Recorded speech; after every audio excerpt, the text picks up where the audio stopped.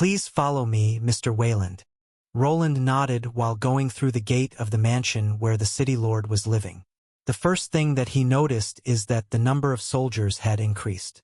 They were wearing the usual armor and weapons that would probably not be all that great against anything than other humans. Most of them were holding spears, with a couple also having a side blade strapped to the side. From what he could tell, Arthur was starting to expand his personal forces. The men looked to be young and their levels weren't all that high. There weren't that many people over 100 in levels, and quite a few haven't reached their first tier 2 class. I guess he doesn't have the money to gather a proper battalion, but this is a start. There was no tier 3 class holder here. Without one working under a noble, they would not be taken seriously by the other aristocrats. The guards here could produce an artificial crowd to make the lord look better in the eyes of the commoners, but only with enough high-level retainers could they be called proper nobles. This could be attained in a couple of ways. The most common one was, of course, wealth. Powerful adventurers would swarm to become proper knights as a retirement plan. In certain aspects, it was safer to become a soldier of a noble than to battle swarms of monsters. The second one was prestige and influence. Under a powerful house, the soldiers and retainers would have various perks. Sometimes the potential for growth would also be enough, but Arthur Valerian lacked all of these in the eyes of the masses. Probably only with money could he sway anyone's mind. I might be the highest level lackey that he has, but not like I'm loyal to him. It's only a matter of convenience for now. Roland wasn't sure what to do with the Arthur situation. Even though he was a hidden noble, that didn't mean that he couldn't be a retainer of another one. He could easily become a knight as a son of a baron, and due to having a commoner mother, this would be as far as he could go. There was another way if Arthur actually became a duke or a higher status noble. Roland could be given land and a title of his own, just like his father did before him. This was the case with his father. After attaining many accolades in battle, the aristocrat that he was subservient to had given him a title as a reward. He was somewhat convinced that if he asked Arthur, he would be glad to take him on as a proper retainer. Yet he did not want to get locked down by another person. His life as a craftsman just gave him all the freedom he wanted. Even though the work was hard, he was still working towards his own dream and not someone else's as he used to. I see that you have already noticed, Mr. Wayland. Yes. The improvements are hard to miss. Are you renovating? While walking towards the entrance of the mansion, Mary, the silent walking maid, called out to him. Besides the increase of the soldiers, he also spotted a surplus of builders. The walls were being expanded, and he could even see a few watchtowers springing up here and there. This place used to be the house of the city mayor, so it did lack some defensive features that a noble would use. Assassination attempts between opposing aristocrats were quite common, so this wasn't anything out of the ordinary. The world is a scary place, Mr. Wayland. Now even more than ever with that cult on the loose. But you probably know more about that than me. He just nodded at the statement, as he wasn't quite sure about how much of the information he should disclose. If anyone found out that he had a skill to counter the cult relic, he would probably be a dead man. After seeing the lengths the cult was willing to go through in Rika, he knew that they would quickly swarm the city to either kill him or get to the bottom of his skill. Becoming a lab rat for a strange cult wasn't something that he was willing to take. Luckily, he could just shift all the responsibility to the church that was also here. Lorena was the perfect scapegoat. Yes, there is an important fact that the Lord needs to know. Then let us not delay. Mary clapped her hands together while smiling before increasing her pace. Roland was then guided through the busy mansion that was going through some improvements. He could even see new side houses being set up behind the main one. Perhaps with more money, Arthur could even add a separate wing to the main mansion. The big question was if he had enough funds, and if he did, then where was he getting them from? Did he take a few bribes from the merchants, or did he perhaps increase the taxes? There weren't that many ways of earning money in this city besides the obvious ones. The most lucrative ones were probably related to adventurers and the resources in the dungeon. Arthur would probably make a lot of money if Roland ever decided to disclose the secret mining location. On the other hand, he could have finally taxed those dwarven mines in the dungeon. Before Arthur appeared in the city, the dwarves along with the merchants were monopolizing the mines. They could easily fake the numbers without proper supervision or by bribing the officials. Roland was sure that Arthur would probably go through a purge of those officials. Perhaps during his time spent in Rica this had already taken place. Without anyone faking the numbers, more money would flow into the pocket of the governing noble. This didn't mean that he couldn't work a deal out with the dwarves that would be more lucrative for the both of them. With official records out there, he would need to send a large chunk of those earnings back to the main house. Instead, he could pocket all of the bribes for himself while still giving the other side a better deal than if they did everything by the book. That would explain why he got so much cash to spend and why he hadn't been that active. Roland knew that Arthur had locked himself in the mansion. Rumors had spread at that time. Everyone thought that the bastard son of the Duke was just scared to manage his territory. Yet, instead he was going through all the records and probably sent a large portion of the city officials to prison. This also put him in danger. He was withholding information about the secret mine spot. Even though he was not a city official or a proper retainer, this wouldn't matter. Everything that was in these lands belonged to the nobles. It was similar to hunting without a permit in forests belonging to aristocrats. It was something that could be punishable by death. Roland was still willing to risk it. It was the fastest way of reaching Tier 3. If the need arose to gain more money, it was still possible to unload the rare ores on the black market without being discovered. Luckily, in this kind of world, it was not that hard to commit tax evasion. There was no paper trails leading to his home, and the thieves' guilds would take care of the selling. Please wait a moment. Finally, they had arrived at Arthur's main office. This was the first time for him here, and the usual 2 sentry knights were guarding it. Previously, he only came across the city lord at the auction house, but these 2 always followed after him.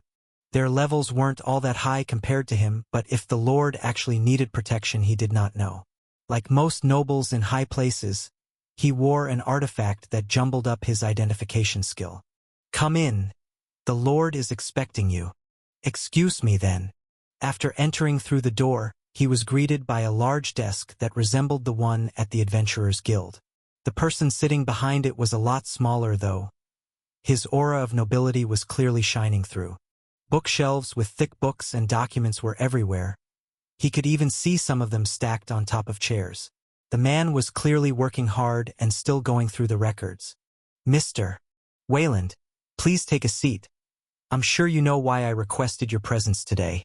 It's about Rica, isn't it? I'm glad that we are on the same page. Would you be so kind to describe the events that transpired in that city? Please don't leave any details out.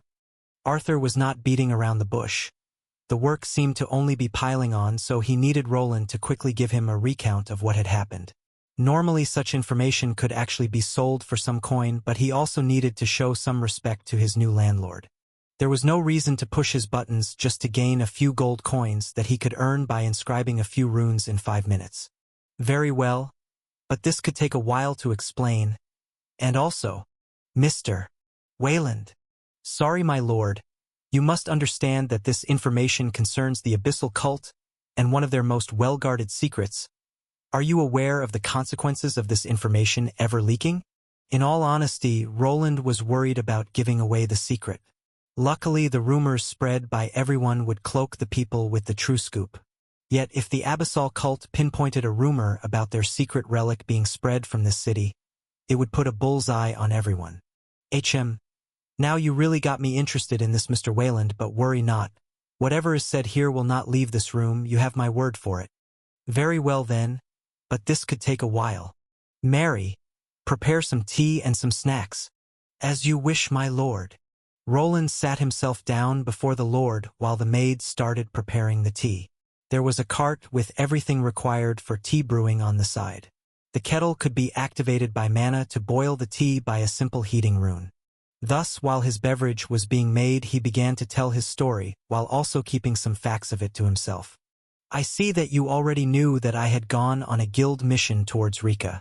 Besides a few bandits and monsters on the way, it was mostly uneventful. That is, until we reached a strange village. He continued to tell his story while twisting some facts. Instead of presenting himself as the hero of the hour, he shifted the glory onto the Golden Order member that helped them defeat the abomination that was created from the cultist's suicide. Roland focused more on the brain parasites and how the city had been infected instead of how he managed to survive. At the end, Arthur was left speechless and with quite a frown. A magical artifact that puts people under an illusion and monster possession.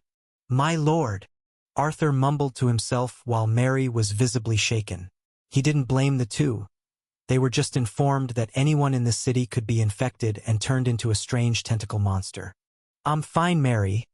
I just didn't think it was this dire of a situation. Can these abyssal larvae only be removed by Solarian church clerics? The creature has an adverse reaction to divine spells. I think priests from other non-evil gods should be fine too, but there might be another method. This method is? Do you perhaps know what an Empyrean crystal is? The ones produced by the priests? The same. It didn't take Arthur long to realize what Roland was proposing.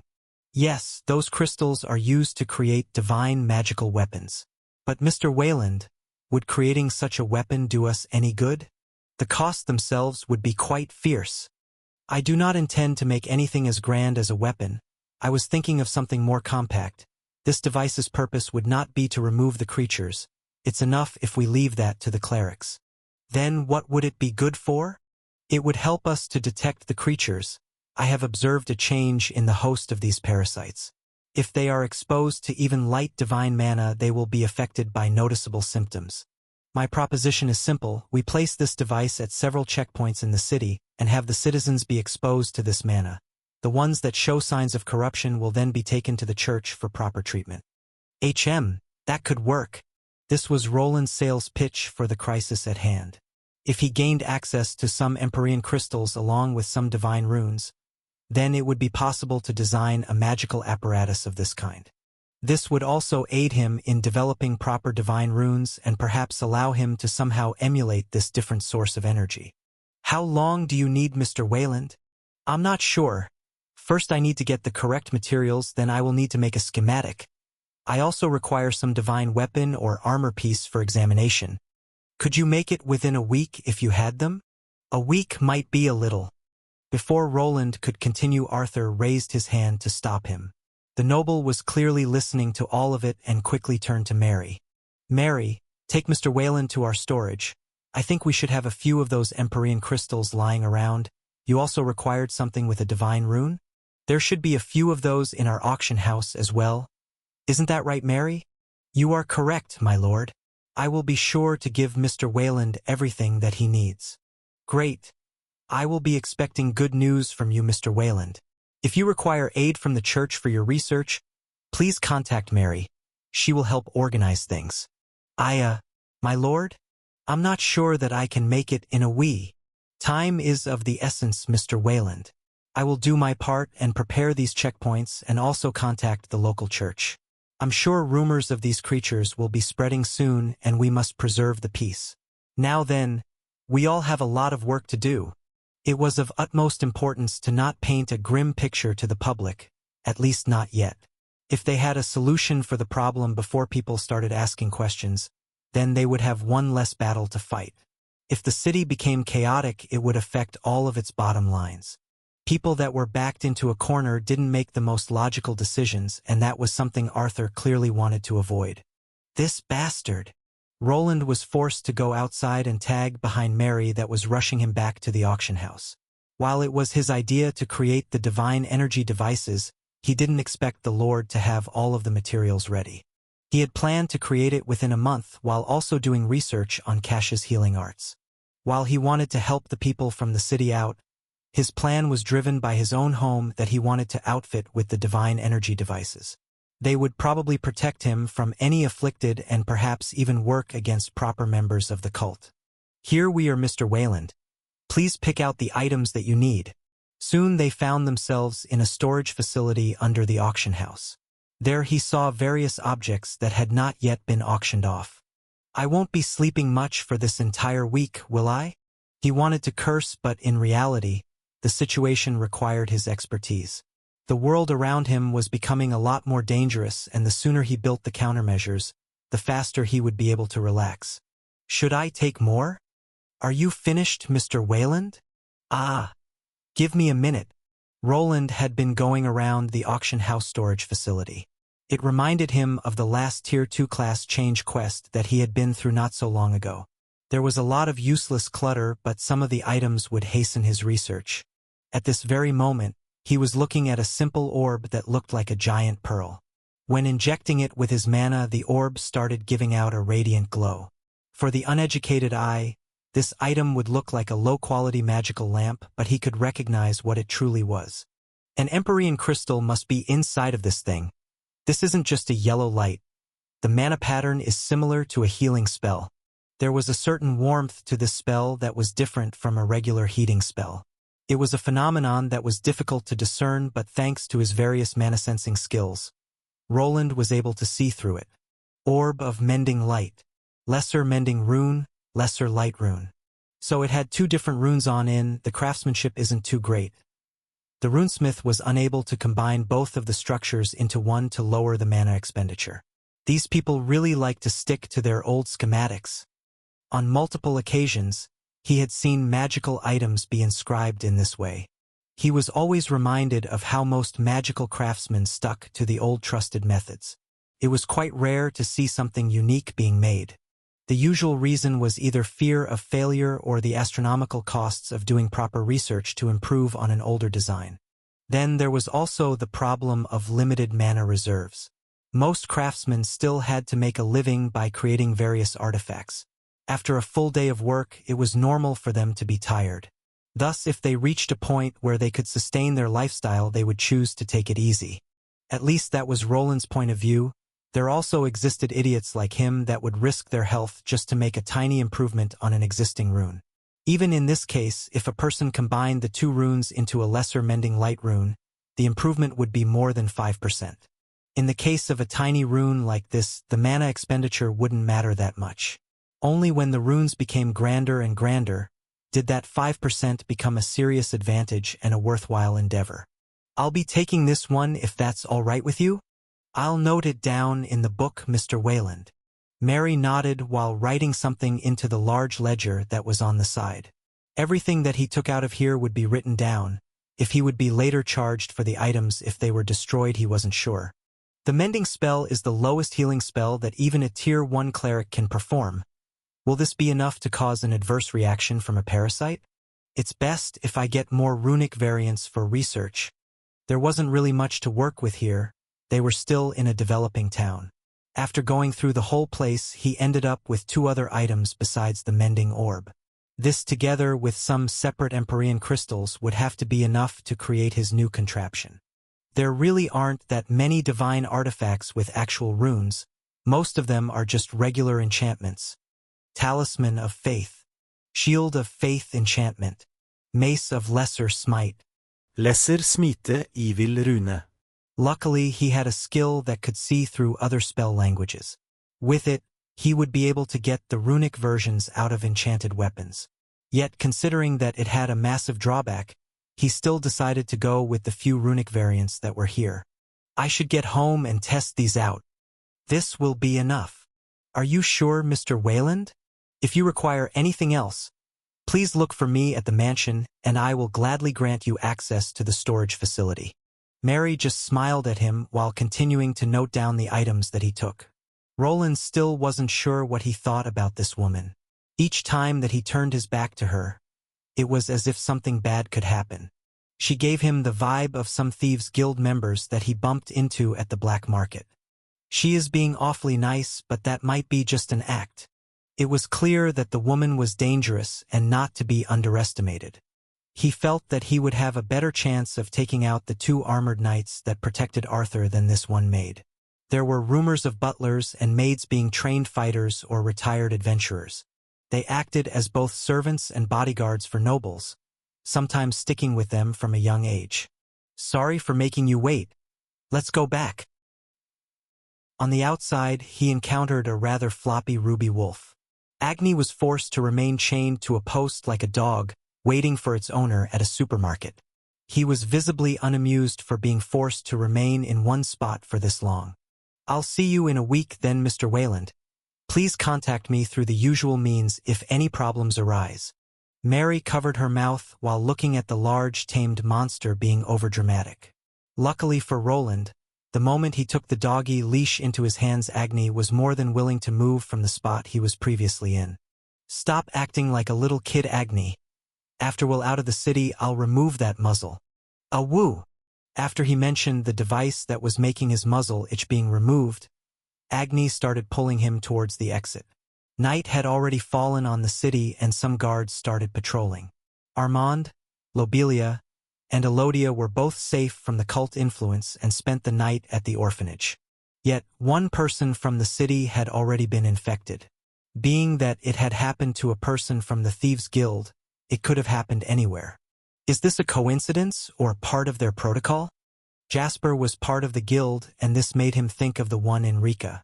There he witnessed a secret passage that probably went to the cult's secret lair. There was a chance that the same thing was happening here. The cult might already be here. If the cult possessed a strategy of creating underground lairs, infecting thieves that created a foothold in developing cities would be part of the course. Albrook's dungeon could have been enough reason to invest in the takeover. Many adventurers wandered through this place and would be perfect hosts for their monsters. Roland was unsure what the cult's true purpose was, or what was the deciding feature of the city they took over. There was a possibility that they started out whenever a promising area appeared. Albrook's structure was still growing. Nothing was set in stone. It would be much easier to grasp a foothold during this time of development than 5 years after everything was formed. The underground tunnels and the Thieves' Guild are a good smokescreen for the cult. It wouldn't be a problem to falsify an identity there and build more tunnels. The Guild of Thieves would defend their assets. They would bribe the officials or use assassination to protect the underground black market. This would allow any cultists to have a safe haven without the need to spend any resources. Even without a mind-affecting relic, they could probably infect people through more conventional means. Even if that's true and they are here, they will probably hide in the shadows for a while. They might even retreat to areas that are dominated by them to conserve their forces. With the high concentration of paladins in the area, it would be unwise for the cultists to continue with their usual antics. Everyone had become aware of them. This also included the Thieves' Guild, that a member was confirmed to be afflicted by an abyssal larvae. He wouldn't be surprised if the guild master turned the tunnels upside down to search for a potential culprit. Woof!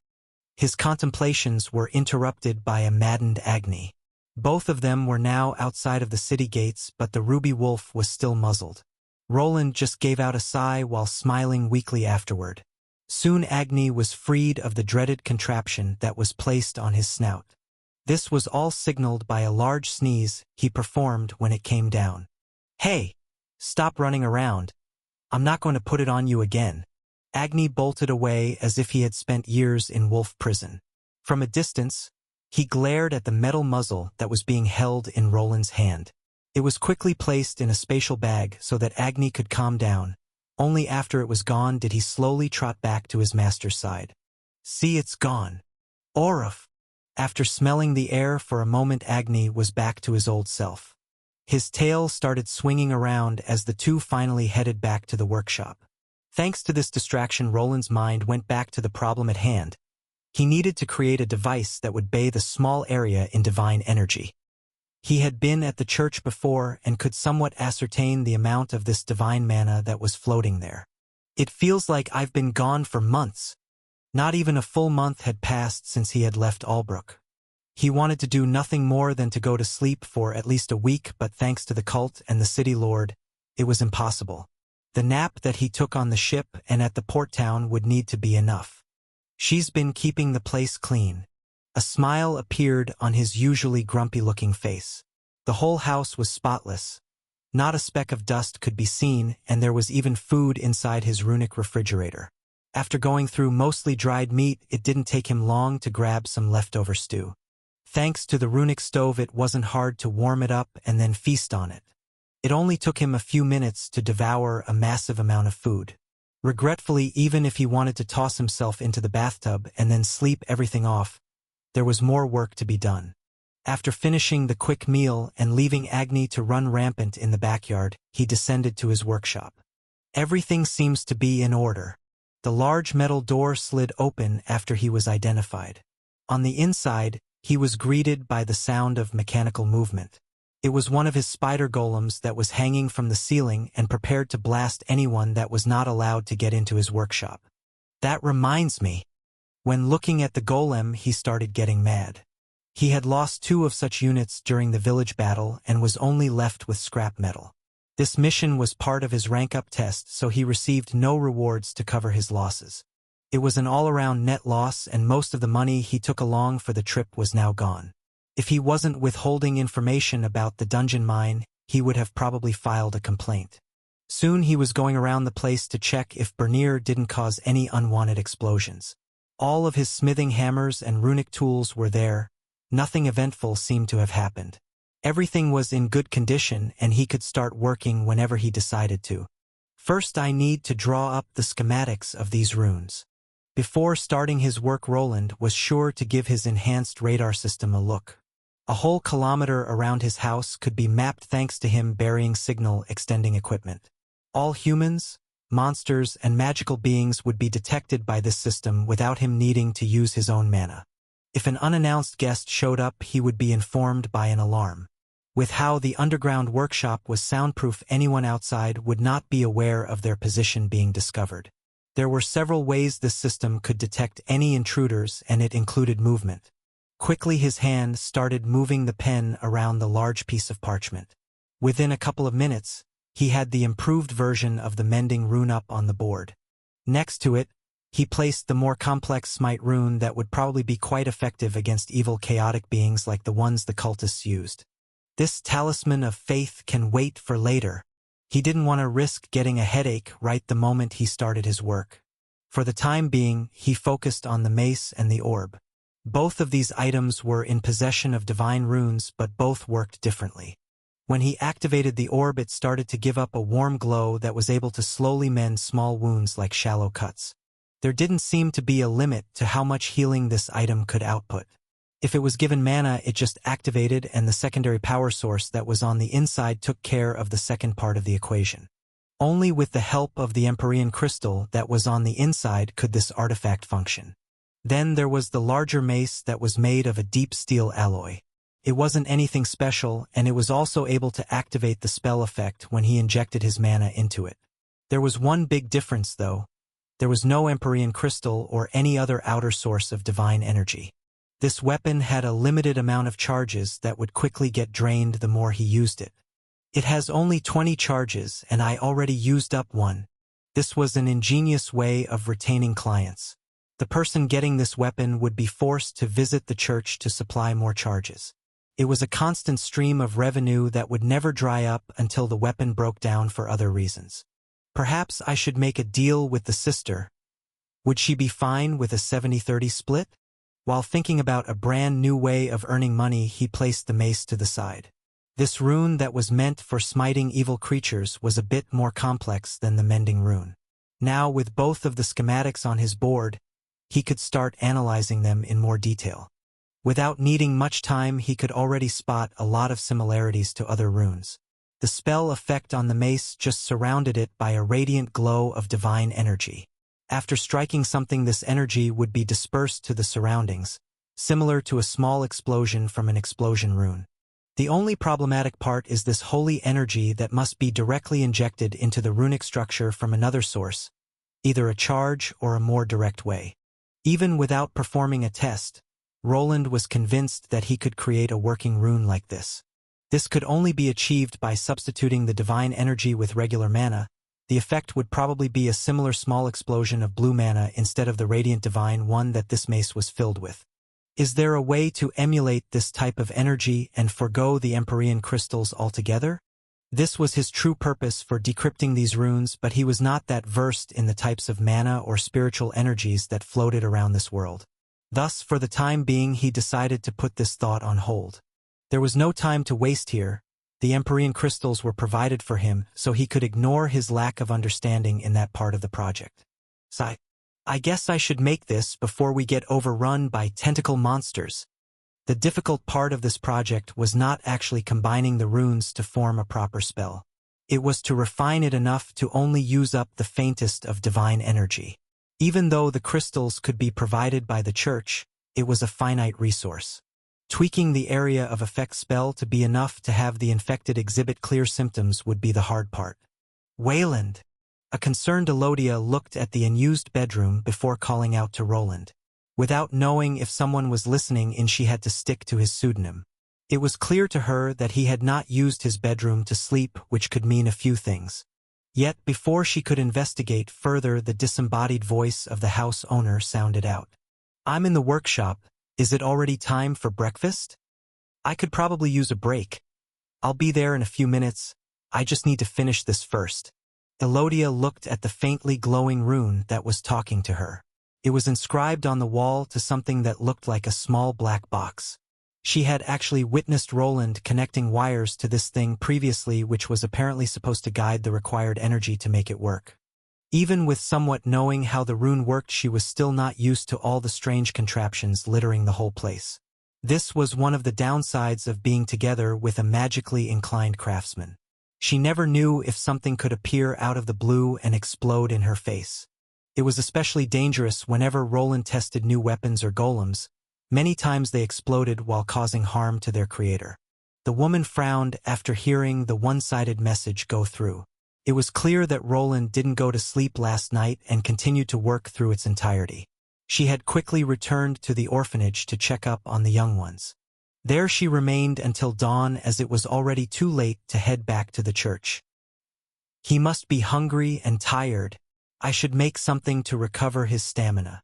Thanks to having a cooking-related profession, she was able to inject tiny buffs into the food that she made. It all depended on the correct ingredients and method of cooking. The effects were quite minimal, but they were better than nothing. Quickly she put on an apron and got to work in the kitchen while waiting for the man of the house to come back. Ugh! Is it already morning? Roland rubbed his eyes while looking at the runic clock that was showing him the time. It was 8 in the morning and half an hour before the shop would be opening.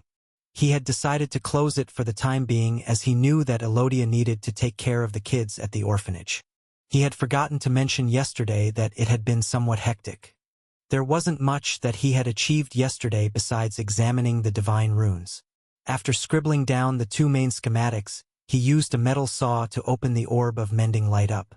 Just as he expected, on the inside was a small Empyrean crystal of a yellow hue. These always took on the color of the divinity they were charged with. With Solaria being the main god in this kingdom, it would take a yellow color palette. This varied depending on the priest that was injecting their mana into the container. The more saturated the colors became, the better the quality was. In this case, the Empyrean crystal was a pale yellow, which placed it on the lesser quality spectrum. After getting to the guts of this magical device, he noted down all the runic pathways and methods that the craftsman used. The crystal was placed into a tiny frame with a socket and then encased in metal to produce the round outer shell. This socket it was on had small ethereal pathways which were clearly used to guide the energy from it. The inside was mostly filled out, but there were some pockets of air here and there. It seemed that the crystal was able to remain intact even after getting treated by heated metal. This item was clearly placed into a mold and then polished before the outer shell was inscribed. Such a process would not be hard to recreate, and it was probably created in this way to protect the gem from outside shocks. Then there was the talisman of faith. This required him to use his most uncomfortable skill. Luckily, he had already worked on lesser enchantments like this one, so he had been successful in his endeavor. This last task took him most of the night, and he had just finished when he noticed Elodia entering his home. Now he had all the basics prepared and needed to draw up the main diagram for the device. I guess I'm going to get another low score for style again. While walking away from his workbench, he thought back to the class change test he went through. With not enough time for testing, he would need to prepare something basic. In his head, he was looking at a box with a spot to place the divine crystal in. Then, in another side compartment, some space for mana fluid. Have to make it easily replaceable so that the guards can't damage it. The design needed to be simple so that even the guards could take out a used-up Empyrean crystal and also fill it back in with mana fluid. It needed to be as close to what the people in this kingdom were used to. For himself, he would make an altered version that used his own runic batteries. I need to eat something. While standing up, he could feel his stomach rumbling in protest. The only meal he had yesterday was the leftovers that he found in the runic fridge. With how Elodia had shown up, his hunger had been exasperated. It was one thing to eat a cold meal and another to get something fresh and warm. Thus, without even realizing it, he started moving faster towards the exit. "Hey boss, a good morning to ya." "Oh hey, Bernier." His assistant had his own workshop through which he could get into the underground main lair. He also came to work at the same time with Elodia and his wife. Mostly the three would meet up in the city and just go together for safety reasons. It was always safer in a group with people that carried magical weapons that Roland made. Once he had heard of Bernier having to use the portable runic gun for self-defense. "What's with that eye?" "Oh, nothing. The missus likes to get rowdy from time to time." Roland recalled Bernier staring at Sister Cash's backside and Diana's reaction. To this day, he wasn't quite sure how the two ended up with each other. The size difference was quite large, and Bernier seemed like a leecher that had not been able to get rid of that part before marriage. I guess this world's sensibilities are different. If a man has a proper well-paying job or standing, it's not hard to attract them. In reality, Roland would also be able to profit from his position. He was not blind to the looks that he was getting from the young women around him. Yet not many of those girls were willing to approach the scary-looking runesmith. His love life was satiated by Elodia, who was a great cook, and he wasn't really willing to jeopardize this heartwarming relationship by cheating. Well, she probably had a reason for it. Try not to get killed over stupid things, but if things get out of hand, I'll talk to her about it. He wasn't one to allow spousal abuse, even if the morals in this world were different. Yet it didn't seem that Bernier had any problems in getting hit. For some reason it looked like he actually enjoyed it. Boss, don't worry. I'll be more discreet next time." Bernier gave Roland a little wink, as if the problem was not him going after other women but getting caught.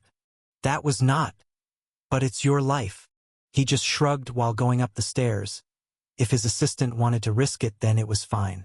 What Roland worried about was that he would be bringing a bad atmosphere into the working place if it continued. Perhaps it was not such a great idea to work with your significant other in the same area. "Wayland." "Yes, it's me." "Wait for a second. I made some stew. This runic pressure cooker is truly something special." Elodia had complained about some of her recipes taking too long, so he had created some modern tools. A pressure cooker had many uses and wasn't hard to make with the help of runes. Thanks to it, she was able to upgrade her cooking skills to a new level and also hasten the process. Most people in this world were stuck using regular stoves using coal or wood. Not many had the leisure of having a set of runic utensils along with a fully functioning enchanted stove. The moment Roland's nose caught the smell, his mouth started watering. His whole lower body trembled as his stomach began growling. If he could, he would toss himself at that pressure cooker to devour the hot stew inside. "You really look famished. Sit down and relax for a moment." "Sure." After a moment, the two sat down next to each other, and while waiting for the food to get colder, began to talk. "I thought you'd be with the kids. It's fine if we close the shop for the week. I've gotten a commission from the city lord. It should be enough to cover our expenses for a while." Roland took a sip of warm tea that had the perfect temperature that he always liked. It seemed Elodia had remembered to prepare it before he got here. "It's fine. Armand and Lobelia took them to the church to get examined." "Did her friend recover yet?" "I'm not sure. She returned late at night, but poor Jasper hadn't woken up. It doesn't seem that he is in danger, but the priests aren't sure why he hasn't woken up yet. They said that his body is healthy."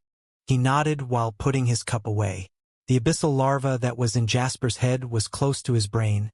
It wouldn't be strange if it affected it in some way. People in this world depended on healing arts, and not many had actual medical knowledge.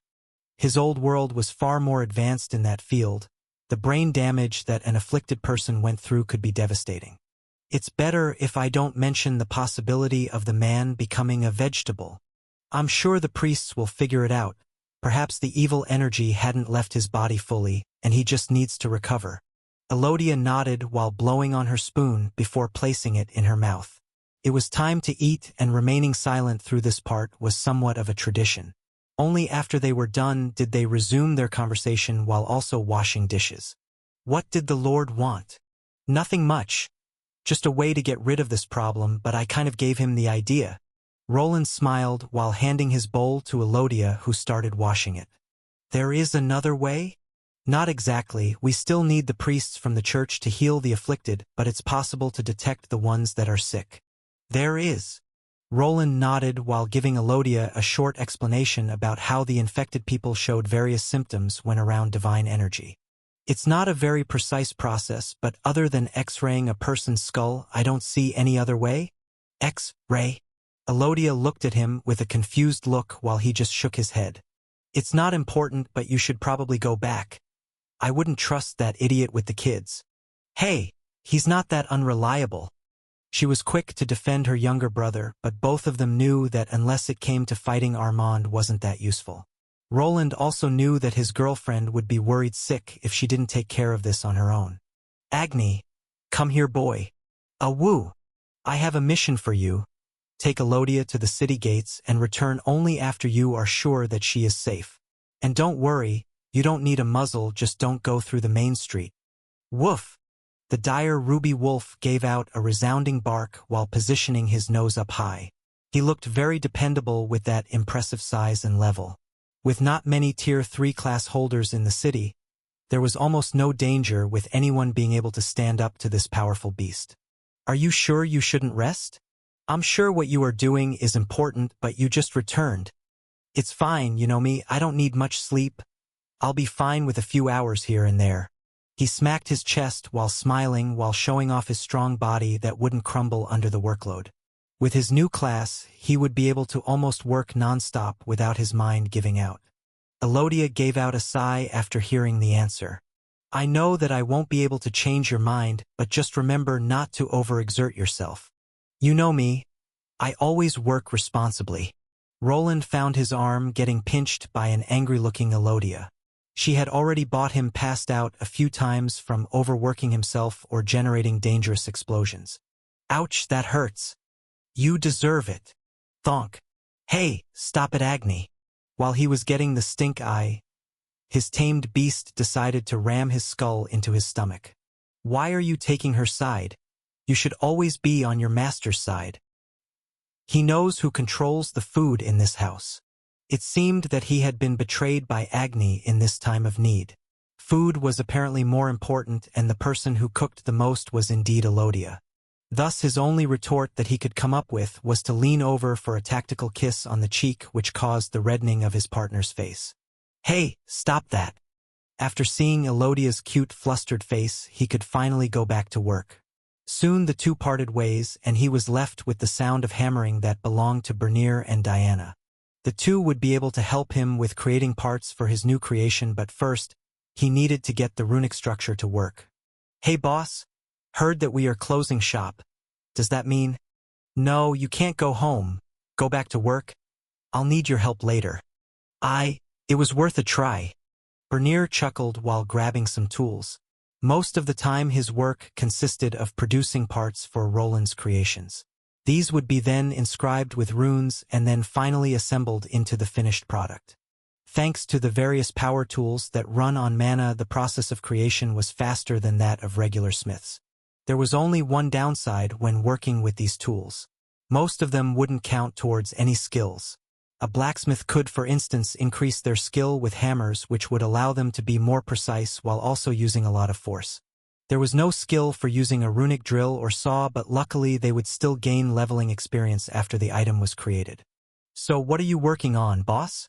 It's related to the current issue in the city. Roland gave Bernier a quick explanation of what happened after they left. This caused the half-dwarf to whistle while pondering something. Isn't this a chance? A chance? Yes, if this magical item works, then won't we be able to earn loads of cash? We'll be able to show the Union's bastards our superiority. I guess that's one way of looking at it.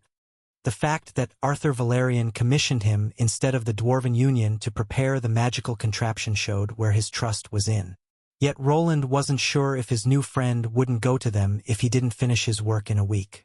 Perhaps Arthur had already sent someone to the Union with a request if he failed. This would probably be the better move. Can't put all of your eggs in one basket. But what if those conniving fiends are already working on it? What if we are too late and they take all the glory? I wouldn't worry about that. The Union will probably prioritize their own larger cities, and I'm not sure if their enchantsmith knows how to work with divine ones. That's true. But boss, have you already worked with them yourself? No, but I'm a fast learner. With the schematics already done and corrected with the help of his debuffing skill, it was finally time to get to the drawing board. This process was one of the more tedious ones, as he had to calculate everything in his head while bringing it to paper. Only after getting through this process could he have his assistants start preparing the framework for his new creation. I'll leave you to it then. Roland opened up the door to his private workshop where he created most of his runic designs. The 3 divine runes that he corrected were all hung up on the board where he could see everything clearly. On the wall, there was a rack with all of his tools, and that was his current destination. I guess I'm back, my old friend. After pulling up a somewhat well-used hammer, he gave it a twirl. This had been his go-to runecrafting tool for a year now. Even though it was used, it just felt right when he held it in his hand. Soon the forge sprung to life as he inserted a square-shaped piece of metal into it. The runic healing spell produced a high enough temperature to turn the whole piece red in a matter of minutes. It was then removed with some deep steel tongs and brought over to his usual anvil. There he raised his hammer up into the air. Blue sparks of mana filled out the tiny gaps to bring the inscribed runic symbols out into the open. Quickly he brought that hammer down to force it into the piece of metal. The familiar process of runecrafting had begun, and Roland finally felt like he was truly home again. Ugh! Boss, your eyes. There is blood coming out of them. Don't worry, I'm fine. Give me a moment. Roland poured a red recovery potion on his face to make his vision recover.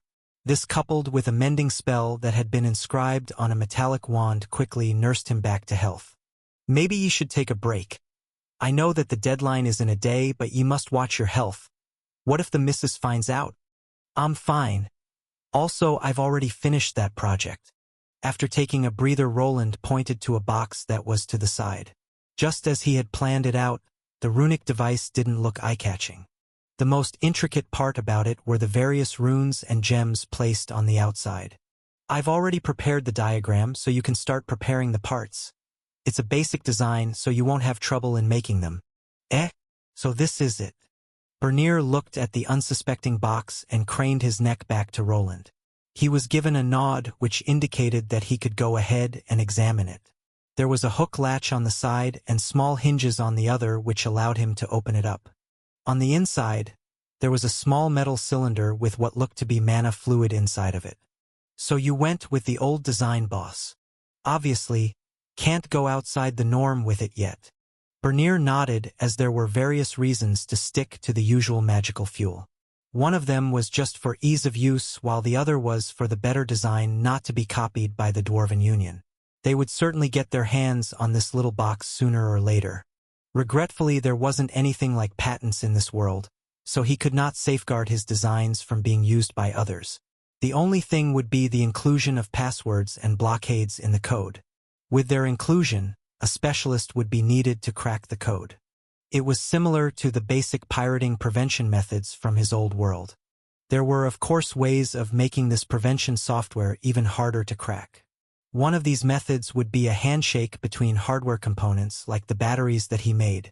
Someone would need to be able to recreate both parts perfectly, otherwise the main device would not function, and if he wanted, short-circuit the runic components. He had already implemented a simplified version of this system in his Golemic products that utilized his rechargeable batteries. With more time, he hoped to make his products too bothersome to copy. The real money didn't come from making large, heavy-to-construct machines, like golems. If he could become the only supplier of runic batteries while other runesmiths bought them from him to use his designs, then he would be swimming in money while doing minimal work. Then there was also the factory approach if he failed with that endeavor. While he probably wouldn't be able to design automated systems like in the world he came from, he could substitute them with golems that could be programmed to make separate parts. While he was thinking about the future of his enterprise, Bernier pressed the activation button. This caused the box to glow faintly. It was followed by a warm, tingling feeling that quickly subsided. To the untrained eye, this would look like a glowy paperweight with no apparent use, but to someone that could detect mana, the change would be somewhat noticeable. Will this really help with those squiggly thingies? It should be enough to force out the symptoms. The concentration of divine mana is slightly above the one in the church. So boss, if you've completed your work, shouldn't we bring it to the Lord? Not yet. We need to prepare more, and I already asked for more crystals and materials from the auction house. Ah! Bernier smirked as he realized that his boss was trying to milk his business partner for more resources. This was an opportunity to get free research material from the auction house that he didn't normally have access to. Well, if it's like that, then I'll send them in when they arrive. After grabbing the diagrams from the table, Bernier ventured out to create a few more boxes. They needed enough to cover all the entrance gates of the city along with places where people gathered. It would be up to Arthur to organize everything as his job would be over after he delivered the runic device. Roland had actually not expected everything to go that fast. With the help of his skills, there was no problem if he worked 20 hours a day. It was just a matter of assembling the runic components in the right places and then playing around with the code inside. These divine runes weren't that different from the ones that used mana, they just required a different power source which was supplied by the Empyrean crystals. He had also examined the weapon that used rechargeable charges and applied them to the design as well. If for some reason the city lord couldn't provide the divine energy crystals, he could ask the priests to recharge them instead. This change prolonged the assembly by a few days, but he did not want to deliver a faulty product when people's lives were at stake. With 1.5 days left until the deadline, he had shifted his research to another field, divine mana emulation. It should be possible if I can find the correct wavelength. His eyes had stopped hurting from looking at the divine energy that was produced by the magical devices. The runic components were similar and overlapped with the regular ones that used mana as the only source. They had some additional parts that injected this holy energy instead. One of these parts utilized the Empyrean crystals while the other just absorbed an outside source. Yet there were clues in the design such parts also existed in regular mana devices. This gave him an idea: what if the mana in this world can be changed? What if it operates on some kind of spectrum or a wavelength? Perhaps if he could alter this wavelength, he could produce divine energy by himself or at least mimic it enough to produce a similar effect. For this reason, he was using his runic eyes of truth.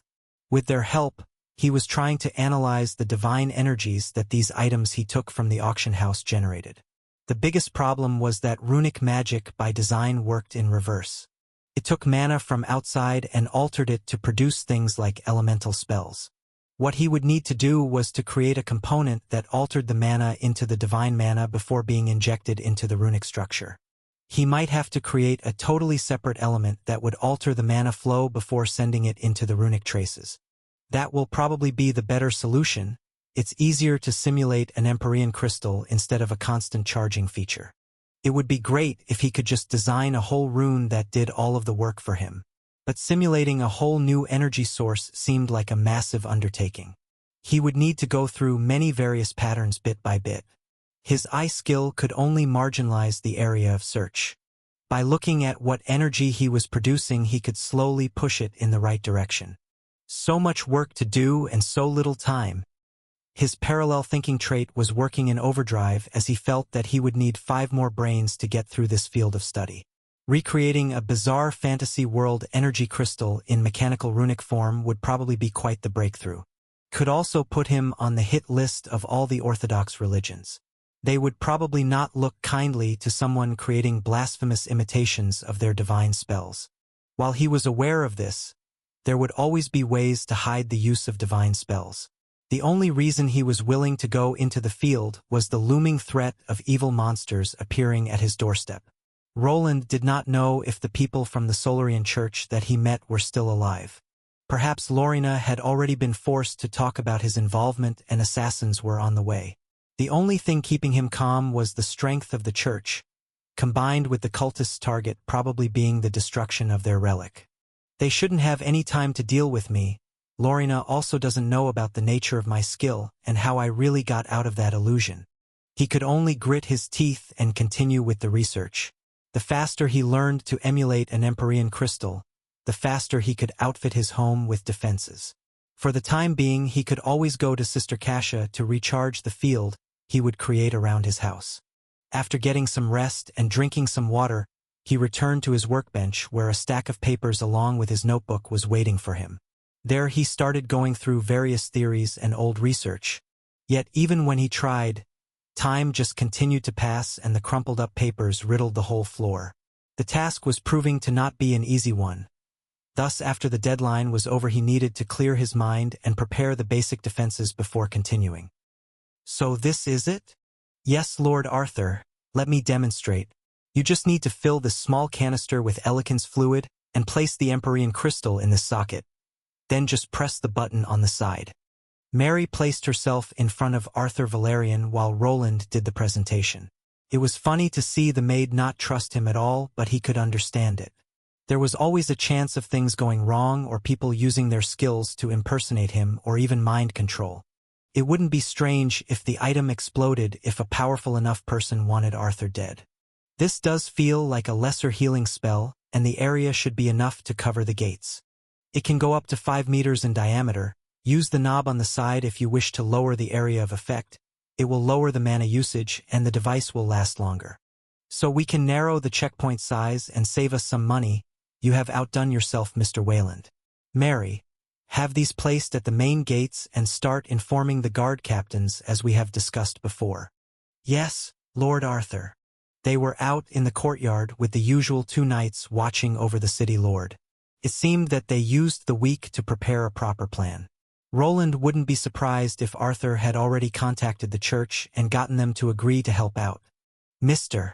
Wayland, you will be rewarded handsomely for your efforts, but I think you should rest now." Even though Roland didn't inform Arthur about his other part of the research, his baggy eyes and melancholic way of talking made him seem like someone that didn't rest for a week or more. "Thank you, my lord. I will excuse myself. Please contact me if you need more of the items made, of course, at the agreed-upon price." Arthur nodded while Roland quickly wobbled out of the estate to head home. Even though he had arrived here a week ago, only now was he truly free to continue with his life. There was one more small thing that he needed to take care of before returning home, and the person helping him with it was already waiting outside. "Are you done?" "Yes, here." From within his spatial bag, he removed one of the boxes that he had created. After handing it over to Lobelia, he was done for now. "So this is it? Doesn't look like much. I can guarantee that it works. Don't forget to bring me the money later." Hee. I bet those old bastards will pay whatever I propose." "Don't go overboard. Are you worrying about me? That's cute. I'm more worried about Elodia. If she finds you in a ditch with a dagger in the back, she will be devastated. Were you always this melodramatic? Don't worry, it'll be fine.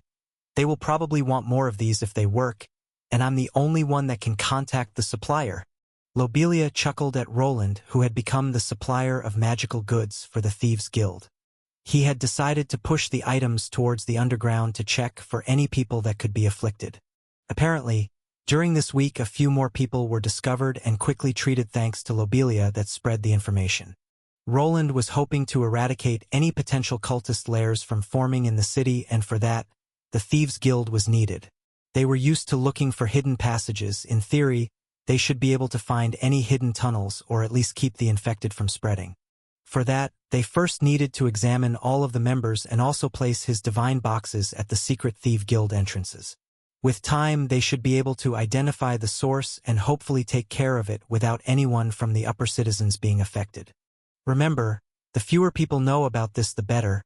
You can't alert the cultists or they might activate the parasites. "I know, don't worry. I'm good at keeping secrets, and so are the people in charge." Lobelia smiled while striking a pose. He couldn't really do much as he was not part of the underground guilds and he had no interest in meeting their leader. "Let's change the topic then. How is your friend?" "Jasper is doing fine." "He is." The half-elf blurred out the news as if it was nothing. "Were there any side effects? Memory loss? Blindness?" Roland, on the other hand, was very interested in this scoop and started throwing questions at the smaller girl. "Whoa, calm down, Wayland. He is fine, but he couldn't remember the past few hours." After a quick back and forth, he finally received some good news. It was possible to make a full recovery from the larva if it was discovered before being activated. This confirmed his theory that these creatures remained dormant and waited for some kind of activation sequence. Their only defensive mechanism in this state was making their host uncomfortable whenever close to divine energy. There is one more thing. Remember the thing you asked me about? Yes. The guild received some news. Apparently that forest where the church was fighting with those weirdos has become a desolate wasteland. A wasteland? Yes, some sort of spell was used and everyone had to evacuate, but it didn't reach the city. No one can investigate further. The religious nuts are keeping everyone from going in. It seemed the battle was over and both the cult had left the danger zone. Some kind of spell had been used to probably destroy any leftover evidence. If the old man that he met that knew his father and his granddaughter got out in time was unknown to anyone. Can I ask you for one more favor? What is it? Lobelia looked a bit pouty as he asked for it, but this was quickly remedied by his next sentence. Don't worry. I'll pay you. I need some information and you probably know someone that can get it. That I do. I need you to get me information about 2 people. Roland didn't want to remain in the dark. He needed to know if information about him was out there. If the 2 Golden Order paladins he ran in were safe and sound, then he could relax. Yet if they were found missing, then he might have to consider taking drastic measures. Even without that knowledge, he still needed to get stronger. One part was the new divine runes that he was working on, but that seemed to be a long-term investment. Another research topic were the spatial runes that he was still trying to figure out. If he could integrate storage technology into his armor, he could bring along heavy armaments for more dire situations. Then there was the dungeon and his secret training spot that he needed to visit. Golden Order members? Do you have friends in high places? Can you do it or not? Sure thing, but it might cost extra. Roland nodded as the 2 finally parted. Even though he had the freedom to do anything, he couldn't waste any time. He needed to get stronger, and the fastest way for that was to gain more levels. Level 129. It's close to 130. Roland muttered to himself while looking at his status screen, which hasn't changed much since his last level up. His new Tier 2 Runic Engineer class hasn't seen much use since he got it, and it was only level 4 and soon to be 5. Due to all the work, he did prepare the new runic items. He was gaining experience, but not at a rate that would matter. There were a few skills that he acquired that had gone through rapid growth. His stress resistance skill that he just acquired after gaining his new class was already level 4. It was the same for his resilience skill. The 2 were getting a lot of usage during his latest endeavor. The latter saw a boost each time he activated his Eye of True skill. He had also gained a follow-up skill that made things easier. Pain Resistance L2. Increases resistance to pain. The pain resistance skill was actually something that wasn't easy to unlock. A person needed to put their body through a lot of continuous pain and suffering. It was mostly acquired by intended means, by putting people through torture or found in victims like prisoners. If someone peeked at my skills, they might think that I'm some kind of budding masochist. Thanks to pain resistance, he could not force himself to last through the runic Eye of Truth. Along with resilience, his recovery was boosted and he could quickly recover to restart the process faster. Thanks to leveling up these skills, he was able to go through the divine enchantments without a problem and even attempt to work on the spatial rune. His main goal now was to get to level 150, and for that reason, he needed to abuse his body. With the real threat of the abyssal cult peeking over his shoulder, a need to advance further was there. However, there was a problem. Should he wait to reach the level cap of his current class or attempt a Tier 3 change instantly after he reached the minimum requirement? Due to him using up 75 levels on 3 Tier 1 classes to unlock his Runesmith Lord class, he had some wiggle room. Getting the higher Tier 3 stat multiplier would make him a lot stronger, and he would also be given even more stat points for each level up. Yet he would be giving up the potential rare skill of the Runic Engineer.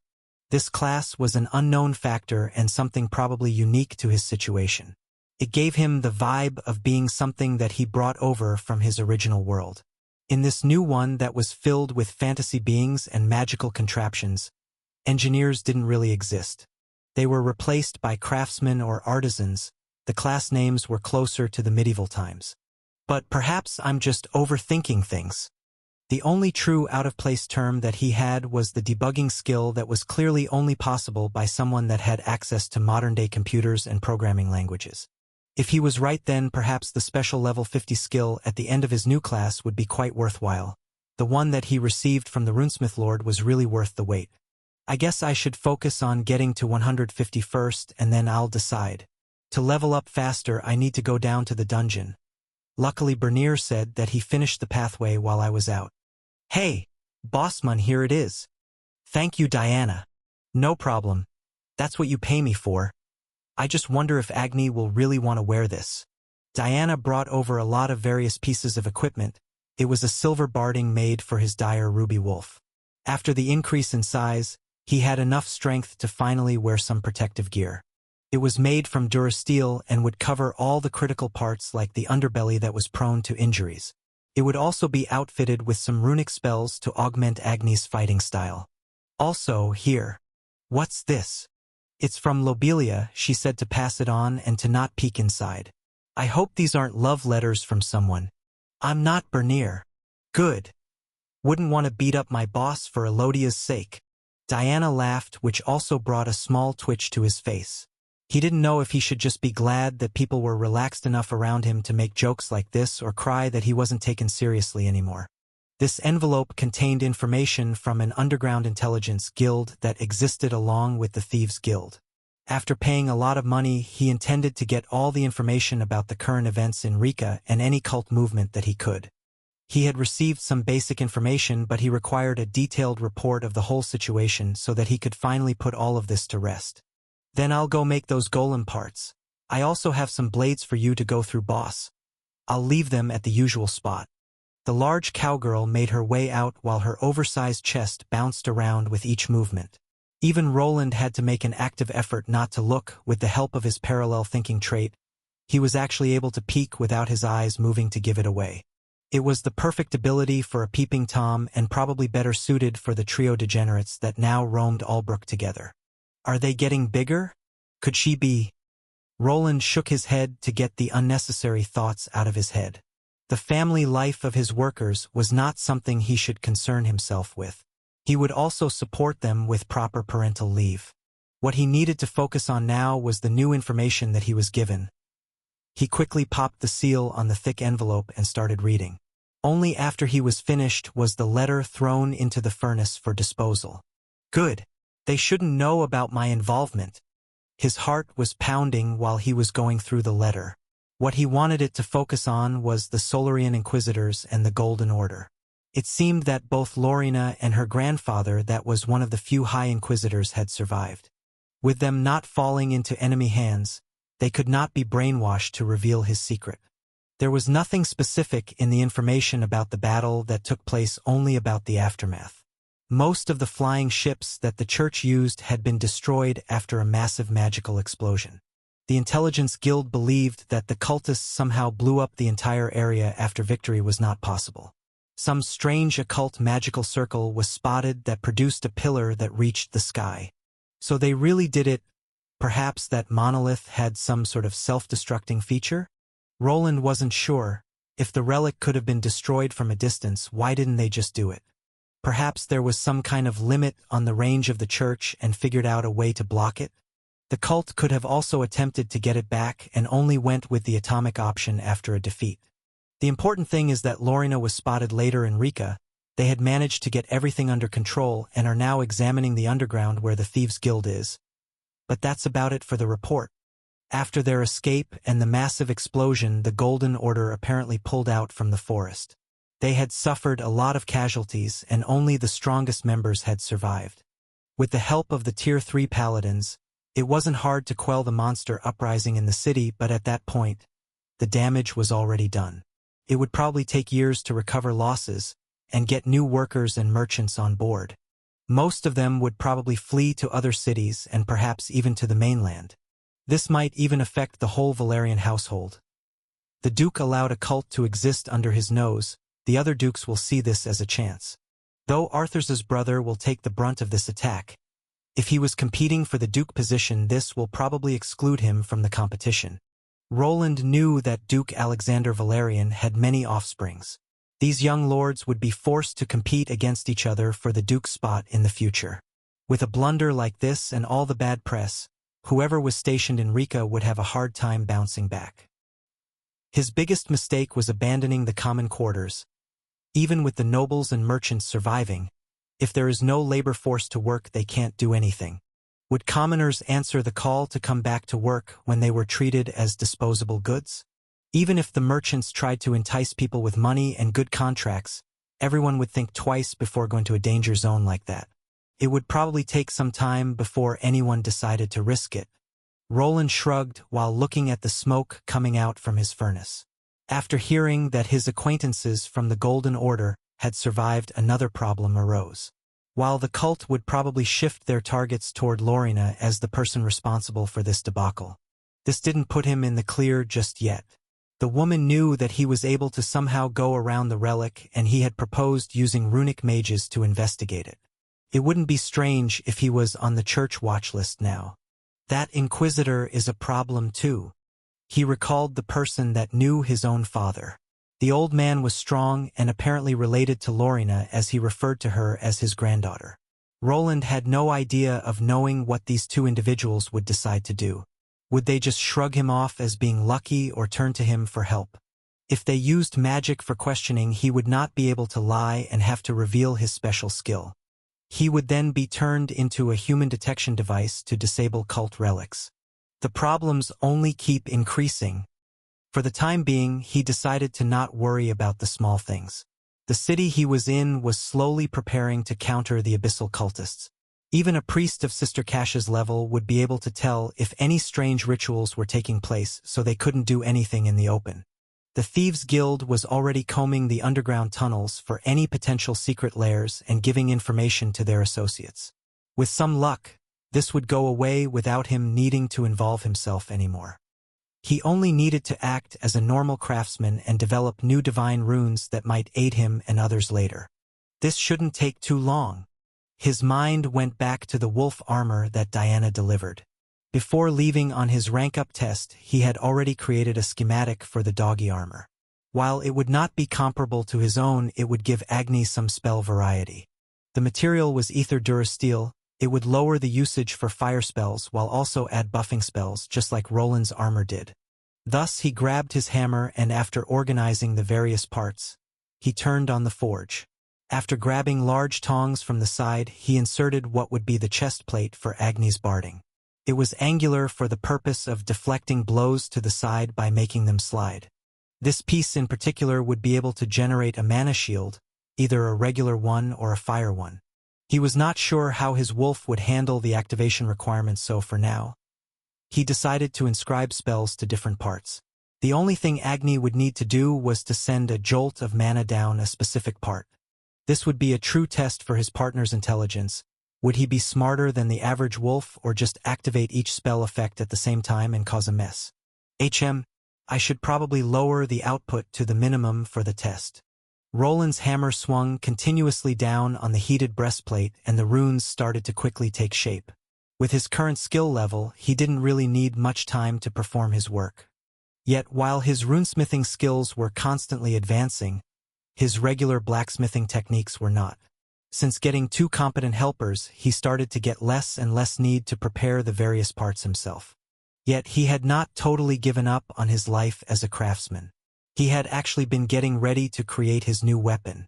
After going through his recent adventure, the constant switching between his metallic rod for spell usage and his sword was suboptimal.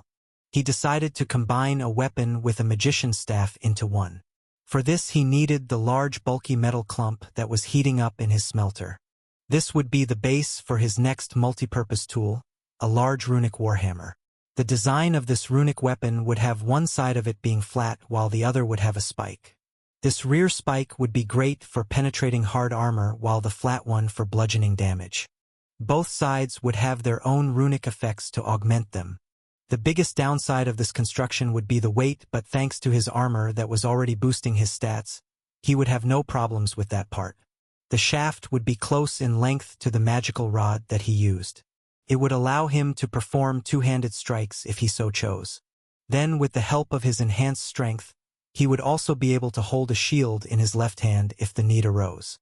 Hope the retractable shaft won't compromise the weapon. The mithril should be enough to keep it from snapping. Roland would be finally including more exotic metals into the mix. By going into this new field, some of the old smithing knowledge could be ignored. It was possible to go around the constraints of traditional metals. Something made from mithril could be made paper-thin, but it would still protect a person from a bullet shot more than something made from regular steel. Yet even if it wouldn't break due to the weight, he still needed to balance it out by taking his armor into consideration while holding it. The giant slab of metal was quickly getting liquefied in the runic smelter.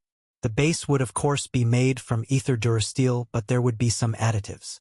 After a long, grueling process of testing, he had finally figured out the correct ratio between the various metals.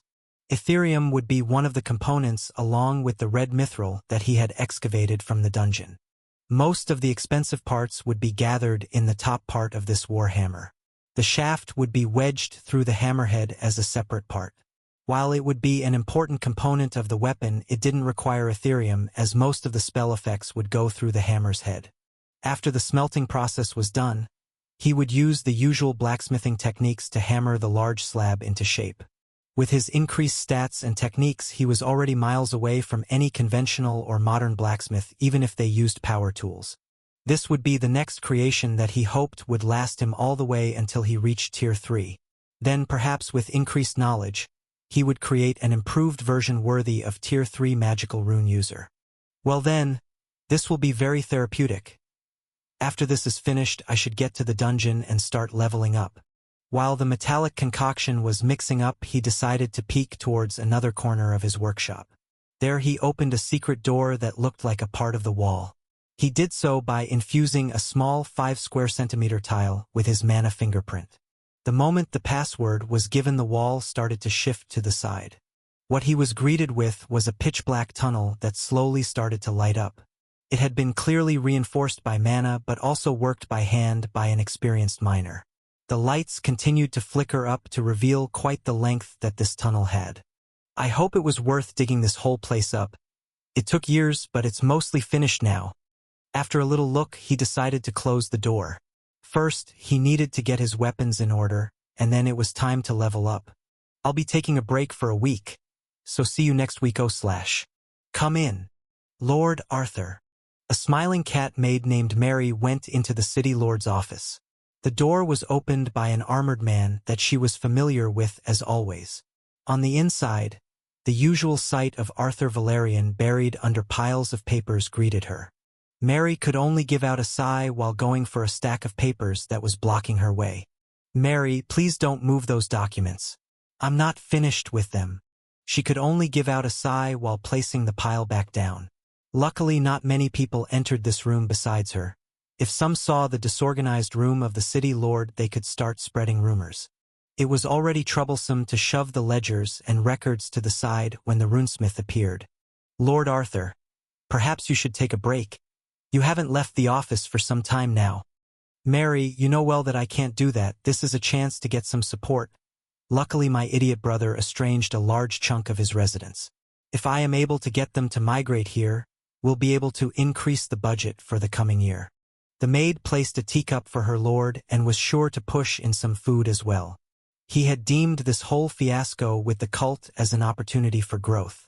Arthur's older brother prioritized the nobles and rich merchant side of the city, which had a lot fewer citizens.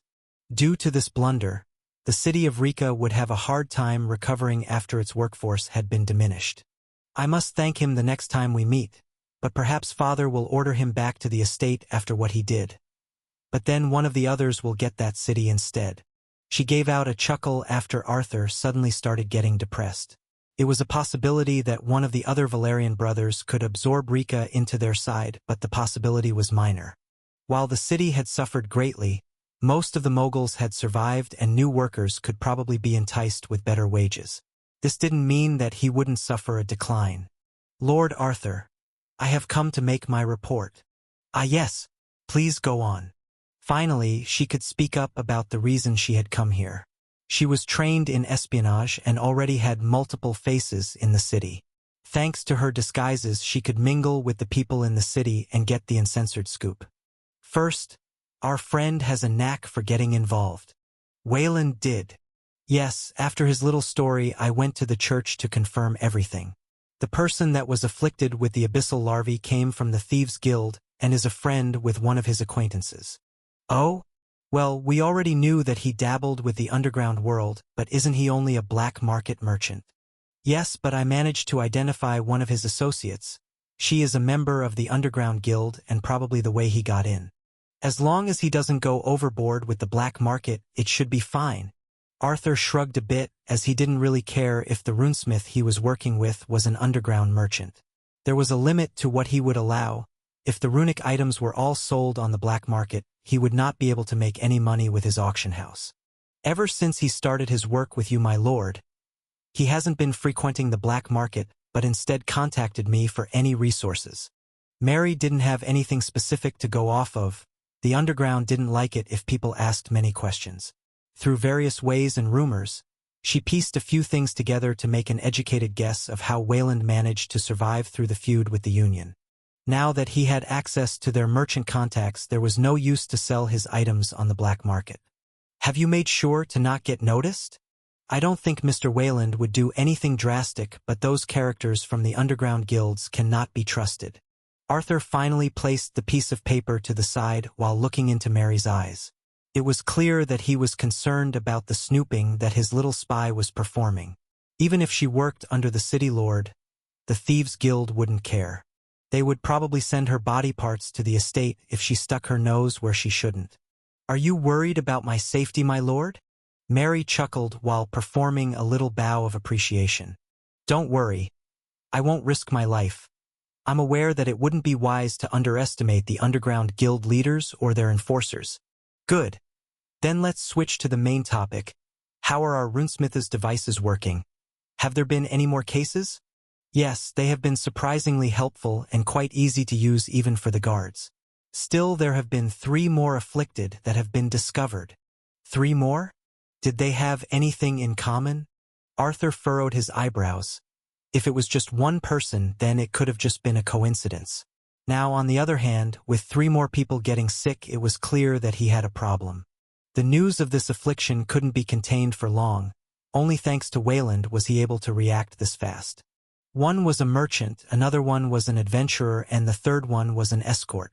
At first glance, it didn't look like they did, but of course, I investigated further. And what did you discover? Arthur rolled his eyes slightly as Mary started swinging her hands around to pronounce her speech. It was as if she was some kind of game host that was trying to rile up the crowd. While the adventurer and the lady escort were clean, the merchant was actually part of the black market. Is that so? Is the guild doing anything about it? This was the second person that visited the Thieves' Guild that had been afflicted by the parasite. The escort could have also had dealings with the underground trade, as the red light district was controlled by the underground organizations. This wasn't a coincidence anymore. A pattern had emerged, and the cultists could be gathering underground. Yes, the guild leader is aware, and as we speak they are searching through the tunnels. Could they have infiltrated even a small city like this one? Arthur became solemn instantly.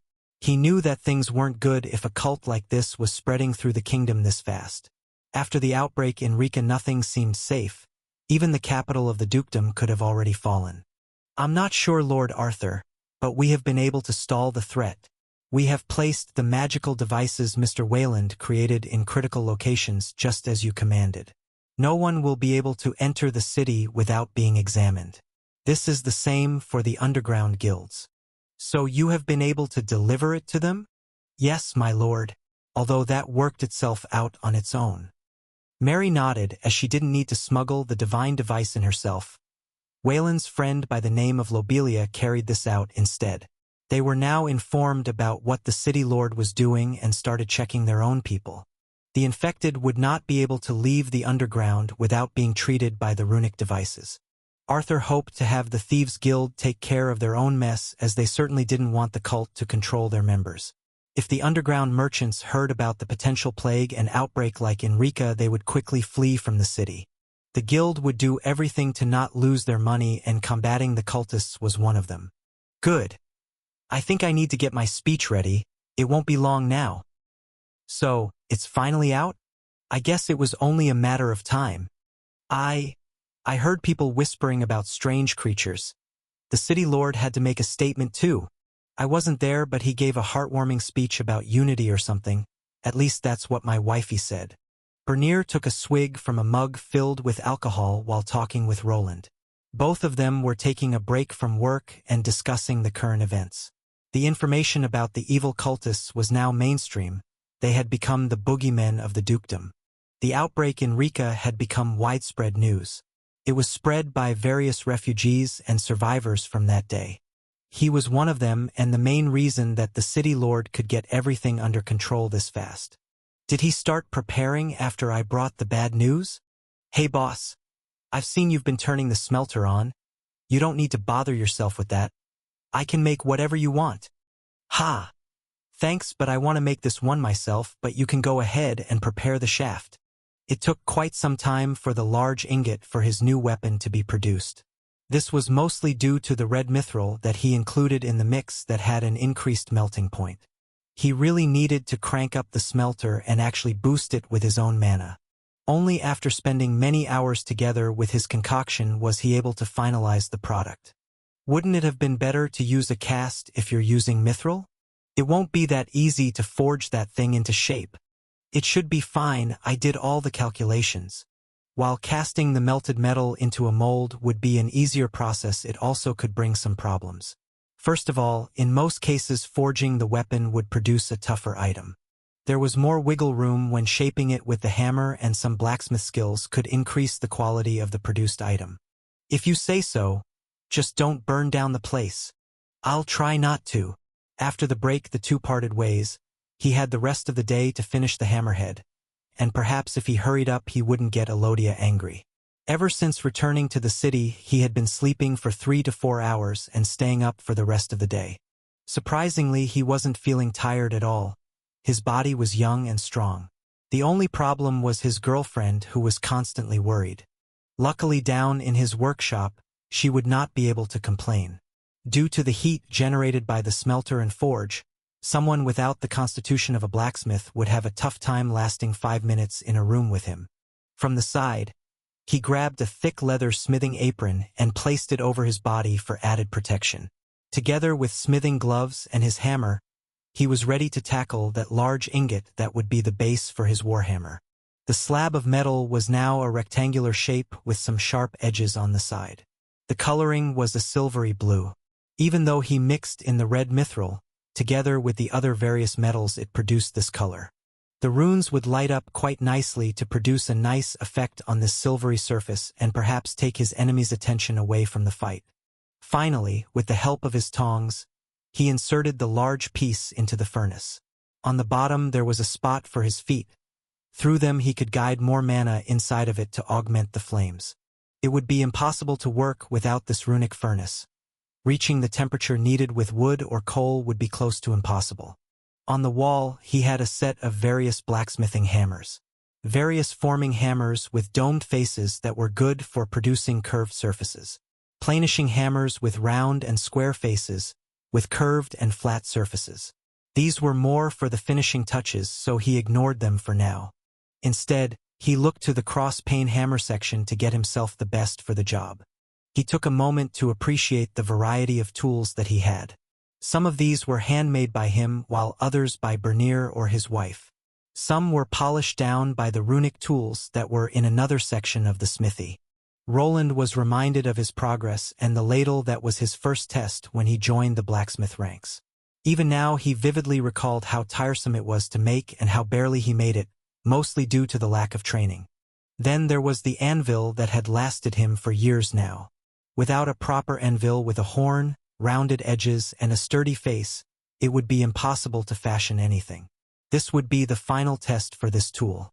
However, with a proper heated-up ingot, even this anvil would be able to survive through the shaping process. This is taking a while.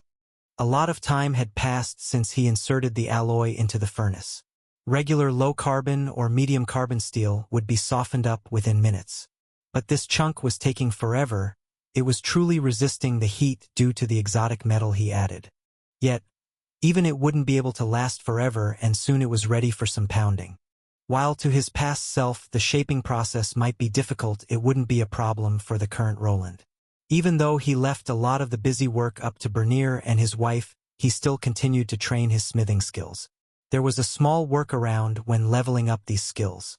He would be given a bonus after finishing hard-to-construct creations like the golems.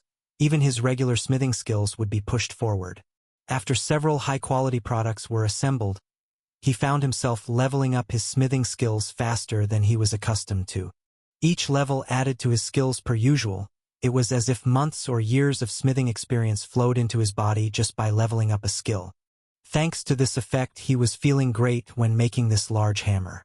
The thicker front side was quickly taking shape. The face started to take on a box-like shape while the rear end was more cylindrical.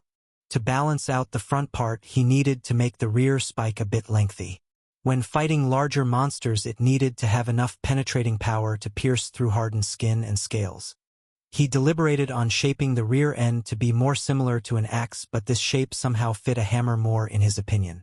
Soon minutes turned to hours and the day was coming to an end. He did not even notice Bernier knocking on the door to clock out. Everyone had left while he was busy applying the finishing touches. He could not allow the metal to cool down too much. The more he needed to heat it up, the longer it would take. There! With one last hit, he looked at his creation, which was slowly getting cooler. The front part was larger than his own fist, and the rear end could easily pierce through a grown man's chest. For the finishing touches, the top required some polishing, and then the runes could be added. While the red mithril would normally make it hard to inscribe runes, thanks to the added Ethereum, the process could be made manageable even for him. His new creation was partially done, but this was not the end. While he had decided on the shape, he was not quite sure what spells were needed. An impact rune to control the weight was a must, but some other ones to augment his new fighting style needed looking into. After I finish this, I need to test it out on something, and I already know who. Roland continued to add the finishing touches while thinking of the underground dungeon. He hadn't seen his old friend in a while, and it would be the perfect test dummy for his new weapon. That should do it. Finally, after many hours of work, his battle hammer was mostly ready. After wedging the shaft into the hammerhead, it was mostly complete. By utilizing some more advanced techniques, the shaft would expand at the top slightly for a tight fit. This weapon was closer in shape to a polearm, but it was much bulkier to accommodate its user's enhanced strength. The face of the hammer had a more traditional warhammer shape, while the rear end consisted of a spike. Roland had thought of making a poleaxe, but for the time being, he decided to go with this shape for better penetration. A sharp spike required less force to get through armor than a wider axe blade that delivered a wider cut. There were pros and cons to every design, and he felt that this would work better on the larger creatures. There aren't many creatures that are resistant to both blunt physical attacks and piercing attacks. Most of the monster hide and armor is good against slashing weapons. A heavy weapon like this would do quite well against armored opponents. Together with the added magical runes, he couldn't see any human below Tier 3 resisting a fully swung blow. The only problem would be with large monsters that possessed a thick layer of fat to absorb the shock. Even the spike wouldn't do any good if he couldn't get to the vital organs even after piercing through a tough hide. Well, that's when magic comes in. Roland smiled while polishing the large rear spike of his new hammer. This item would be a multipurpose magical tool and not only a big dumb weapon swung by brutes. He had the advantage of being able to access the runic operating system. Making changes to suit the environment wouldn't be a problem. He just needed to insert the most common spells first. Just by executing a previously prepared section of the code, he would be able to quickly generate the desired spell effect. Though making the multi-purpose spell matrix takes a while, the only downside to making weapons like this would be the time spent. Even he wasn't perfect, and going through everything without making any errors was difficult. Then there was also another problem. He didn't have enough hours in the day to focus. "Hey boss, are you finished?" "Bernier?" "Well, not really. Is there a problem?" While he was examining his new item, his assistant walked in. He was carrying a wooden crate with various metallic items. Since you had a break, the backlog for runic repairs has been growing and we need to restock some of the usual. Bernier started getting the various items out. On one side he placed the weapons and armor pieces that needed their runes to be repaired. Then, on the other side, the ones that he and his wife produced. These were made from either durasteel or deep steel, both the most commonly used materials in the shop. Fine. This shouldn't take long. Take your time, boss, but it would be better if you did the repairs first. The recent adventurers have been ill-tempered. Must be 'cause of all this fuss about the cultists. Roland saw Bernier frown when recalling some kind of memory. It wouldn't be strange for some of the customers to berate the craftsman. The union still continued to spread bad rumors about him and his shop. Probably if he wasn't the only runesmith in town, he wouldn't get any attention at all. Only after Arthur appeared did his name stop being dragged through the mud, at least in the open. After sorting out the weapons from the armor pieces, he got to work. Thanks to his new class, this part of his work could be done in a blink of an eye. Runic restructuring was the skill that he would be using. It allowed him to instantly alter the runic structure of his choosing. There were also another skill that could do the job, which was rune mending. There was one downside to this skill though. While it would repair the runic structure, it would not correct the faulty pathways. If the rune was an intermediate one, it would not upgrade it to a high or highest rune. Yet this was not the case for runic restructuring. He could mold it to any structure that he had previously created. Wish there was a way to automate this process. Would a golem be able to repair runes? He was now looking at a regular longsword that had a damaged ice mist rune. It was a common rune that would produce an icy vapor when swung. It would lower the temperature in the designated area dramatically and was adequate for fighting low-level fire monsters like the salamanders. This would be enough to make the creature sluggish and easy to kill. There is a mana stone in the hilt. The rune was intermediate, but it degraded to low already. Normally craftsmen would not improve the runic structure. Instead, they would usually use the rune mending skill for a quick fix. Most of the time the customer would need to pay extra for a proper runesmithing treatment that didn't degrade the blade any further. Roland, on the other hand, needed to try a bit harder as his standing in the city wasn't that great. He had attracted customers by going the extra mile and even improving the runic structures while performing the repairs. This would normally only be possible by restarting the runecrafting process and correcting all of the traces and various components manually. However, with the latest restructuring skill, he could do it almost instantly. Good that I've practiced all of these runes before. The only requirement for him to use it was to have previously made the rune himself. The higher the quality of the rune that he previously created, the better the chance of success. Thus he grabbed his blacksmithing hammer while the sword's blade was quickly heated up in the forge. After a few moments, his hammer was already colliding with the damaged structures that started glowing. It's kind of a waste to use it on something like this. I could easily upgrade it to something like Ice Burst instead. While the runic structures were being molded into a fully functional ice mist spell of the high rating, Roland thought back to some experiments that he performed after getting his new class. This skill was far handier than he originally assumed. It could actually produce higher-grade runes from lower-grade ones quickly. For instance, when looking at this ice mist rune that just created a burst of freezing air, the base structure was similar to a higher-tier spell. Ice Burst spell could create the same cold haze with an addition of sharp ice crystals forming to damage the enemy and a much stronger freezing effect. Both of the spells were Tier 2 common ones, but the latter was among the end of the spectrum. It was possible to cheat the system a bit with this skill. After inscribing the easiest lesser or common rune, it was possible to alter it with this skill. The mana usage went up, but it was possible to cut the time needed for work when working with single rune structures. Through this method, he could cut his workload by more than half when making simple weapons for his shop. Thanks to his ever-increasing mana reserves, it was not much of a problem. There was still a limit on how much he could handle a day. Only with a steady supply of mana potions was he able to finish everything this fast. Yet this was a double-edged sword. There was always a limit of how many of those potions a person could drink without suffering side effects. Only thanks to his willpower stat that was extraordinarily high was he able to counter that effect. Glad the Lordling is on my side. Those free potions are enough to get the job done. After gulping the last mana potion, he resumed his work. For the items that Bernier and his wife made, the rune duplication skill was enough. By just copying his old runes onto the previously created blades, he could finish work in a matter of moments. The large pile of armaments that would have taken him normally a whole day was finished in less than an hour. I don't even feel any migraines now. Roland glanced at this mana pool that was at around 20%. At such a low amount, he would be forced to take a rest or some pain medication.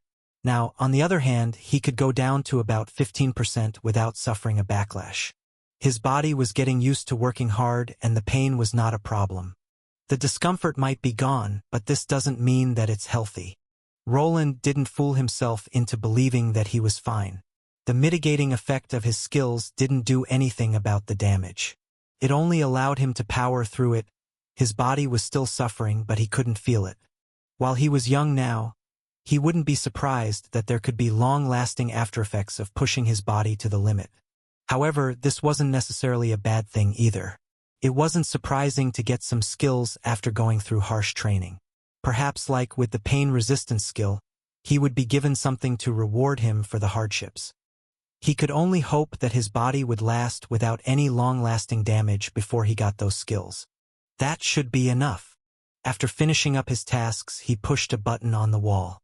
"Hey Bernier, I'm done." He leaned close to an outstretched cord with a hand-sized oval iron plate. A rune was glowing on this sheet of metal that allowed him to talk with his workers from inside his workplace. It was similar to old cord phones that connected to specific parts of his home. There was a corresponding button for each specific room that for now was limited to a couple of them. "Already? I'll be right there." There was a quick reply followed by some static. Using magic to converse with other people wasn't anything new. His system was just something he stole from the old world that he came from. For others to use this, they would need many years to build up the infrastructure. It would not be a small task, but a wise leader would probably see the value in instantaneous information exchange. That is, if someone smarter than me comes up with some encrypting technology. As someone that had borrowed the idea from one of the research papers from the academy, he knew the downsides. It was easy to intercept the mana signals going through the lines and hear what people were talking about.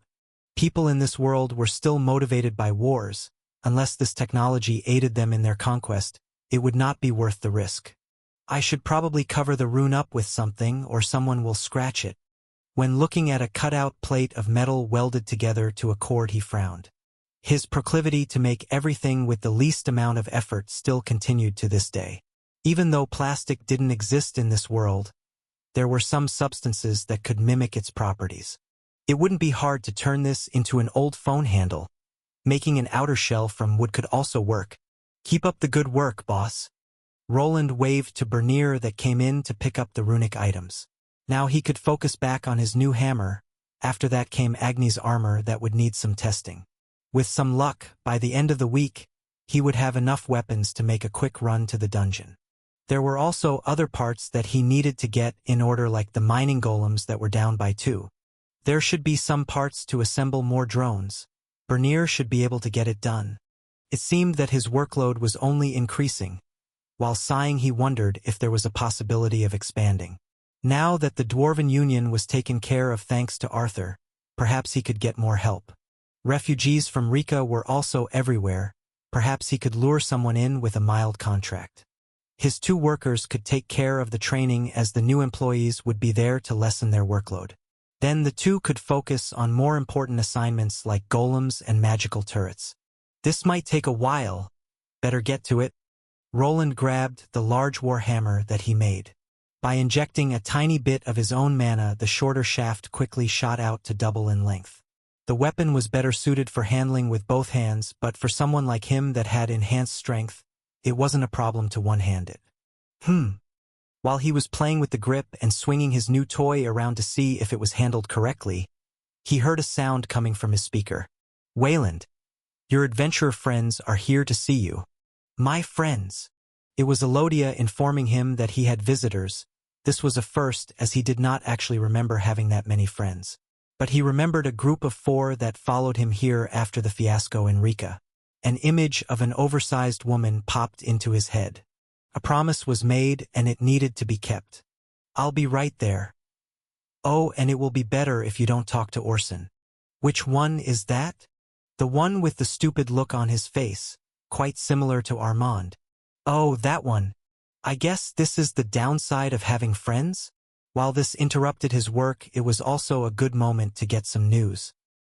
He had secluded himself in his workshop without going outside for days and somewhat forgotten about his 4 new acquaintances. It seemed that they had become bored of waiting for him and decided to visit on their own accord. Within a few minutes, he found himself outside. The sound of large fan blades was quite noticeable and probably peculiar to anyone that was invited inside. His backyard had many wind generators that produced electricity. Their size was a problem. They limited his workspace to the underground workshop. Yet there weren't that many ways of generating energy otherwise, that is, besides one other that he wished to implement in the future. There you are, Wayland. Yes, here I am. The whole team was there. Senna was looking through the store's dagger section. Grisauld had a large bastard sword in one of her hands and swung it as if it didn't weigh anything. Dalrak was glancing at some of the large tower shields, while his closest friend was doing something that he didn't appreciate. Woof! Hey, calm down. Sheesh. Can't even have some fun. The last member was being growled at by Agni. It seemed that he was shooting some glances at Elodia, whose chest was a bit more pronounced in the store uniform than usual. Everything was hidden and it was proper, but this didn't stop the man from ogling her. Sorry about that knucklehead. I think he is still a bit drunk. I see. Senna was the one to start the conversation while everyone else finally noticed him. The store was sectioned off by classes. Where Senna came from was specifically stocked with items that agility-based jobs would flock to. Short swords, daggers, and even bows were all there, and they were outfitted with runes. There was not a single item that was not runic. This of course heightened the price and also kept people with low amounts of coins away. Hey Wayland. I hope you didn't forget about our little talk. No, I remember. Grisauld appeared next. She placed the large sword to the side while dragging her mangled axe. Everyone had a strange look in their eyes when looking at all of these weapons and armor. It looked like a bunch of kids stuck in a candy store. They were all noticeably holding themselves back from touching the more expensive runic items. They won't be free though. Don't be so stingy. A successful runesmith like you must be swimming in money. That would be nice if it was true. Most of his earnings went right back into producing more weapons and expanding his knowledge. What he earned he instantly spent, with some side cash being placed to the side if any problems arose.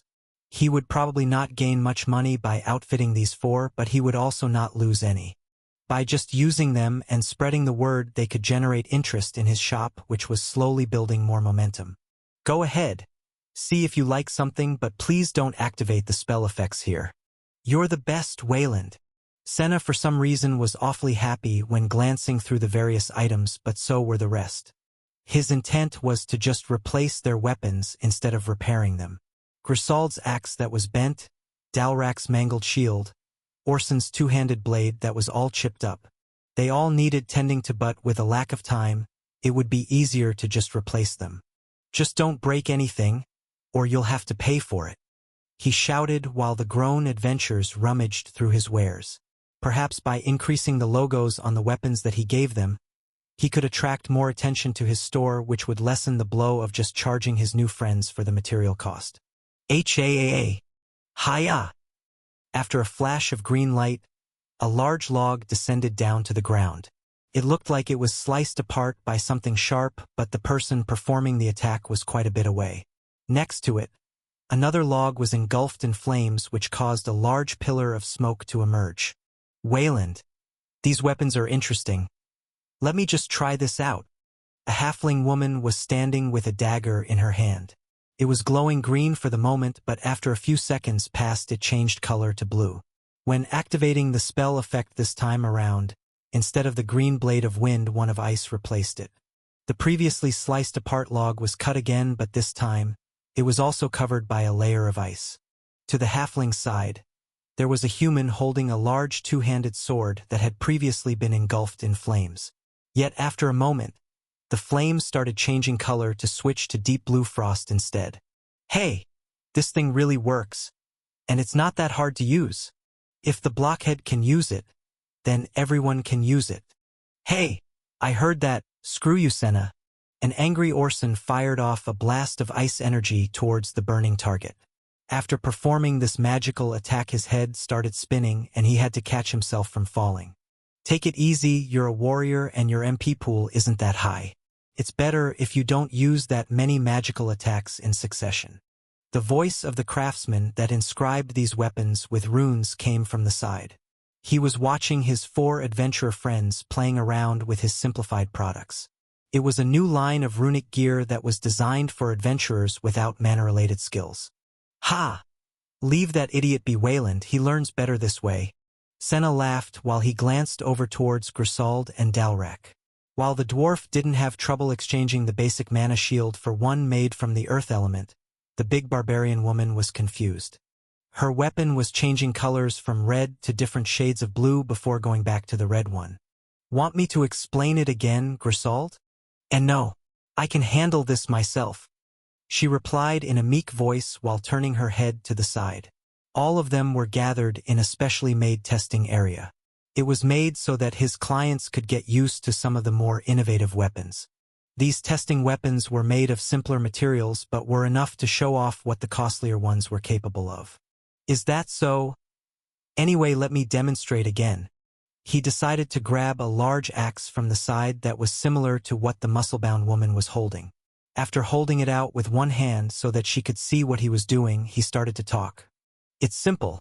If you place your thumb into this groove here and start injecting mana, you'll notice that the color is changing, right? Yeah. She nodded while looking at the metal axe blade lighting up faintly. It's hard to see because it's daylight, but when you're in the dungeon, it will be easier. What you want to do is stop letting your mana into the weapon after you get to the elemental color you want. See, it stopped at green. There is a second when the color won't change, so make your decision fast, and remember to remove your thumb from the grove. I see. Grisauld continued to nod while looking at her own weapon that was changing colors. After shifting her hand to a more comfortable position, the color solidified into a red one.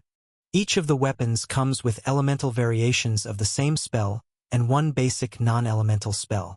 Roland performed a side swing with the axe and directed it towards a log in the distance.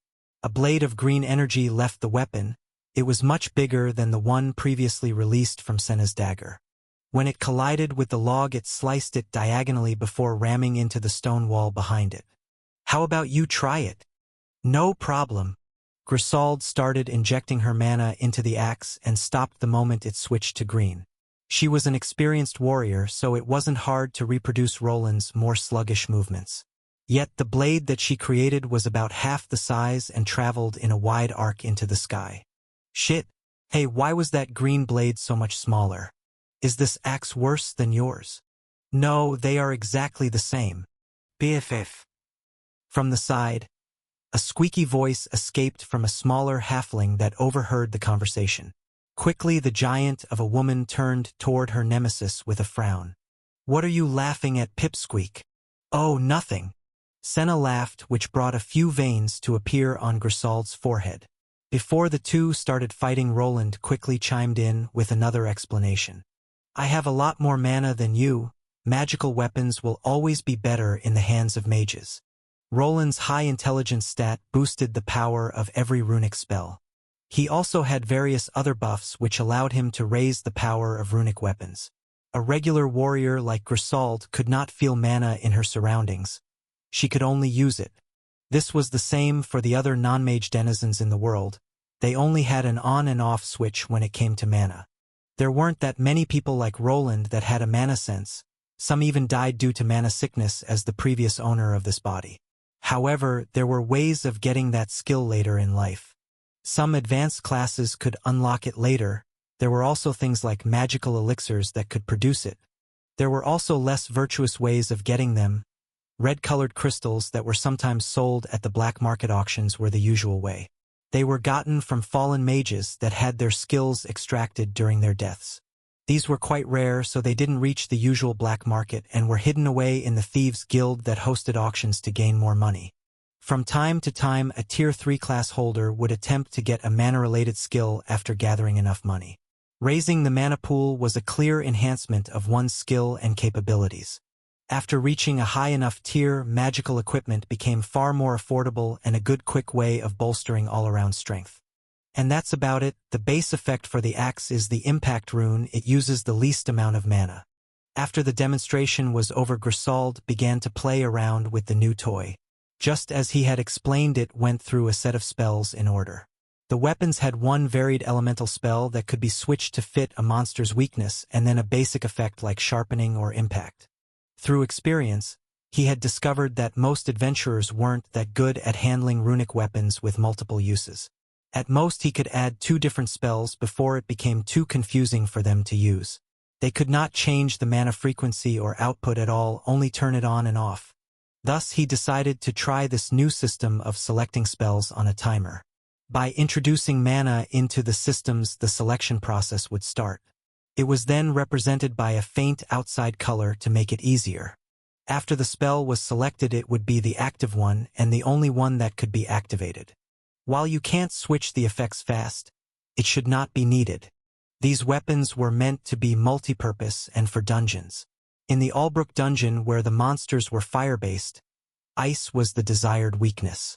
Before even entering the dungeon, a person could switch to this effect and be prepared for the flaming creatures inside.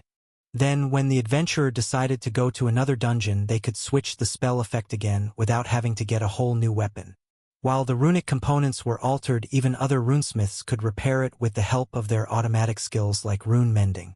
To change the spell, the person needed to hold the weapon in a specific way. It would be hard to activate the changing effect mid-battle, which was intentional. It was still possible to do it during a pause in combat as long as the enemy didn't pursue. This was all achieved by changes to the runic operating system. The hardware components of the spells it circled through were very similar. An executable was activated to change into the desired effect to make it all work. Someone like him was able to activate the desired spell without going through all of them. But for people without rune-related skills, this was a simple process to go through. These are great, but how much will this cost? Senna and the others gathered together after testing out the weapons. It was clear to them that the weapons were worth a lot. One of them in particular didn't have any money. I sell them around the market price for common rune weapons. They are all of the highest grade too, so that increases the price slightly. All of them headed back to the shop to discuss the price, and Elodia was quick to calculate everything along with the friendly discount.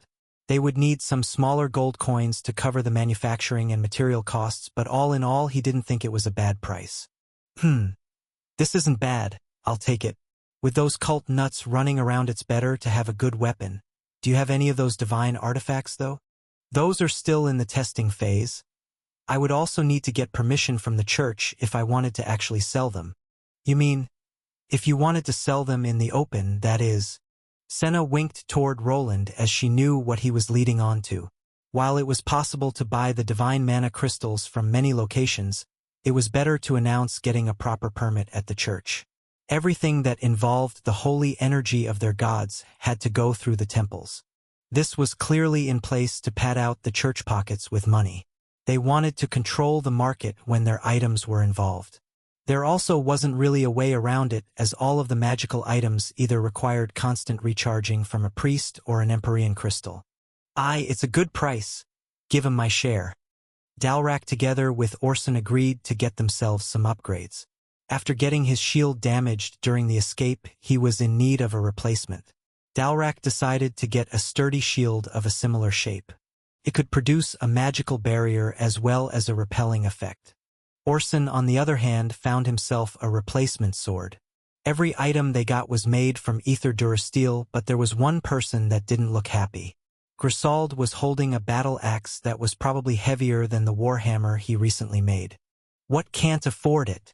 Want me to lend you some money? It'll cost you though. Senna started grinning while shaking around her coin purse. Part of the money inside of it had originally belonged to Grisauld. She had lost it due to a couple lost bets. Roland was still surprised that the woman didn't realize that her opponent was a professional swindler. While she didn't cheat outright, Senna would only take bets that were in her favor. "I don't need your help. I can pay for it myself." Grisauld stormed over towards where Elodia was standing, which caused Agni to raise his head. Even though he was a dire wolf, the large woman would probably be able to wrestle him down to the ground. Thus he remained wary while showcasing his sharp teeth. "He put it on my tab." After dropping the axe on the counter, Grisauld nodded. It was as simple as that for her. "Hey, you big oaf. This isn't a tavern." Senna started grabbing her sides while trying not to laugh. On the other hand, Roland wasn't sure if this was such a bad idea. "How about you work for me instead?" "Work for you? I don't know much about blacksmithing though." "No, I mean as a guard." Today was one of the days that they were without any protection. With Roland being around, they didn't really need anyone else to stand watch besides Agni. Yet a highly skilled thief would be able to grab something and still make a run for it. For that reason, they needed someone to be outside and block the only exit. "As a guard?" "Yes. I usually contact someone from the Adventurer Guild, but since the cult incident, a lot of them aren't willing to stay out in the woods." It wasn't a bad deal for him. The barbarian woman was a high-level Tier 2 class holder.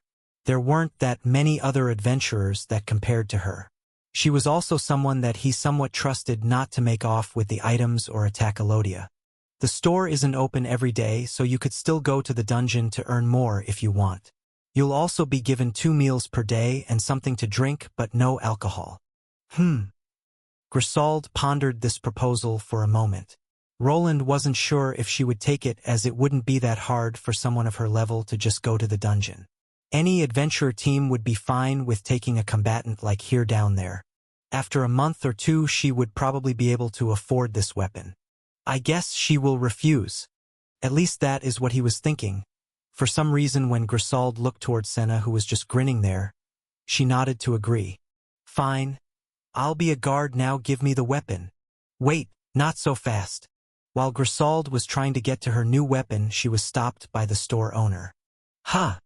Here, sign this first." "What is this?" What was presented to her was a standard contract that he created himself. It stated the usual terms of the deal and that she needed to work 5 days a week, for 8 hours per day. While they could go through the guild to make this transaction, they could just do it directly like this. It's a standard document. If you fail to meet the terms, you'll be subjected to the usual debuff. Debuff? Roland was a bit confused, but then remembered that adventurers didn't really go through the hassle of signing work contracts. They just delivered items to the guild and only got paid for that. They weren't on the clock, so there was no need for them. Only regular people needed to be coerced to sign them as motivation for work. "Let me explain." In the shortest amount of time, he started explaining. The curse that she would be subjected to would place a debuff that lowered her main stats by a set percentage. For someone that worked as an adventurer, it would be a devastating setback. That's about it. If you do your work, nothing will happen, and as you can see, this contract is just for 1 month. "I'm not sure she gets it." Elodia, that was behind the counter, whispered into his ear, while looking at the large woman's head getting redder. It seemed that the words that Roland was using were sometimes too difficult for her to understand. It's a miracle that she survived for this long. It's not surprising that she gets taken advantage of this easily. After a little back and forth, he managed to get the contract signed. Elodia took over by explaining the working hours and her duties. For the coming month, he had managed to organize a competent guard for the store. This would ease his nerves, as he was intending to go down to gain some levels. While the cultist situation wasn't resolved, it was being handled by the city lord. His own house and shop were already equipped with the same divine boxes to check for any potential corruption. What now remained was for him to finish up his new main weapon and assemble more golems. It was time to start his grind. "You shall all bear witness when the Great One descends. Your flesh will be turned into his glorious body. The world will finally become whole." Thud. "Shut up. Damn shitty cult nuts. Hey, be careful. That's the last one. We need to get more information out of him." "But boss." None of those fuckers talked. Their heads even started to explode. In a room lit up by magical torches, a peculiar scene was taking place. An old man in a dark robe with an insignia of the abyssal god was cackling while in a pool of blood. To the side was a small pile of corpses of people wearing similar robes. This one seems to be different, boss. I think he is a high priest, almost a tier 3. We lost many good men during the raid. A large man with an even larger scar across his face delivered a kick to the laughing high priest. The man's hands and legs were bound. The foot connected with his stomach and caused his whole body to be flung against the dirty wall. A sound of bones being broken was heard by the small group of people here, yet no one seemed to mind. To them, this was quite the normal display, a day-to-day occurrence. In the underworld, a person needed to grow a tough outer shell. Without getting used to all the blood and violence, it was impossible to survive here. Gah! Please don't damage the subject. I still need him alive. The other ones weren't very noteworthy. A man in a tailored suit and glasses walked in. He had the appearance of a posh butler at around the age of 40. His hands were covered with black gloves, but a tint of red was visible. To the side, he had a large bag that he placed on a nearby table. Soon he opened it up. In it, there were various vials with strange liquids, medical tools like scalpels and syringes as well. Do you think you can get something out of this one, Doc? A woman's voice came from the side. All of the people in this room looked at this lady. It was a peculiar sight to see a woman of about the height of 170 centimeters be surrounded by brutish-looking men. Her body was clad in black leather armor that quite tightly hugged her body and allowed everyone to see her curvature. The lower side of her face was covered by a mask that seemed to have a filtration feature. A hood was draped over her head, which didn't allow people to make out her facial structures. I can't promise you anything, Guild Master. The magics that keep these fanatics in check are strong. The stronger with their delusion they become, the more adverse their reaction to the stimulus becomes. The gentlemanly-looking man looked towards the bunch of corpses that were all missing their heads. He had already gone through the henchmen, but all of them had some kind of inbuilt defensive mechanism that would kill them instantly.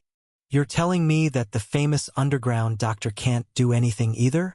Do you expect me to still pay you? I didn't say that it won't be possible. The man continued to work with his back while talking to the leather-clad woman.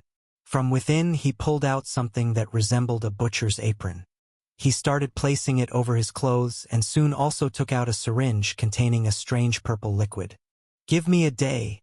If he has some information, you shall have it. Let's go, boys.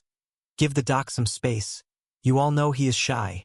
The men inside the room looked towards the syringe and strange vials. They knew what was about to happen and would rather not be inside this room to see it. Even though they were thieves and killers, torturing required a stronger stomach. Soon the woman and 3 of her goons were walking through the dungeon-like corridor. Are we sure that it was the only hiding place? Our guild members went through their hiding hole. They weren't there for long, a few months at most. They were slowly expanding the tunnels but weren't able to connect to anything worthwhile. Think we got lucky this time. The large man that previously kicked the high priest against the wall talked while the others remained quiet. The day before, they had managed to unearth the abyssal cult's hiding place. Inside they found 6 people and the high priest. Even if some of them escaped, they won't be able to leave. We'll need to thank that girlie for bringing those magical boxes over. It made things a lot easier. She has a lot of guts if she was able to snatch it from the city guards. I'm not sure about that. Ho? Do you think they just gave it to her? Could she be working with the noble? Want me to bring her over? The man's facial expression changed to one of anger. This was the Thief Guild, and unless it was a direct order from the guild master, it was forbidden to keep secrets like that. Normally, if a trade like this occurred, the Thieves Guild member would have to report it to the big boss. That hatchling? No, that's not it. She hangs around that runesmith a lot, and he was the one that made them. You sure know a lot, boss. That's why I'm the boss. Now screw off and make yourself useful. The large man didn't know what the leader was thinking, but he was not in a position to make any decisions. It seemed that the girlie that brought over the magical boxes had some connections to powerful people on the outside. I'm going. Soon the group of 4 became 3 after the woman clad in leather vanished behind the corner. Even when the three men tried, they could not hear any noise. It was as if she was never there, to begin with. The boss creeps me out. She always appears out of nowhere. Does anyone even know how she looks? I heard that the last fellow had his eyes gouged out, so better be careful. You two better shut up. If she hears you, your balls might be snipped. I'd rather die than lose those. Ha! You just use them on whores. Is there any other use for them? Also, Buckley, the boys have been getting annoyed lately. It's about that runesmith. One of the men recalled something when the conversation switched towards the city runesmith.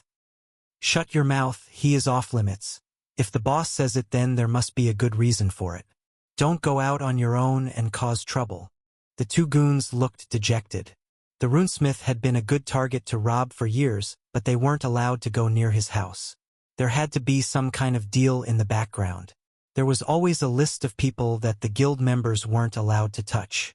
Most of the time this meant that they were paying a lot of money to stay safe. The runesmith was a peculiar case, though, as the other merchants wanted him out instead. Some of them even tried paying a bounty to get him out of the picture. Yet the guild master had strictly forbidden going against him. It was as if he was being protected by someone powerful on the outside. The only way of robbing his workshop would be to quickly abandon the city and seek shelter under a different guild master. This was not something a normal thief would be willing to do. The guild masters didn't need to listen to each other, but that didn't mean that they wouldn't exchange favors. Sometimes the rule breakers would be sent back in parts just to earn some good faith with a powerful Tier 3 class holder. This also depended on the transgression. Fights between lower-ranked members were mostly ignored by the higher-ups. Fine, but after this is over, you're buying me booze. Ha! Dream on. Soon the group of thieves' guild members dispersed to continue searching for the abyssal cult signs. It looked like they were the ones with all the cards.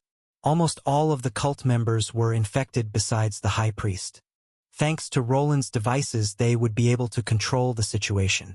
Even if some escaped from the underground, they now had checkpoints where everyone would be examined. Unless the cult created brand new tunnels, they would not be able to infiltrate their underground base.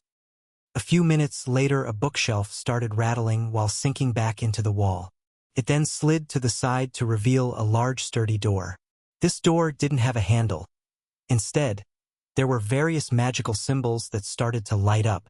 The door started to slowly open up to reveal the leather-clad woman that was referred to as boss by the guild members. These garments are so constricting. The mouth mask was tossed to the side along with part of the upper garbs that were now coming off. When she was finished, the leather armor made its way onto a wooden mannequin that was surrounded by various short-bladed weapons.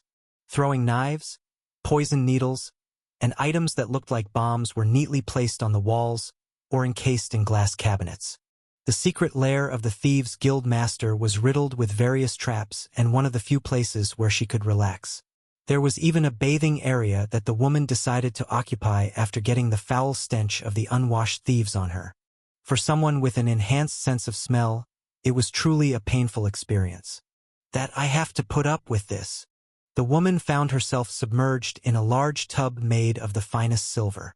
Her head was sticking up to showcase a rather alluring visage. When looking further, a set of large fox ears could be spotted, and after her bath was over, it was completed by a tail that would fit on the same animal. The woman's face showed a frown as these extra appendages seemed to appear only after she removed the black clothes. At least something is finally happening. After the bath, the woman was quick to put on a rather revealing Eastern-style kimono.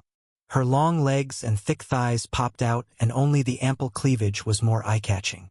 With the bushy tail and fox ears, she would be unrecognizable to the guild members, and her body proportions were also altered. Madam Isis, how are the guests? Everything is in order. The woman was greeted by a lady wearing heavy makeup and quite the scandalous dress. When walking forward through the establishment, she could hear various heart-filled moans of pleasure. She emerged to a small balcony overlooking the well-lit district that was filled with drunks and people seeking the thrill of the night. Well done. Keep up the good work. The woman blew out a large puff of smoke from the elongated pipe while looking out into the distance.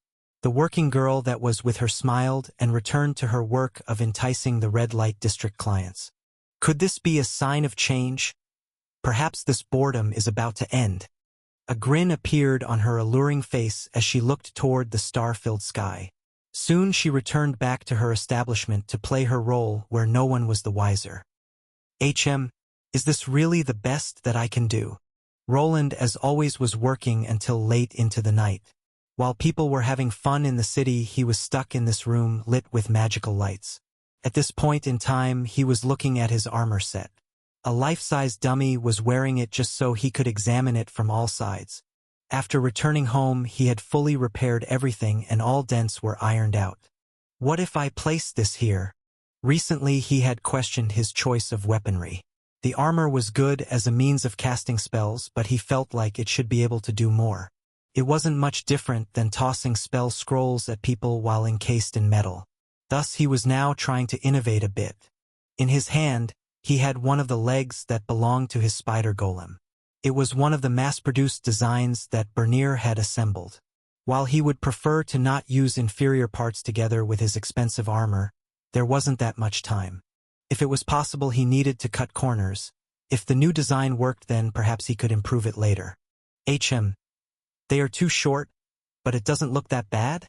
After fiddling around for a moment, he had attached two of the golem legs to the rear side of his armor. They were attached slightly below the neck and the shoulder part. With this, they were able to bend forward while also backward. Should I place them on a rotary joint, or will that complicate the mechanism? I could just make the top part bend backward to cover the rear. Would making them bigger be feasible? Could they support my weight? At first, he just wanted to insert the legs as something similar to a movable turret. Yet soon after the part was attached, his imagination started to take over. It seemed that the new trait that he had achieved was actually working. In his mind, he was already imagining large insect legs glued to the armor back that could actually help him scale walls. Yeah, that's probably not going to work, at least not for now. Roland wanted nothing more than to design a futuristic runic suit of armor, but he wasn't quite there. First, he would need to design a whole new backplate to support those spider-like legs. They would also need to be much thicker and able to take all that weight. Then came the problem of designing a whole new runic program to make them function. Even then, the whole design could become a failure, as only after doing some testing would he truly know if it was worthwhile. Best to stick to something more basic. After fiddling around, he had decided to take the spider legs down from the back. To replace them, he grabbed something different. It was smaller and had a tube at the top part. It was attached to something possessing several moving joints, with the tube part being on a circular joint. In short, it was a small turret that could move around independently while targeting enemies. After some more fiddling around, this miniature cannon was haphazardly placed on the armor's left shoulder. While touching the portable cannon directly, he could activate the inscribed runes to make it rise up. It looked like an assembly line robotic limb that could move around. Maybe I should make it fold back during close-ranged combat. He could see this mini turret firing off guiding spells at monsters that tried to attack him from the back or from a flank. Yet the robotic limb it was placed on was somewhat sticking out, and an eyesore. It wouldn't be a problem for someone to hit it or for it to block his view. Perhaps for certain situations, it would be better for it to be hidden behind his back. It would also probably be a nice thing to surprise his enemies with. The turret he was using was one of the many designs that he had already gone through while improving his house defenses. There were much larger ones at key locations on his walls. They were somewhat precise but would still have trouble hitting a rogue with a high agility stat. Yet they were designed to act more as a support feature to suppress any potential enemies. This might actually work and won't take much time to assemble. The shoulder parts of his armor were heavy enough to not buckle under the weight of this small cannon. After getting it in place and connecting them to the rest of the runic system, he would just need to upload the separate program to control it. When it was integrated with his scanning system, it would automatically pick up threats and fire if he so desired. Well then, it's almost time. Roland looked towards the hidden tunnel that he and Bernier had worked on for years now. After all of his armaments were ready, the time to descend into the dungeon was upon him. With some luck, he would be able to reach the Tier 3 threshold sooner than most people would expect him to.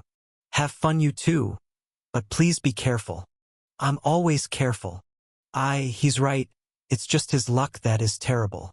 After receiving a smooch on the cheek from Elodia, Roland was ready for the small one-man expedition. Next to him was his canine companion that was itching to sink his teeth into some salamander meat.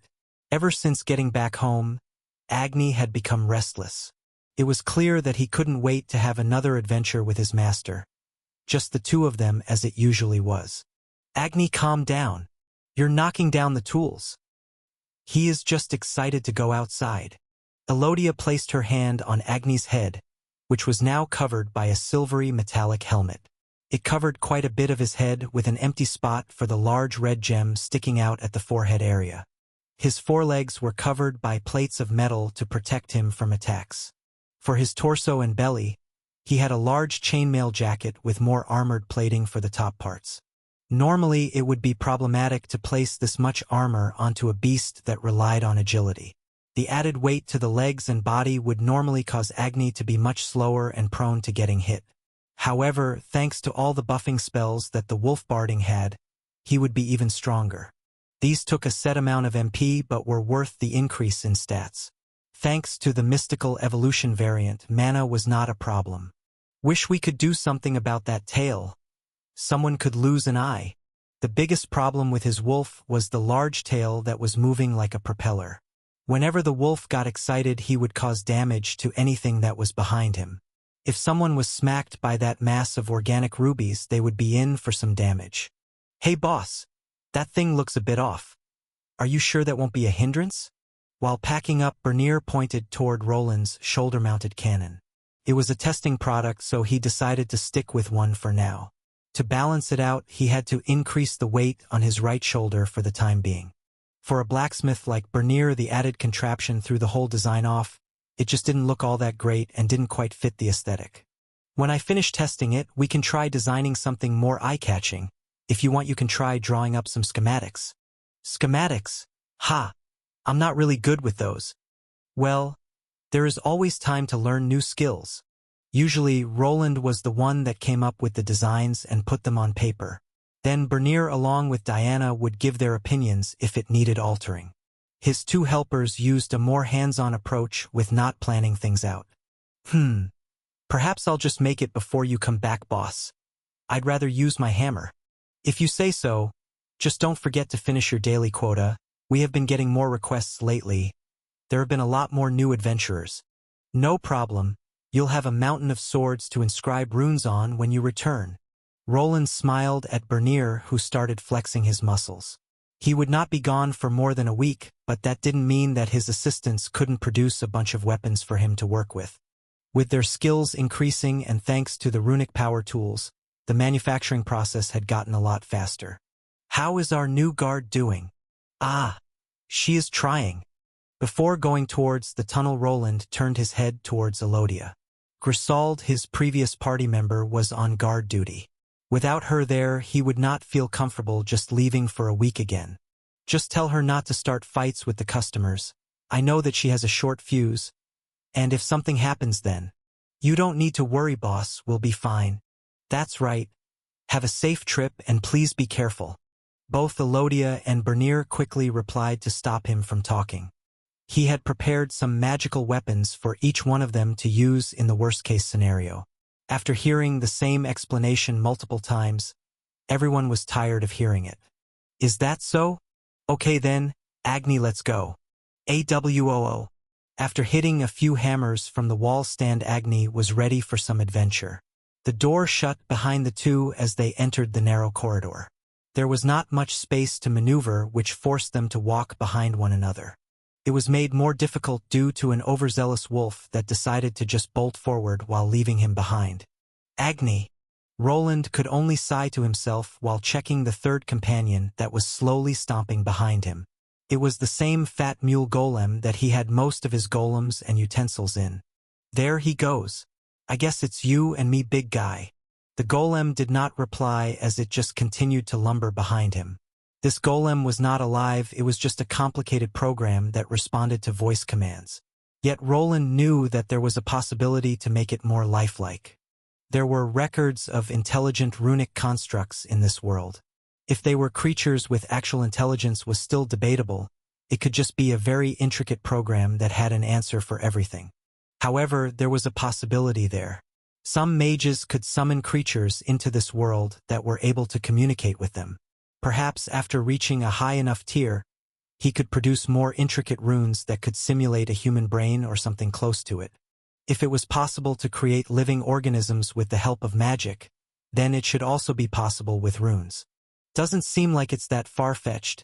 I wonder how much more I'll be able to make after I figure out Tier 3 rune stacking. This was something that he was looking forward to. For the time being, he was unable to recreate Tier 3 runes even though his debugging skill still worked on them. He somewhat knew the theory behind the stacking, but he could not perform this task without a higher tier runesmithing skill.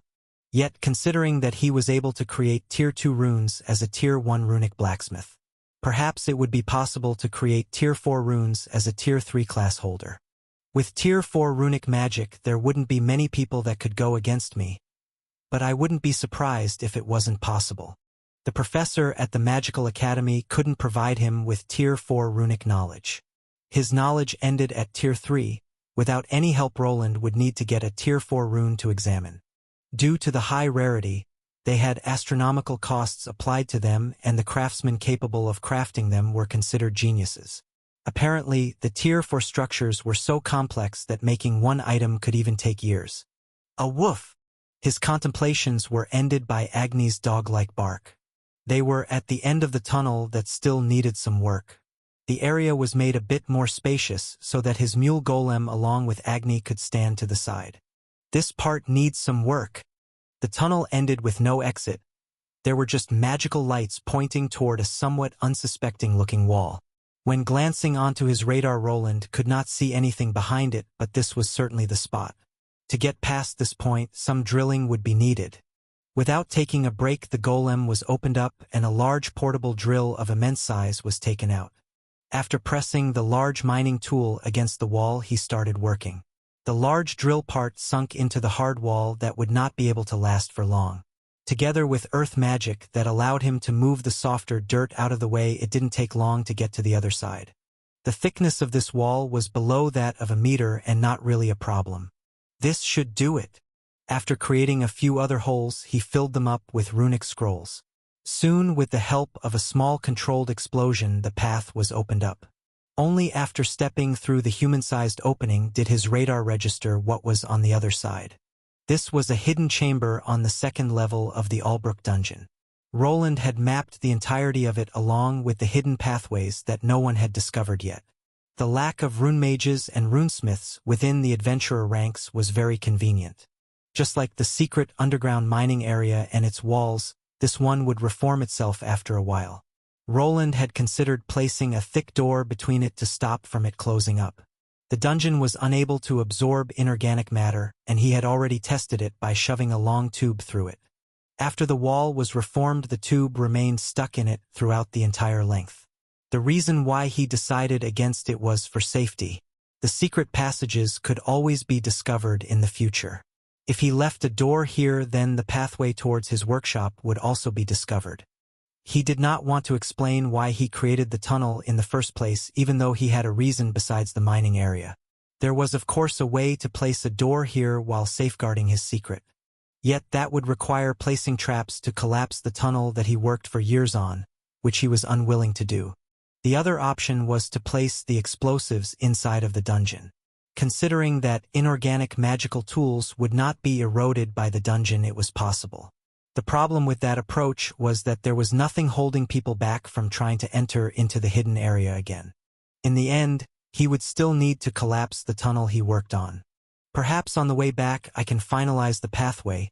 It won't be easy to get the thermal energy out. While thinking about the next venture, he opened up an unsuspecting chest.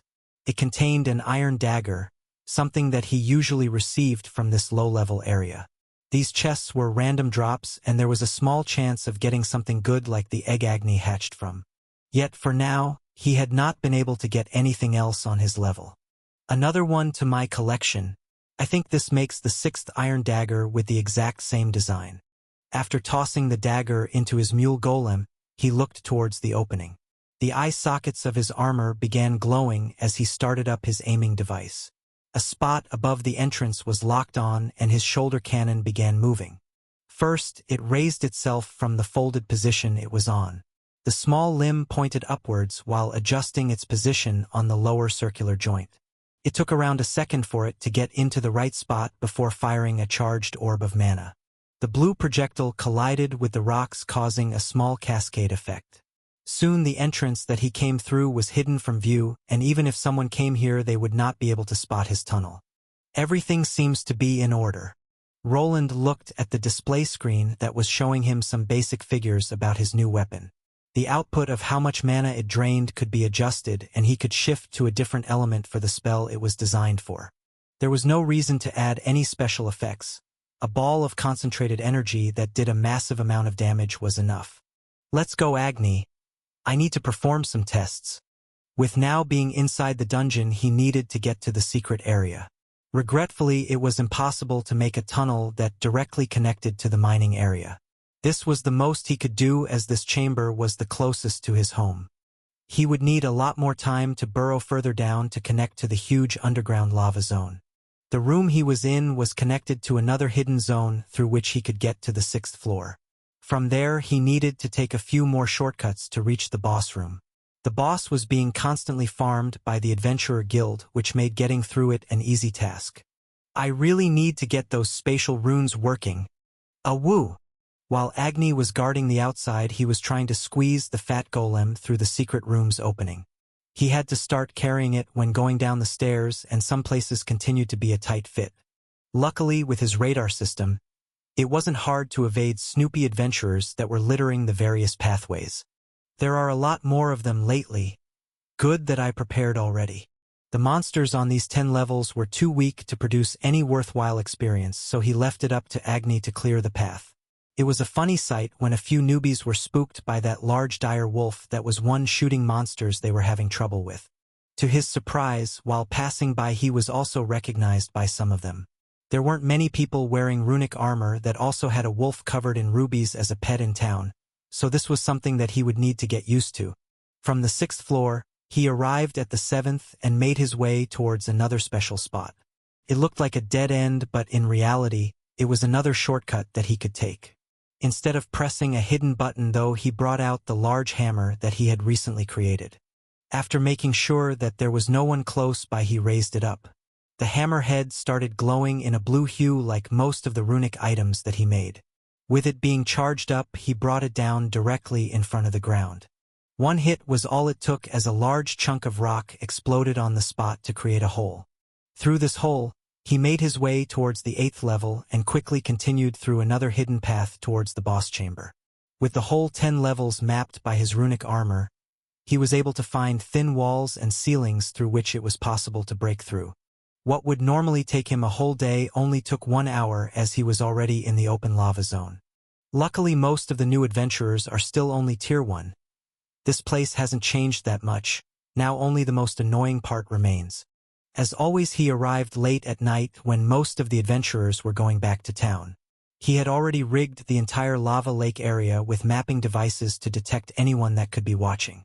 Yet perhaps in the future this would also not be a requirement, as there was another entrance to the mining area that was usable, just harder to access. Let's go, Agni. Woof! With the golem hosted above his head and an additional concealment spell cast, he made a run for it. With his current enhancements and increased stats, the trip to the center was quite short. Within a matter of minutes, both he and his wolf were in the safe underground location. Calm down, Agni. I'll need you to stay in the back for a moment. Woo! Agni was confused, as this was the part where he could always let loose. The monsters inside weren't anything that he couldn't handle, and the path was usually cleared out by him. Roland had other plans, though. The shoulder-mounted cannon needed to go through some live testing. The monsters on the inside were perfect to test against moving targets. Magma troglodyte. L65. Perfect. The first monster appeared.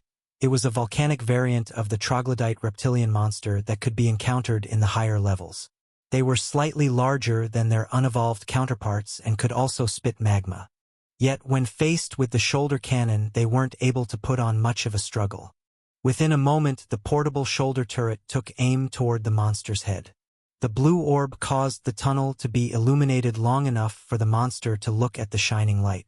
Its head instantly exploded, causing chunks of flesh to splatter all over the walls and floor. Roland's current level and stats enhanced the cannon's power. A difference of more than 50 levels was impossible to resist. Perhaps he overestimated the agility of the monsters here, but almost all of them went down with one shot.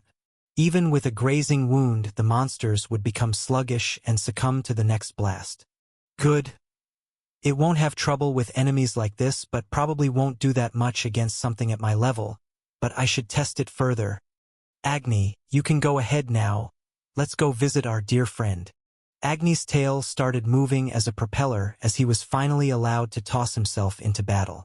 Roland would support him from the back to make their journey faster, and if everything went well, it would be time to face the boss in single combat. That takes care of the chamber guards. Roland relaxed while looking at the victorious Agni that was standing over two monsters that looked like crabs covered in volcanic armor. The ruby wolf wasn't much behind when it came to fire resistance, and with the added armor, the volcanic decapod had no chance. The creatures in this part of the dungeon were randomly chosen, and these were not the best of guardians in a tighter corridor. The most dangerous part about them was the high-pressure projectile spit. But thanks to his magical shields, he didn't even need to worry about dodging. You'll have to sit this one out, Agni. Awoo! It was time to face the boss. This time around, Roland decided to try a more direct tactic. Usually, his tactic involved using his golems to seal the big dinosaur's movement before he delivered a devastating blow. It was a safe way to go about things, as the monster had a few patterns that could be seen through. Yet his level had progressed past this monster's. He had achieved his second Tier 2 class and was already 130. The bladed volcanic Zornotaurus, which was behind the door, would usually spawn at a slightly lower level than that. Even though boss monsters were considered stronger than adventurers at the same level, this wasn't always the case. Let's go, Agni. Just stay in the back and don't engage the monster unless I tell you to. Even though he intended to have a proper one-on-one battle with the monster, he wasn't stupid. Something always could go wrong, so he needed to have a backup plan. Thus, he opened up the mule golem and let 6 of his spider drones outside. After opening the boss chamber, he ordered them to surround the area and stay at the edges. Bladed volcanic Zornotaurus L125. There it was. Not long after everyone got in place, the large monster descended from the ceiling. Even now, this boss looked ferocious. The size difference was tremendous. It was somewhat strange, but he didn't feel that he was in any danger. Even though normally that mouth should be enough to devour him in one bite, the monster felt below him. Previously, when facing this monster, he felt a strange pressure weighing him down. It was his survival instinct kicking in and trying to force him to flee. Yet this time around there was none. It was as if he was up against a regular dungeon monster. To the side was his enlarged kite shield that he had rammed into the ground. For the time being, he decided to hold his large hammer with both his hands. Right as the monster descended to the ground, he initiated a spell effect. The head of the hammer began releasing a blue glow that enhanced the runes. It started with a pale light that continued to darken. Soon enough, a chilling energy wave escaped from the focal point at the tip. This energy looked like a simple cone of cold, but it had gone through several enhancements. Just as usually, the Zornotaurus variant had been caught off guard the moment it descended down. The chilling spell started to quickly drop the temperature around its body. This, as per usual, caused the monster to go into its enraged state. While in it, it was able to produce a high amount of heat to counter the cold. It doesn't look like it can oppose the cold spell fully. Due to Roland's stats, the Zornotaurus was faltering. The magic that not only intended to freeze the monster was also damaging it. Sharp ice crystals along with torrents of wind were slowly chipping away at the fuming dinosaur's body. In the past, when he faced it, his spells were not able to counter the volcanic flames, but now the monster was faltering. Is it due to the difference in stat multipliers? It seemed that he wouldn't even have to do much to win this fight. Just using his hammer to freeze the Zornotaurus was working well enough. The monster was trying to gain some momentum by running towards him, but before it reached his location, it would be frozen or severely weakened. Yet before he could cheer for his victory, the monster's back spikes began to glow red. They quickly dislodged themselves and traveled upwards. This gave Roland enough time to grab the shield that he placed down on the ground. The hammer's handle gave out a metallic noise as it shortened itself. The spike missiles that the monster gave out were all focused on his location while ignoring anything else. It was clear that the monster realized that its main enemy was the armored man. Usually, it would use this attack as a way of suppressing a larger number of enemies, but it apparently could also aim it at one. However, even though the missiles rained down onto his location, they only collided with a large shield of ice energy. A few large explosions caused the whole area to shake, and even some of the rocks on the ceiling began falling down. "Aw woo! I'm fine. Just stay there, Agni." Agni called out to his master as he got ready to jump on the Zornotaurus' neck. Yet after hearing Roland's voice, he quickly backed away. He was fine. The shield and his stats were enough to only take minor damage from this attack. Something that could have previously killed him instantly was now a minor inconvenience. "Not bad. What will you do now, rushing in?" The monster was usually quite smart, but even it would lose itself to rage. After seeing that its attack didn't work, it decided to rush forward. Its body was engulfed in even more flames than before. Each step it took caused the ground to shake and also left a searing claw print behind. Is it banking on those flames, resisting the frost spells during the charge? It wasn't a bad tactic. Even Roland's ice spells would take some time to take effect. A high enough temperature could be enough to keep them in check. The monster hoped to devour him at close range with its advantage in strength. Roland decided to take the monster up on its offer, but before it got here, he swung his now one-handed hammer in an arc. This produced a blade of cold energy that flew forward.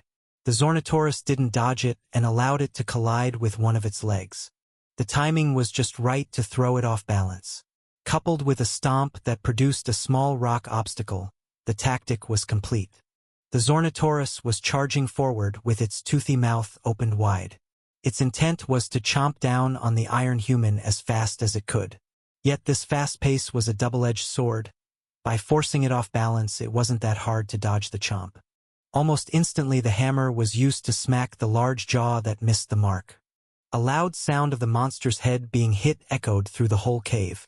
Its head jolted back as it was smacked away, its maddened charge only adding to the devastating effect of this hit. With Roland's current strength and addition of buffing effects, the damage was real. Sharp teeth that riddled the creature's mouth along with magma flew in all directions. It was still too soon to celebrate his victory. While the hit caused a lot of damage, the monster was not dead. Instead of falling to the ground, the monster dinosaur caught itself with the help of its powerful legs. Quickly it shifted its weight to use its last trump card, the huge tail that had the shape of a sword. Roland defended himself, yet even after putting up a strong barrier he could feel it. The monster might have been below him in stats, but it was still several times heavier. With the added weight behind the attack and momentum, it was several times stronger. He could feel the sword tail smashing through the barrier spells and finally connecting with his shield that was blown to the side. His left hand felt like it was close to falling off, but he somehow managed not to be flung away. Even though the Zornotaurus' mouth had fewer teeth, it didn't stop it from charging once more. After doing a spin around, it glared at the enemy that caused it so much pain. To its surprise, the armored man just stared back. This enraged it. A massive shout of intimidation was followed by a buildup of fire energy in its mouth. The monster was intent on burning this troublesome enemy to ashes. Roland, on the other hand, didn't budge and remained silent. His shield was blown to the side, so he could not use it to defend himself. Instead, the cannon on his shoulder took aim. As the monster opened that maw, a concentrated bolt of energy interrupted it. The monstrous dinosaur had a special organ that was responsible for producing those flames. This was something he knew, and this same organ was the one that was now damaged by the blue sphere of mana. The Zornotaurus' throat was on fire. It could not control the flames anymore, and blood was spilling everywhere.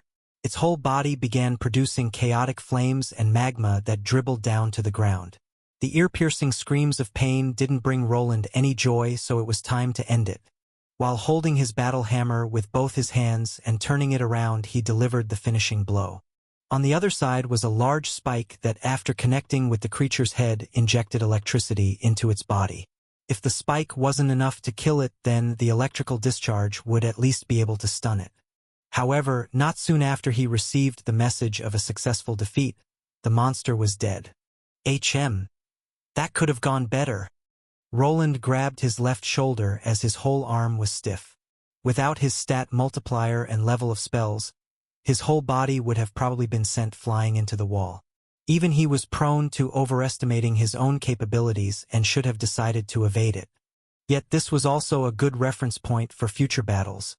Even if the monster seemed weaker, he could not underestimate it. Woof! I'm fine, Agni. The spider drones that were on the side were called back towards the mule golem and started going back into the storage space. Agni, on the other hand, attempted to lick Roland's hand, but the metallic taste of his gauntlets wasn't up to his standards. Instead, he focused on the dead monster's body that was ripe for the taking. No, you can't have the mana stone, Agni. Agni's tail, which was wiggling around like a propeller, instantly dropped down after he heard that statement. Roland, on the other hand, just rolled his eyes as he already knew what this dire wolf was up to. You ate all the mana stones from the other monsters. Stop being such a glutton. Woof, woof. Yeah. I'm a cheapskate, what else is new? Roland felt as if he knew what his wolf was trying to tell him by how much he was barking. Though he wasn't against feeding him these boss monster mana stones in the future. It could have unlocked a prestige evolutionary option if he gorged down on something like this. I wonder if he ate tier 3 mana stones if he could get something really useful? There was always a possibility of rare skills and evolutions being gained instantly or later. Yet materials from tier 3 monsters weren't cheap. He would quickly burn through all of his reserves if he started buying them up. The more reasonable spot to get tier 3 monster parts was in the place that he was going to. The test was over and Roland confirmed where he stood power-wise. This Zornitoris would normally require a party of at least 3 people of the same level to defeat it. His prestige class and the armor he was wearing really did put him in a different category. If he was able to prepare more golems, then he would be a force to be reckoned with. This didn't mean that he would always be victorious. Just as the Zornitoris almost blew him away with the swordtail, so could someone with a strong enough skill. He did not have much experience when facing high-level tier 2 class holders yet. If someone had the same stat multiplier of 2, then he would probably need to keep his distance. Some of the monster parts could still be used and worth the hassle. After getting all the components that could be used for crafting or trading, he finally headed for the real training spot. The walk there was uneventful with a lack of any monsters and only a few traps that could be easily disabled. Just a few salamanders and slugs as always. Go get them, Agni. After checking his map, Roland opened up the secret exit from this mine area. Inside he discovered a few low-level tier 2 monsters. Agni was more than enough to take care of them without him interfering, but the spider drones also gave some range support. After the quick encounter was over, the golems were sent off to find the rarest materials. Besides the 6 usual mining drones, he had another 2 accompany him towards another location. Agni and the mule golem weren't far behind either, while the other 6 golems were left in the mining area to their work. This brings back memories.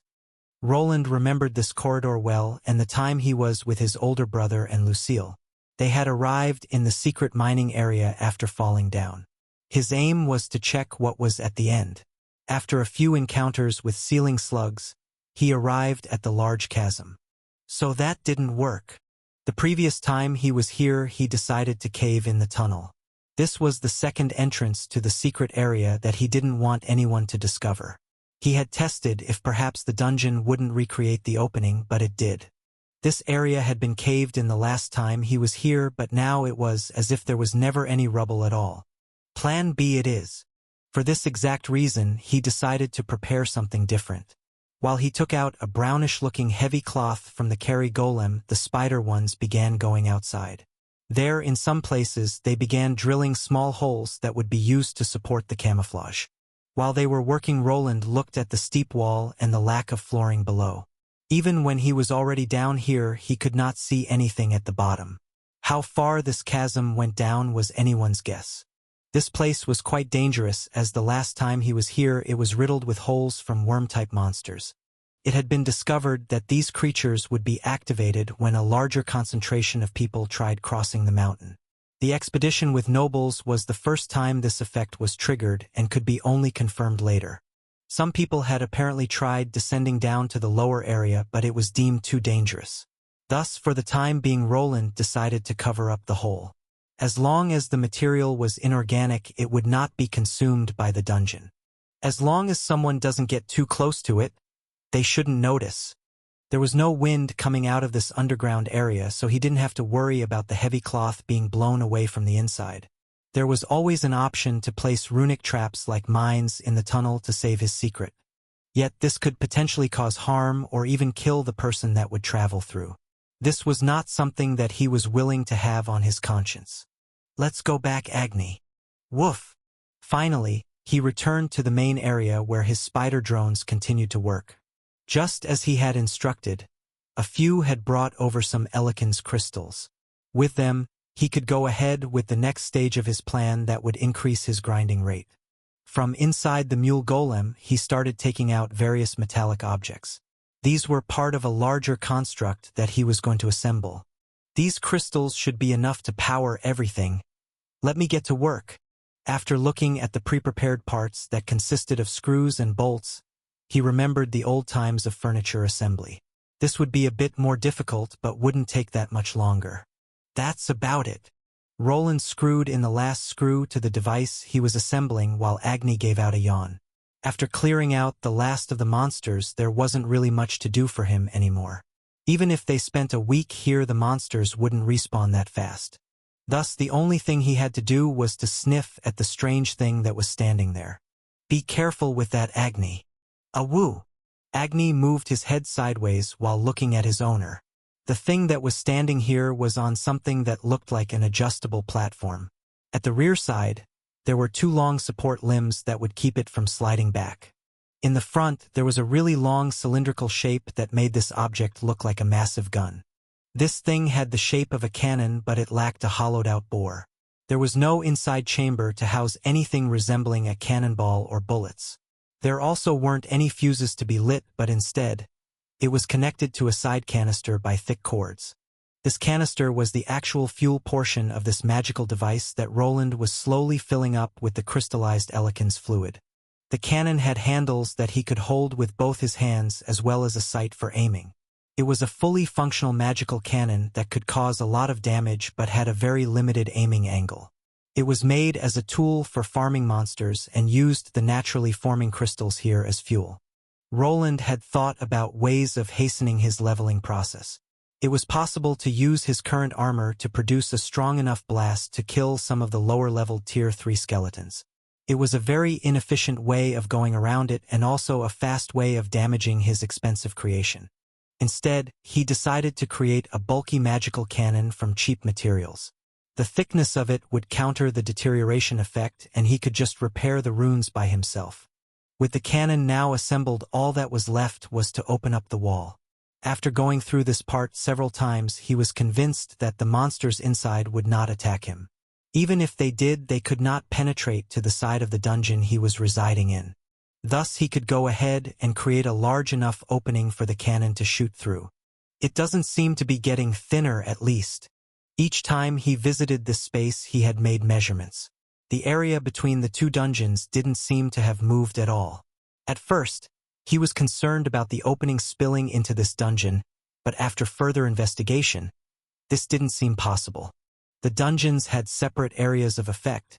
Something was keeping the creatures from being able to leave them. Could these dungeons really be some type of living organism made from magic?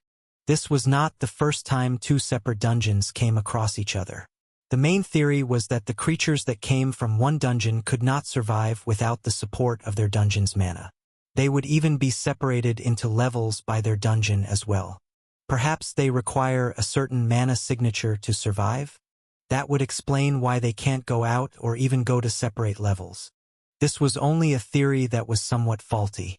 If a higher level collapsed with a monster falling to a lower one, they wouldn't just die. He had even tested this out on one occasion while trying to find a shortcut to the lower levels.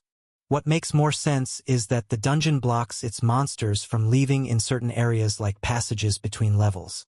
There is probably some kind of barrier right before its region of effect ends as well. Yet that was only when the same dungeon was considered.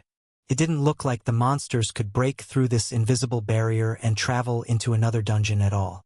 He couldn't find any research on anything like this happening, and his contact at the Magical Academy didn't have any information on it either. It seemed that this was a very safe way of grinding, and he was in no danger at all. Even if a monster breaks through, it should not be able to survive in this environment. The mana in this area should be like poison to it, or at least its reserves should run out and it would just die. After putting his worries to rest, he moved the cannon closer. For the time being, the opening to his grind spot was devoid of any monsters. He took this time to heft his weapon closer and aim it towards the middle. Luckily, the dead-end corridor on the other side wasn't very wide, so his targets would not have that much space to dodge. Agni, whatever you do, don't get close to that hole. Just stay there for now. Roland pointed to the opening that he made. Agni was very interested in what was in there and would be able to venture forward. He would not be able to contend with the Tier 3 undead monsters in there. It was a possibility that he would try intercepting one of them if they attempted to charge towards his cannon. He knew that they would be bounced back by the invisible barrier, but Agni didn't. Woof! Yeah, just stay there and look at what the golem for now. Infernal Skeleton Berserker. L159. Finally, after about 10 minutes of waiting, his first enemy appeared. It wasn't a skeleton champion that usually showed up. Instead of the rattling knight, he saw something that was a head taller and much bulkier. Its bones were a lot thicker and it looked more like a gorilla than a human being. So that's how Armand looks under all those muscles? A little smile covered his face as he moved the monster into the cannon's sight. He had a clean shot as the monster was just standing there and minding its own business. While holding onto this contraption, he could integrate it into his own targeting system. Thanks to this, he knew when to finally pull the trigger. This weapon required quite a bit of time to charge. The canisters with the mana crystals started glowing as mana was transferred towards the runic structure. Various bright runes started appearing on the cannon's shaft that continued to become brighter and brighter. At the end of it, a large ball of blue energy was forming, and with each passing second, it continued to grow until it reached the size of a football. Finally, it was ready. A tiny jolt of his own mana was the only thing required to make this cannon roar. Agni, that was on the side, jumped up in fright as the beam of condensed mana drilled its way towards the Infernal Skeleton Berserker. It collided with the top part of its body and started spiraling out of control. The monster was caught off guard. Its bones started shattering after a moment as the beam of blue light exploded in the corridor. Roland was forced to brace himself for impact. Even with the two large support limbs, he needed to hold the cannon with his own two hands. If he did not, the beam would push him back and probably burrow its way into the ceiling from how much firepower it possessed. Infernal Skeleton Berserker has been slain. Congratulations, you have leveled up. The moment he noticed the system prompt, he instantly cut the mana injection. The roaring beam of light slowly dispersed into the environment. Tiny sprites of mana that looked like tiny dots traced a path towards the hole in the wall that had been made slightly wider. The whole metallic frame was still flashing with glowing runes that continued to give out smoke. One shot, one kill, huh? Not bad. After the smoke had cleared, he glanced towards the opening to the other dungeon. There was not much left of the monster that he had defeated. Most of its upper body was blown away while the legs were pulled back into the wall behind it. The more astonishing part was that the walls behind his target didn't seem to have taken that much damage. The mana drill spell was created to achieve a lot of penetrative force by using drill-like movement. It didn't drain that much mana and for this reason, could be overcharged to produce a very powerful hitting spell. Even then, for some reason, it was not really able to produce much damage to the wall that was behind the monster. He could only see a small gash appearing there. So that material is stronger than a Tier 3 monster's body? Would it be possible to get those stones over here? After noticing the resistance of those walls, he wanted to bring them home. If he could create walls made of those materials, then he wouldn't need to worry about most intruders. The spell he created was able to one-shot a Tier 3 monster, but it was only able to produce a small scratch on the stone wall. There were some of those stone slabs on the ground along with some thinner tiles. The problem was getting them over to his side. Should I send the golems in? After thinking it through, he decided to give up on getting those materials for now. There weren't that many of them laying around there, and if a monster appeared, his golems would be instantly destroyed. Going in himself was out of the question for now, as he wasn't really sure about traps or hidden enemies. It was also possible for some kind of monster with camouflaging capabilities to be in that area. Even the lich he previously saw might have been able to use spells to hide. If he just entered as he was now, death was quite probable. This didn't mean that he wouldn't attempt to get monster drops that were close by. That one is close by. It might be useful for something. There were a few spells that he could use for this matter. Close by, he spotted some bones that seemed to belong to the creature's forehand. With the help of a mage hand spell, he was able to float his net over to the desired spot and quickly pull on it to get the parts. This allowed him to get this monster drop any perhaps more future loot if he was lucky. No, you can't eat this, Agni, and I'm not sure you'd be even able to chew through a Tier 3 bone. Agni was very interested in the skeletal hand. When Roland compared it to his own, the monster's digits were almost twice his length. There were sharp claws at the end that seemed like short knives instead. These wouldn't need that much work. The bone could be sharpened into a blade. Only one of the forearm bones made it towards his side with only 3 fingers. It was quite thick and would probably be able to be made into a blade of a dagger. Roland knew that these sorts of weapons were quite popular with the rogue types. They were very light while still retaining a lot of sharpness. This thing should be able to sustain runes too. Maybe I should start gathering those bones. While the bones would lose some of their durability after the monster's death, they were still around the upper Tier 2 level by themselves. There was no reason other than safety for not gathering these. If he managed to get the skulls, he could even create masks or helmets that would go for a bit of coin. Making bone armor wasn't a problem either, and the lightweight would make it quite popular. Wish the mage hand didn't have such a short range. Roland gave out a sigh while looking at all the large bones that were blown back to the end of the room. Perhaps he needed to come up with some kind of suction spell that would suck the spoils of war toward his direction. Yet he would rather repel all monsters from this opening, as he still wasn't 100% sure that they would be able to come for him. During his wait, he also needed to produce a chilling effect on the cannon. It tended to overheat quite fast, and it was almost impossible to produce more than one shot at a time. After the beam killed the monster, he needed to at least wait for 2 minutes before the second attempt. This cannon was powerful, but its use as a weapon was very limited. However, for the purpose of one-shooting Tier 3 monsters in this closed location, it was the perfect tool. There weren't that many monsters wandering into that small corridor that he was limited to, so there was enough time for the weapon to cool itself down. It took another 20 minutes for another skeleton to appear. This one was wearing armor, which would make piercing it a bit more problematic. Is it resistium again? At least it's not so good against magical attacks. The torrent of magical energy erupted again and connected with the unsuspecting infernal skeleton. Even though it tried to react after the beam traveled through the barrier between dungeons, it wasn't fast enough. The spiraling beam collided with its upper chest area and head before another explosion quaked through the entire area. Infernal Skeleton Spearmaster has been slain. Congratulations, you have leveled up. Congratulations, you have gained a new title. This feels too easy. Roland didn't know how he should react. Within an hour he had leveled up twice. This speed was staggering, as he was taking care of boss-level monsters that no one would normally be able to take out themselves. Infernal Skeleton Menace. Title. A title given to people that have managed to slay the infernal skeleton monsters. Gives the title holder a 1% damage buff whenever facing this type of monster. The title appeared a lot faster than usual. Do you gain them faster if the monsters outlevel you? He wasn't complaining, as the title would make things easier. A flat damage buff was always appreciated. Thus the grind continued, and hours turned to days, and soon close to a week had passed since he had gotten here. The cannon that he had constructed had deteriorated to a sorry state, and some of its parts were heavily melted down. I should go back, but this has been a giant step in the right direction. This was truly something to be happy about. When Roland glanced at his status and the whole 10 levels that he gained, he was ecstatic.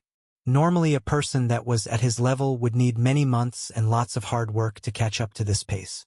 It wouldn't be unfeasible if he managed to get to his Tier 3 class within this year and finally be part of the upper echelon. I shouldn't get ahead of myself. But this method can still be improved. Let's go back home, Agni. Awoo! The hole in the wall was loosely covered up before he left. It took a while to disassemble the cannon, and packing it up was quite the hassle.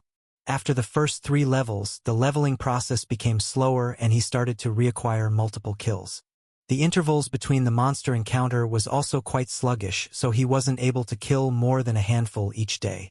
There weren't that many of them, but still, he was gaining levels fast. This was truly a way to quickly power up. But while the runesmith was making his way towards the exit, another scene was playing out not so far away. As if it was waiting for the right moment to emerge, a creature made itself known. A bony visage peeked out from behind the corner. It glanced at a spot in the wall that it could not see through. It slowly traced those flaming eye sockets down to the ground. There it could see parts of its skeletal brethren. It used the large dark staff to poke the bones that were slowly deteriorating. It could sense that the dungeon was reabsorbing these parts back to itself to recover what it had lost. Finally, it walked towards the small dead end of the corridor where many of its comrades had fallen. There was no enemy. Nothing was there besides the empty wall at the end. Even then, it raised its staff to produce a green skull made from flames. The flaming skull made from emerald flames gave out a screech before it flew towards the unsuspecting wall. The collision of condensed magical power caused the whole place to shake and rubble to come down from the ceiling. The whole area was bathed in green flames along with the monster that produced them. Yet the wall remained there. The skeleton moved closer as if it didn't want to believe it. The staff that it was holding was used as a regular club as it started repeatedly smacking the wall with no end. Tried it did, but it could not cause any lasting damage to this wall. It was as if it was something forbidden, something that it was not allowed to get through. Finally, after several minutes, it decided to touch the spot that it was attacking. To the creature's surprise, its bony digits were repelled by something. It was a strange feeling that lacked pain but only caused more indignation to arise in its decrepit soul. The flaming eyes that filled its skeletal eye sockets increased in size the more it continued to try. Yet, without seeing any progress, even this creature decided to give up. There was something that it was missing. Perhaps if it observed the strange phenomenon more, it could decipher its secrets, break it down, and then understand it. Thus it returned back to the original spot it was guarding.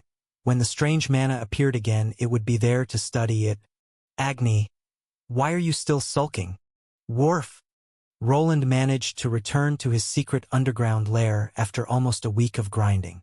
He had lost himself in the leveling up phase due to how fast he was progressing. It only took a few days to get 10 whole levels.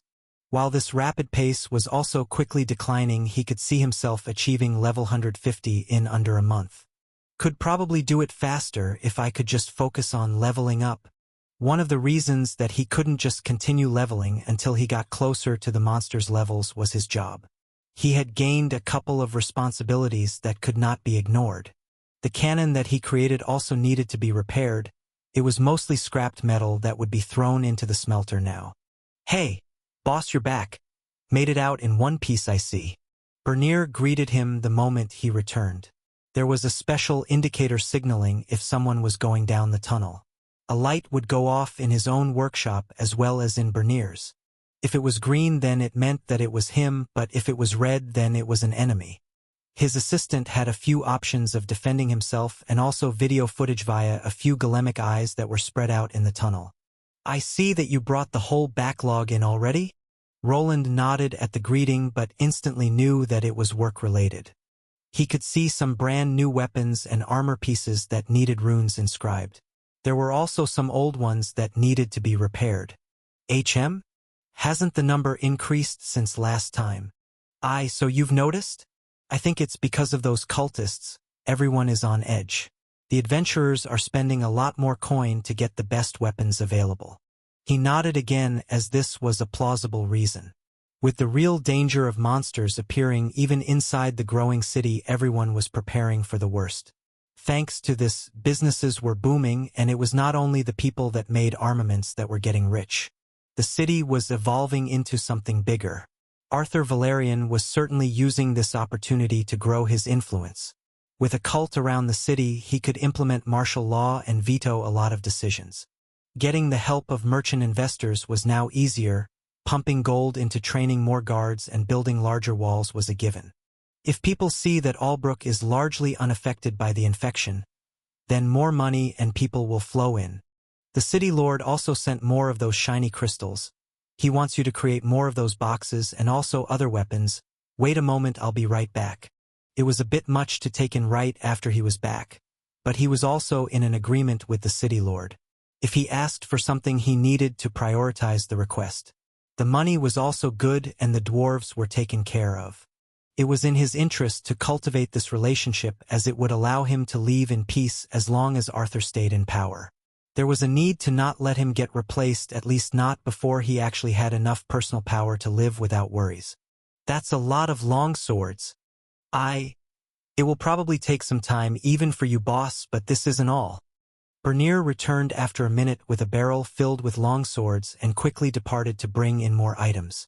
There were spears and also shields that were in need of runic inscriptions. This was quite the large order that he was given right after he returned from the dungeon. It seemed that his leveling drive would need to be placed on the back burner yet again. Long sword, high quality. Durasteel 85%, deep steel 10%, bright iron 5%. Roland grabbed one of the swords that were delivered to examine it. It was a good blade made by someone that knew what they were doing. The inclusion of bright iron was interesting, as this metal was usually included in weapons that paladins used. By itself, it wasn't very resistant, but in small doses, it would enhance divine spells. Does he want me to inscribe divine runes on these?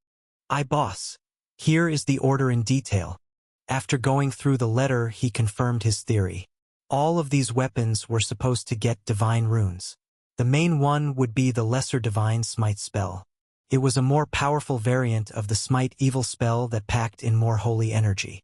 It would probably be very effective against the abyssal creatures that were a potential threat. He even included a rune schematic for all of the divine runes. Well, boss, I'll leave you to it. While going through the paperwork, he lazily waved his hand towards Bernier that left. The shields would be given the Hallowed Ground spell. This created an area of divine energy around the caster that produced several benefiting effects for people in it. Roland wasn't sure how these wide-range buffing spells worked. For some reason, it would automatically pick up the people that the caster considered as friendly and give the effect to them. It was as if a hidden party system was at play here that was similar to the one that distributed experience. His really investing into this. Did he find some loyal knights or something? It was interesting to see the noble with no real power trying to gain it. Not much time had passed since Arthur got here, but he was quickly building up a power base. Some of the corrupt officials had been removed and replaced already. I wonder what he really wants? Roland couldn't truly trust Arthur Valerian. He had already seen firsthand how most nobles were. They were always working from some kind of angle while engaging with others. It was rare to see them interacting with anyone if there wasn't something they could gain in return. It was all about making connections and gaining power. Things like family or friends never mattered. If they could use the people that were closest to them to gain that higher rank, they mostly would. I should eat something first. Taking a 4-hour nap should be enough. After placing the longsword down, he glanced back to his own status screen. There he could see his high level of 100 of 40. This, coupled with his prestige class stat multiplier, made him believe that he would have no competition in his level range. The levels weren't the only thing that he had received. At level 6 of his Tier 2 Runic Engineer class, he finally gained another skill. Then further down the road, when he reached the 15th level, he gained yet another one. Basic Machinery Affinity L1. Skill passive. Gives bonuses to any instruments or mechanisms that the user creates. Bonuses could include an increase in ranks or a flat statistical boost. This was an interesting skill, and the name was also peculiar. In this world devoid of modern machines, this term wasn't used. Instead of machines that ran on electricity or steam, people used magic. Thus, they mostly referred to them as magical constructs or golemic products. Was that class really affected by my previous life, or is this something that others could also gain? He wasn't sure, but most of the crafting classes went with the usual game terms. While pondering the naming scheme of his new class, he glanced towards his other skill. Basic Rapid Assembly L1. Skill active. Boost the speed of assembling tools or machinery. It seemed that this class was really poised to make him into a factory worker. This one implied that he would be able to assemble all his gadgets at a quicker pace. As with all the other skills that were gained by leveling up, he somewhat knew how to activate it. One skill lets me craft things faster, and the other one will randomly increase the subranks. If he understood this correctly, then there was a chance of creating a high-level sword when normally it would only be an intermediate one. Then there was also the addition of bonus stats. Roland had heard of rare weapons and armor that had flat increases in basic stats that didn't require buffing spells. It was quite rare to find a craftsman with a skill that could create this effect. I guess it was worthwhile to get this class for this skill alone, but there are at least 10 more levels left. His current level was 140, and while glancing on the status screen, he was conflicted. Tier 3 would become unlocked within the next 10 levels, and leveling up to it would be easy. With the current rate and even the added workload, he could see himself reaching it within a month or two. But would it be wise to change classes before finishing Runic Engineer? 25 levels of it would be gone and couldn't be recovered. It was impossible to regain an old class once it was changed. Tier 2 classes always gave out a skill when they were maxed out at 50, and he would clearly lose out on it. After seeing the 2 new skills, he was certain that this class would improve his manufacturing capabilities by a lot. These skills aren't rune-specific either. Can they work on runes too? Some skills worked in mysterious ways, but this would probably be too much of a cheat. It was possible for him to insert many tiny runes into weapons without taking up much space. If each of them could get a +1 to a random stat, then his items would get overpowered fast. It was probably limited to actual finished products, but he would need to get some tests done first. Classes. T2 Runesmith Lord L50. Secondary. T2 Runic Engineer L15. Primary.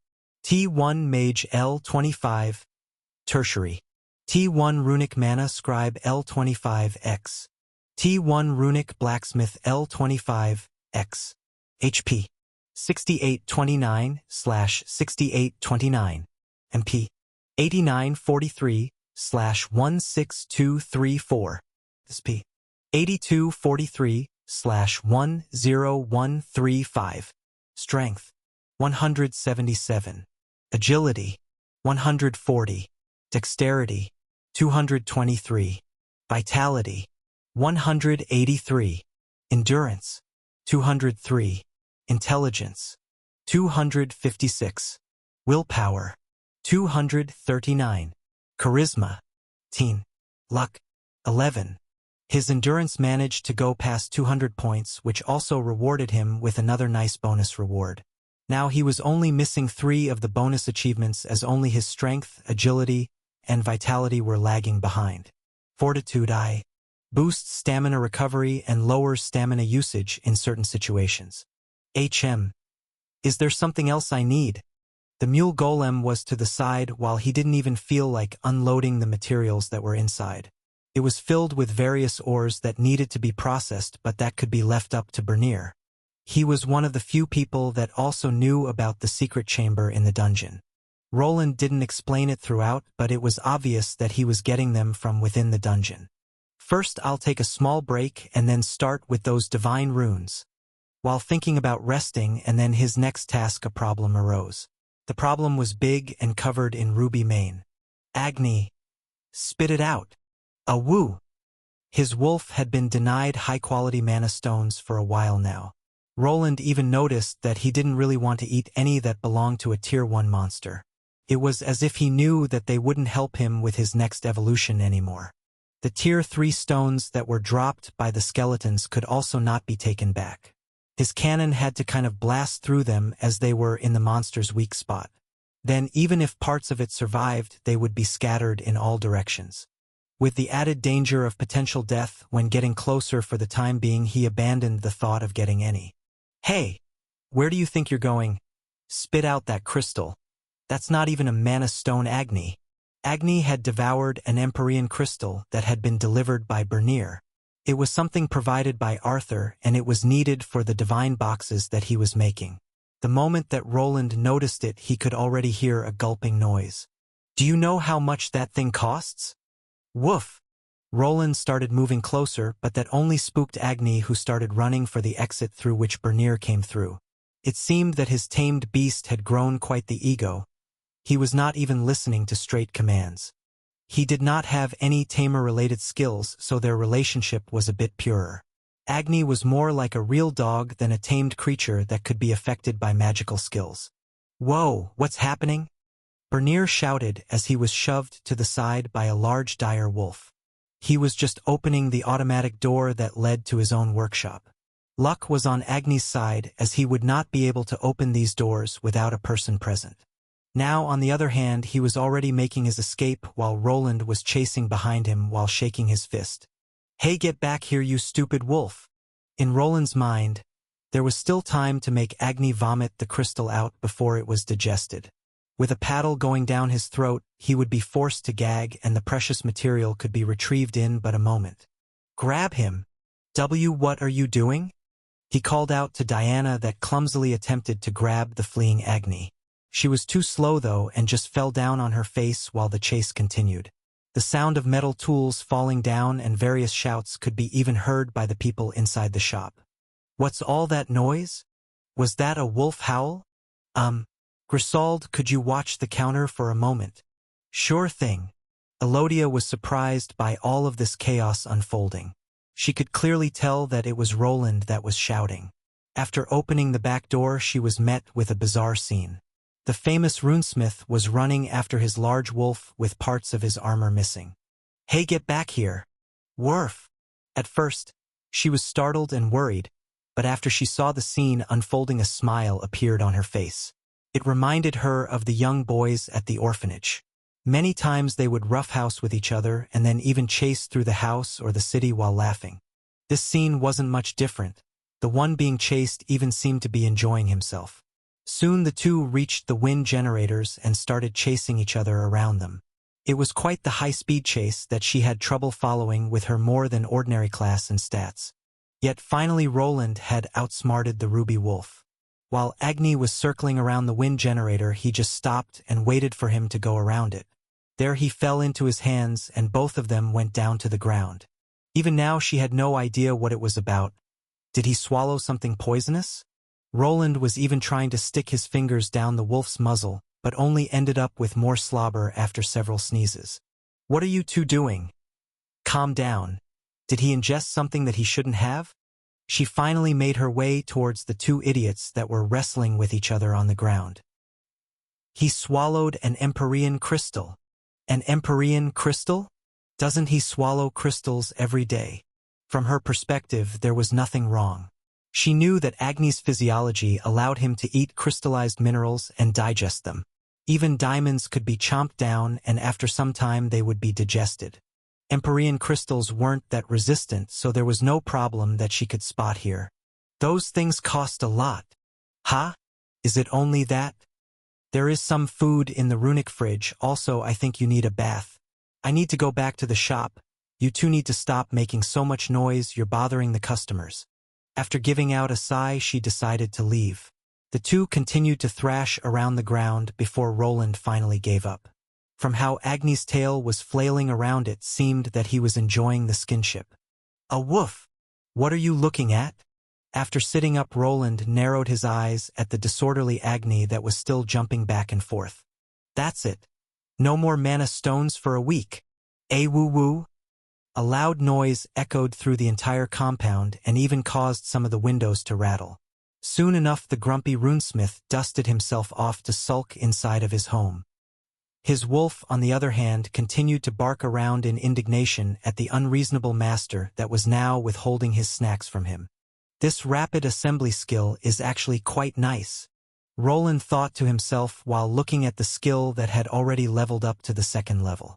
While it seemed it was poised for assembling things like golems or machinery with moving parts, it also worked on his runes. It didn't even use up that much mana but made the process of runesmithing faster by around 10%. The level up added another 5%, that would boost it up to 50% when I max it out. An increase of 50% was quite a large boost. This would allow him to substantially hasten the production process of all of his tools. The skill seemed to work on everything he was working on, even creating tools and weapons was included. It was an active skill that worked in quite an interesting way. It felt as if time was slowing down around him while he concentrated on his work. He had to go through all the usual steps to create everything. Yet at the end, he would finish everything faster as if he was stopping time for a few moments. There were similar battle skills that were like this one. It was like bullet time in the old video games that he used to play in his old world. However, this skill could not be used during combat. He actually needed to focus on crafting something. If he turned his attention elsewhere, the skill would instantly be cancelled. I wonder, there might be a way to actually use this skill during combat. Roland remembered one of his traits that he could potentially use together with the assembly skill. There was a small possibility of it working, but he would need to make some preparations before using it. Then there was his other skill, machinery affinity, which also happened to work on runic structures. Apparently, the system that ruled this reality was seeing runes as some kind of machinery or just adapting to the skill's modern naming scheme. This one was a bit more tricky as it had a random chance to trigger. Luckily for him, he had been given ample materials to work with. All the divine swords and spears that Arthur commissioned to be inscribed with runes were used by him for testing purposes. Perhaps it was due to the skill's low level, but only one of the items he worked on had been enhanced. Long sword of lesser divine smite. High quality. Highest plus. The highest value corresponded to the rune that he inscribed, and it had an additional plus symbol. This was an indication that the rune had gone above its limitation and would achieve some kind of bonus. Regretfully, he could not really test it out as these weapons were charge-based. They needed to be powered up by a priest before the smite spell started working. Roland was researching the crystal side of divine weaponry, and the two weren't interchangeable. He would need a whole different runic structure for it to work together with a divine crystal. If he attempted to do that, he would erase a large chunk of the old rune and lose the plus bonus. It should probably be more powerful or efficient in some way. I'll need to see if I can get the same result on the regular magical runes. The order was now finished and the weapons only needed to be picked up by Arthur's people. For 2 days he was cooped up in his workshop after returning from the underground dungeon.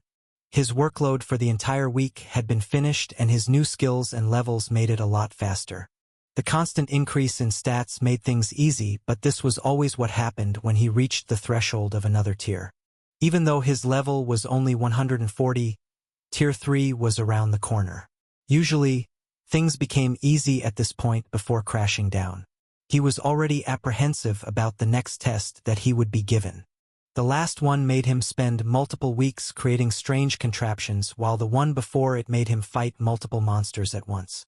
It was a given that the next trial would be the most difficult challenge that he ever faced, and he needed to get ready. He was still undecided but not quite sure if he should really progress further without maxing out his current class. I'll leave that for later. Now, should I prioritize leveling or do something about those turrets outside? It hasn't been that long since the abyssal cult problem arose. While he had constructed a large wall around his house and placed defensive measures around it, there were ways of improving them. With his recent advancements in both skills and levels, his brain continued to work faster. Ideas were flooding in, and perhaps now was the right time to organize everything. The safety of his home and the people around it was important, perhaps more important than gaining levels fast. There was also a problem with his paranoia that didn't let him function normally. Roland didn't want to make it too obvious for everyone and so made the dungeon visits sparse. Even with the hidden tunnel, there was a possibility that his secret grinding spot was discovered. It could be a reason for him to lose his adventurer license or be fined. It wouldn't even be strange to go to jail. The dungeon still belonged to the kingdom and the nobles that ran it. This discovery would fill out the Valerian household's pockets and Arthur's the most. If he knew that he could safely farm Tier 3 monsters from a distance to gain materials, then perhaps his status as a runesmith wouldn't protect him. Roland was sure that the Adventurer Guild would create an outpost in that secret location. They would start milking the entrance, and even Tier 3 adventurers would start to appear. He was in a way blocking the city from expanding further for his own selfish reasons. Yet this was the fastest way of gaining levels and valuable metals. Without proper backing, he just could not let such a chance be wasted. Arthur can wait a few years before I'm done with that location. The metals that he gained wouldn't be wasted, as he would be making valuable items for the auction house. Arthur was still making money from the sales that he was presenting. Then he was also giving him quite the deal when inscribing runes on these divine weapons. Then there were the boxes that identified any infection that in Roland's head justified his deception. Not like anyone else wouldn't just use that location for themselves. It was a cutthroat world without that many rules. He needed to look out for himself and his loved ones first. A lot of people depended on him remaining successful and running this shop, and as it seemed, that number would only increase. Some of the orphans would soon be picking up some of the workload. They would start off by doing some of the easy chores like cleaning and delivering letters, but if he continued expanding, then perhaps they could also start working as craftsmen. This all depended on the kids' future classes, which would be given to them at the age of 10. It would be very fortunate for them if they could be trained into blacksmiths from a young age. Even if they received a worse production class after leveling to 25, they could become part of his workshop if they so desired. "Hey boss, I've assembled one of the new prototypes. It's ready to go on the wall." "Already? Hee, don't think that you're the only one that can work for long hours. I've put in some work back at the wifey's workshop. It's not as good as this one, but gets the job done." Roland smiled, but didn't know if he felt happy about his assistant picking up his bad habits. At least he had superior stats and vitality that allowed him to work long hours without destroying his body. Bernier, on the other hand, lacked in that department, but he was also probably not working as much as his boss. "Don't overdo it." "Aye." Soon the two went outside while tugging the somewhat large assembled turret with them. There they met a rather sad-looking ruby wolf. After swallowing the Empyrean crystal, he was banned from entering the workshop. Until the next time that Roland headed into the dungeon, Agni would remain outside. "Don't give me those eyes, you know what you did." "Worf." It seemed that the punishment was working, but if he stopped swallowing crystals remained to be seen. The turret that he prepared was indeed a bit larger and bulkier than the other ones. Long gone were the cactus-like turrets that fired bolts of energy when something entered the line of sight. This one would be able to follow movements independently while also analyzing its opponents. It was more similar to an actual golem. Roland actually had a lot of freedom with these devices, as they weren't limited by something like guns. The cannon part didn't need to be that long, and most of the runic structures could be integrated into the main body. There was no ammunition or a magazine that needed to be supplied. As long as it remained connected to the generators or a battery, it would continue to function. The golemic turret had a thicker circular base with 6 latches around it. Through those large screws would be inserted to attach it firmly to the wall pillars. The turret would be able to move almost in all directions, with the cannon's maximal upper angle being at 90 degrees. If something managed to get behind it, the turret would need to spin its body around to continue to fire. This cannon wasn't all that long, and to the sides, it was surrounded by thick angular blocks. On them, there were several runic inscriptions that would allow it to use various other spells. It was not just a device that spammed homing mana arrows like its predecessors. There were several options that would work on various types of enemies. A divine energy option was also in the works, but Roland had still not been able to figure out a way to emulate the godly energy. Everything had been tested before attaching this bulky defensive machine to the wall. Thus, after placing it onto the wall, it only took a few minutes to get it up and running. It was still a feeling that he wasn't fully used to. With only a touch, he was connected to the whole structure, and even though the code was confusing, he understood it all. Everything became a bit easier with his new class that was focused on the crafting part a lot more than the previous one. "That looks a bit imposing, boss." "Yeah, one blast could critically injure a high-level Tier 2. It should even give a Tier 3 a run for their money if we create enough. A Tier 3? Are you sure, boss? Roland just nodded at Bernier, who wasn't that convinced. It wasn't strange, as he did not really have a reference point. Being a blacksmith didn't give him much insight into the fighting capabilities of such powerful class holders. For Roland, on the other hand, it became less and less difficult. He had already hunted the infernal skeletons and was becoming used to it. The moving cannons would certainly not be able to one-shot any of those skeletons, but they could not be ignored either. I think that these wind generators will reach their limit soon. The biggest problem with the design came from the powering issue. Down in the dungeon, he could just grab the crystallized Elikins fluid and use it as a main power source. Here, on the other hand, he was reliant on his wind turbine farm. There was a limit of how many of these turrets could be used at the same time. For that reason, he had already created a backup generator that was composed of his runic batteries. If for some reason the turrets needed more juice, it would be supplied from there. Yet that was just a band-aid for a bigger issue of ever-increasing runic quality. When he actually reached Tier 3, then the generators would probably not be able to support any Tier 3 enhancements to the equipment. There were two ways of getting over this energy deficiency. One of them was to make more wind generators. He had bought some of the unfertile lands behind his current workshop and could just use it as a power plant instead.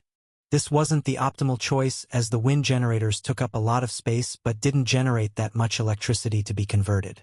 Then there was the other option, which was to expand into different fields of energy generation. He had always seen the underground lava dungeon as a potential resource. It generated a massive amount of heat that, when harnessed, could be changed into geothermal energy. This was the biggest reason that he had created the underground tunnel, not to have a shortcut to the dungeon but to have unlimited access to the heating it produced. He had already confirmed that it was possible to insert pipes through the dungeon walls without them being damaged. What he just needed to do was to extract all of that heated energy and turn it then to steam that would power the generator. Yet this was easier said than done. The easiest way of producing one would be with a naturally existing water well. The steam that would be extracted from this heated pocket of underground water would make the turbine spin. Afterward, it would cool down and be sent back to the basin that would reheat and turn it back into steam. If he didn't discover any natural pockets of water, then he would need to create something by himself.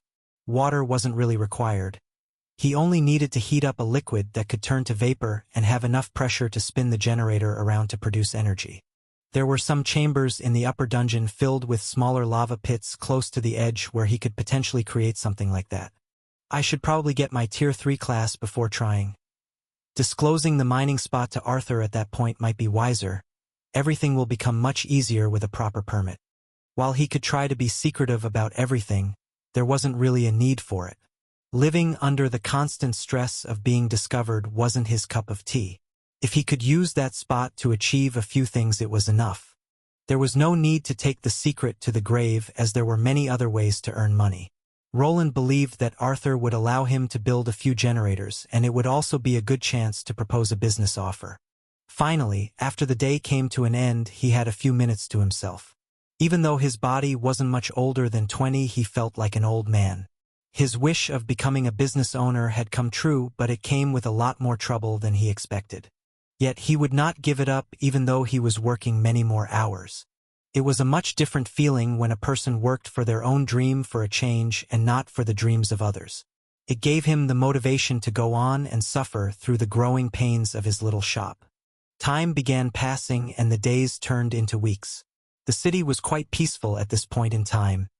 Even though a threat lingered in the air, people continued to move forward. The city was showing a lot of growth while others around it continued to fail. Thanks to the city runesmith, the hidden threat had been taken out and proven to the people. The citizens began to feel at ease with their lives as the necessary steps were taken for their protection. More checkpoints appeared, guards with better weapons that would work even against evil creatures. The person that had come in close contact with this threat on several occasions continued to prepare for the worst outcome, producing weapons, improving his armor, and setting up defensive structures while also pushing himself to the limit for his levels to rise. So this is it, level 150. I should probably call it a day. Roland continued to grow at a rapid pace, and finally, He had hit that threshold. This could be potentially a new start for him or just a stopgap for the real thing later. I should see what classes I can take and decide later. He looked at the dead skeleton that he had defeated as many else before it. For some reason, it felt as if something was observing him. However, when checking his radar, he could not spot anything out of the ordinary there. Yet, from within that second dungeon, he could see a faint green light. It had continued to appear whenever he visited this place and was a big reason for the unusual feeling. It's probably a torch? Or maybe some kind of trap that activates after a skeleton is killed. Without being sure what to make of it, he returned home. There he would visit the place where it all started.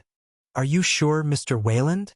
Surely it would help you with that bad reputation of yours if you made an appearance during the event. I'm not very good with things like that, Lord Arthur. I'll have to decline the offer. Well, if you change your mind, then be sure to inform me. We still have some time before it starts. I will, Lord Arthur. You may leave then. Thank you for your continued work. Roland bowed before the city lord while quickly walking out of his auction house office. He had been delivering some items for the auction while he was called up. Arthur was organizing a big event to ease the minds of the people. They had managed to clear up the abyssal cult's presence before any substantial damage was taken. Lobelia had informed Roland about the Thieves' Guild dealings. He knew that the hidden lair was discovered and the cultists were now probably dead. News of smaller outbreaks was going around the whole island and even the mainland, which still caused some panic. He had been invited as the person that created the divine devices. As Arthur stated, this would be a good publicity stunt for him. All he needed to do was to show up and wave at the people while others did the talking.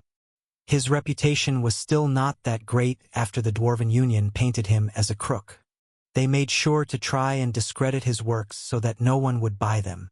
Only when dropping his price and getting a few adventurers to advertise his work was he able to get out of the slump. Yet, as the introverted person that he was, it was difficult. Even though he knew it would be good for business, it was difficult to advertise his face so loosely. There was always a chance that he would be recognized by someone or even attacked by some vengeful cultists. Due to this being an official outing where the city lord showed up, he would be able to gear up. Most of his weapons would need to remain outside the venue that they were using, which didn't sit too well with him. Even though Arthur seemed to trust him, his people didn't. Mary, his true bodyguard, would not allow him to come fully armed. It would be a good place for some networking. The vast majority of the merchants are still weary of doing business with me. It would show that I have the backing of the city leader. It would be strange if they came up to me and offered some deals by themselves. Even though he was free to buy up resources from the more trusted hands, he was not offered that many trading offers. While he had a contract with Arthur, that didn't mean that he couldn't do business with other people. What he needed to do was just deliver the minimum required creations to the auction. After that, he was free to do whatever he wanted with his free time. Though at this time I don't really need or want any more work, so might as well wait a bit more until the offers pile up. Roland decided to play the waiting game for now.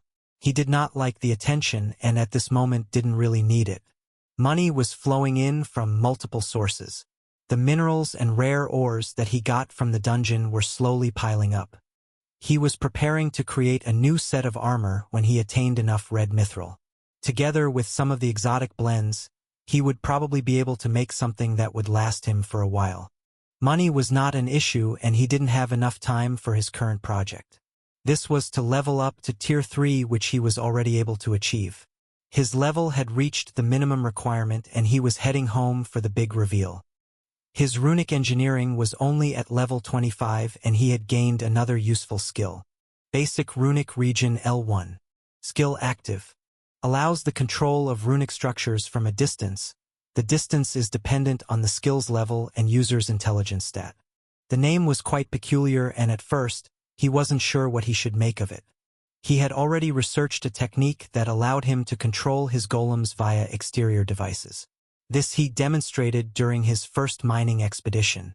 Yet, after going through some tests, he realized that this was much handier than whatever he could produce. With this skill, he could connect to exterior runic devices that were within his range. At level 1, he was limited to something over 7 meters. This was a strange number, but it seemed that for every 100 points in intelligence he was gaining a 20% increase in area size. Now he only needed to gain a level in the skill to see how much it would be expanded. He assumed it would be a 5-meter increase with each level. This would put it at over 50 meters if he adjusted it to his current stats. It didn't use that much mana, which allowed him to be connected for long periods of time. Runic items that were created by other runesmiths would be more demanding, and an increase in quality would actually lower the requirement instead of increasing it. First of all, it allowed him to control his golems without the need for voice commands. It was possible to connect to their golemic eyes directly and allow the image to slip into his own field of vision. The first time he used the skill in that way, it was truly surprising. Roland didn't feel that he would be able to use it well if he didn't possess his parallel thinking trait. Controlling things that he wasn't touching while trying to move his own body wasn't that easy. This skill would require some getting used to, but it would probably enhance his combat abilities. It's not limited to golems either. I wonder if runesmith classes focused on golems get the same skill that is just limited to golems. This was a possibility and the main reason that he decided to go with this class instead. Even though it lacked some of the golem-focused skills and buffs, those could still be gotten by him with the help of some skill books. The only reason that he hadn't been buying those up was the uncertainty of what he would be getting from this class of his. If he received a skill that he spent 50 small gold coins on the previous month, he would feel like a fool. Yet, after gaining 25 levels in this class, he wasn't seeing any golem-specific skills yet. This made his theory that this was a somewhat unique class with its own unique skills a possibility. Then there was another, a bit less useful skill that he had also achieved on his way to level 150. Just as the name stated, it allowed him to instantly create copies of schematics and blueprints.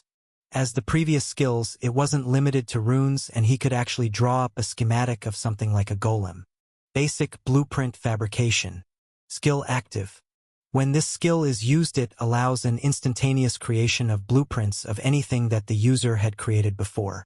He was really getting a lot of new and interesting skills, more than he gained with the Runesmith Lord class. Yet from his point of view, the reason was probably due to some overlap from his old Runic Blacksmith class. That one generated lesser versions of skills that could be then leveled up further with the higher version of the class. This one, on the other hand, had a new set of unique skills that even started at their basic levels. There was a large possibility that they would turn to their regular version, which could also be leveled up later. The auction house catalog didn't really have anything that I wanted. If I want to get more golem-related skills, I'll probably have to order them from the outside or through other means. Tier 2 skills weren't as easy to come by as Tier 1 skills. First of all, crafting-related skill books were controlled by the Dwarven Union. They would buy anything related to crafting and also frown upon people that tried selling them. The best way of earning money was to constrict the knowledge and not allow blacksmiths that didn't sign up to gain manufacturing knowledge or skills.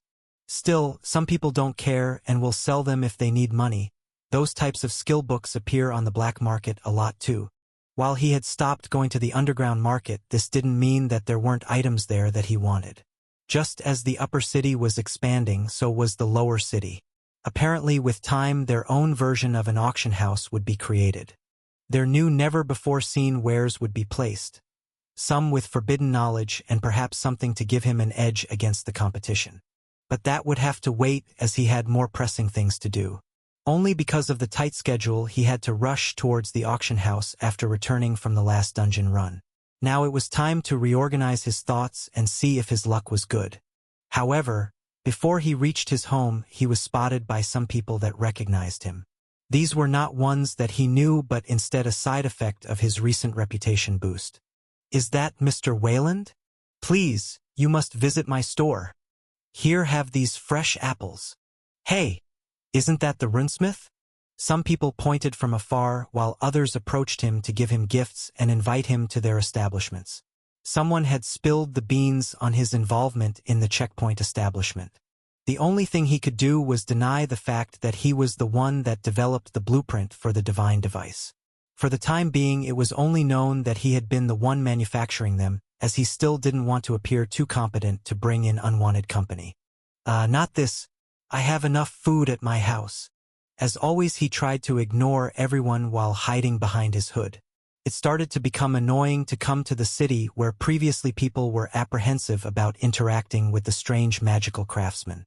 With how he was working with the city lord, it seemed that everyone wanted to profit off his good name. This didn't fly with him that well, as these were the same people that ignored him a few years ago when the Dwarven Union was trying to put him out of business. Now, when the boot was on the other foot, they started crawling back. Even the guild master was trying to invite him for another business talk, which he was informed by Elodia. "Excuse me, but I need to get back to work. Please give this to someone that needs it." As a rule of thumb, he didn't accept any gifts that could potentially force him to return the favor later. There was no need for him getting any help from the regular business owners, as his earning potential had increased by a lot. The only person that he couldn't really ignore was the guild master of the Adventurer Guild. He had torn up the contract, but he did guide him towards the black market that allowed him to survive until this day. "I can always refuse any business offers now, but I still need to meet up with him. Are you all right? You've been sighing a lot lately. Have you thought about resting?" Roland was now back at his house, and at the entrance, he ran into Elodia that was packing up for the day. For some reason, he felt somewhat refreshed after seeing her face. It did really change things up when there were people that were concerned about him. Perhaps without her and the others that were relying on him in some way, he might have decided to scale down the whole business. "I'm fine. Don't worry, I don't need much sleep, and I don't really get tired anymore." Elodia reacted with quite a weary smile before closing the shop door behind her. Roland had entered through the main gate that now looked like an entrance to some kind of prison. He had placed a fence around it so that even if someone managed to get through it, they would have a second barrier to contend with.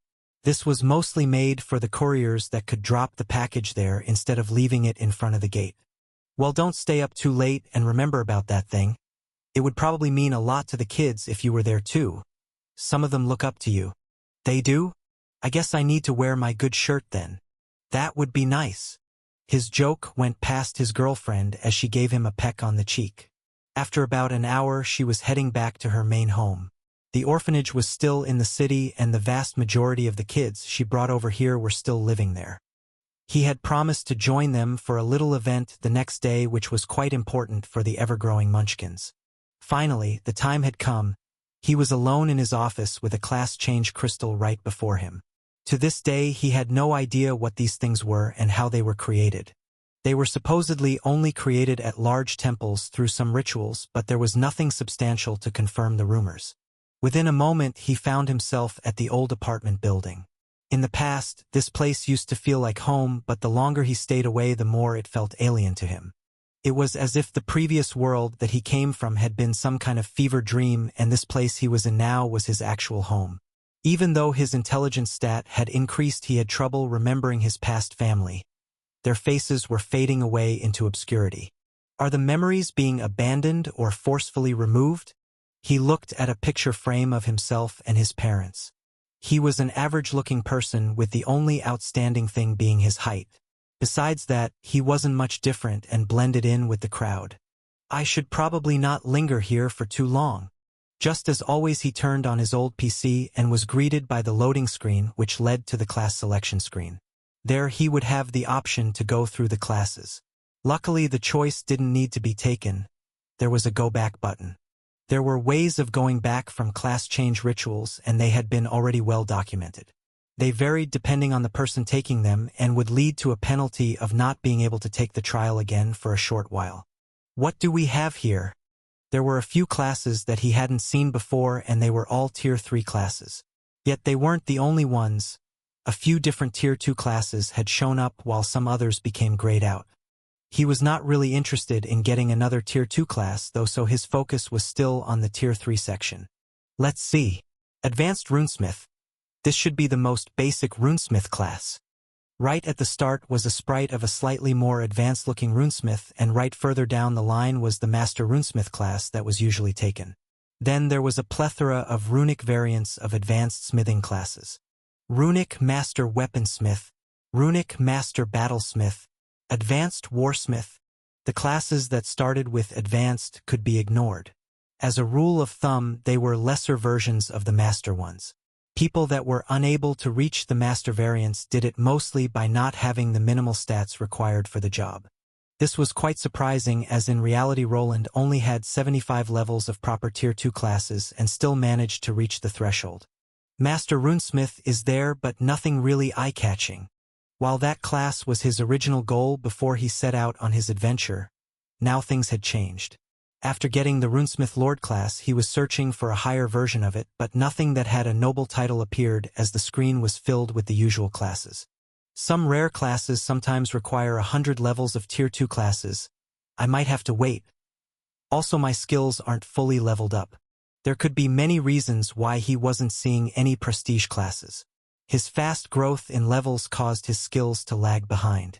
The one that he received after attaining the 50th level of Runesmith Lord was not yet maxed out. He would at least need to get it to level 9 before he came back here. This is what I kind of expected. Everything was still going according to plan. There were 25 levels of Runic Engineer to go, and he intended to get them all before the next switch. If nothing eye-catching showed even after that, he would need to focus on the rare skills. Only when he was out of options would he decide to go with a more regular class. If nothing worked, then he would go with the Master Runesmith, which was still a somewhat rare job not practiced by many. Well then, I guess it's back to the dungeon. With that, he clicked out of the class selection screen for the first time. His eyes glanced at the old apartment that he had begun to forget. So how do I get out of here again? The records showed that there should be some kind of exit that isn't always too obvious. Roland gave out a sigh and started going through this recreation of his living space. He needed to get out, but there wasn't really an instruction manual about these things. It was time to investigate this place further. Congratulations, your basic runic region skill has leveled up. Level 4 already? Roland was surprised by the prompt after a certain sword dinosaur had been defeated. He was standing on the side with his hammer being used as a long-ranged weapon. Close to the dead monster was Agni, who was still ferociously biting into the dead creature's neck. While he was still behind in levels, the monster's fighting pattern was already known to everyone here. Agni had watched Roland and the golems clear up this monster several times and was even here during the first expedition. He only trailed behind by around 10 levels now and was strong enough to cause a lot of damage. Together with Roland's ranged support, there was no way for the sword-tailed monster to win. The new skill that he attained not so long ago was rapidly leveling up even while going against weaker enemies. Just as he speculated, the range increased by 5 meters for each level up, and it allowed him to control all of his golems at a much faster pace. Without the need for spoken commands, the magical machines were directly reacting to his input that he implemented with the help of his parallel thinking trait. The two were tailor-made for each other, and the more he used both of them, the more he felt that his trait was becoming better. It was as if he was close to actually leveling up this trait, which usually didn't happen. Traits were normally attained by fulfilling hidden achievements like killing special monsters or attaining special classes. Yet there were things like growth-type traits, ones that could be pushed further by fulfilling the same achievements.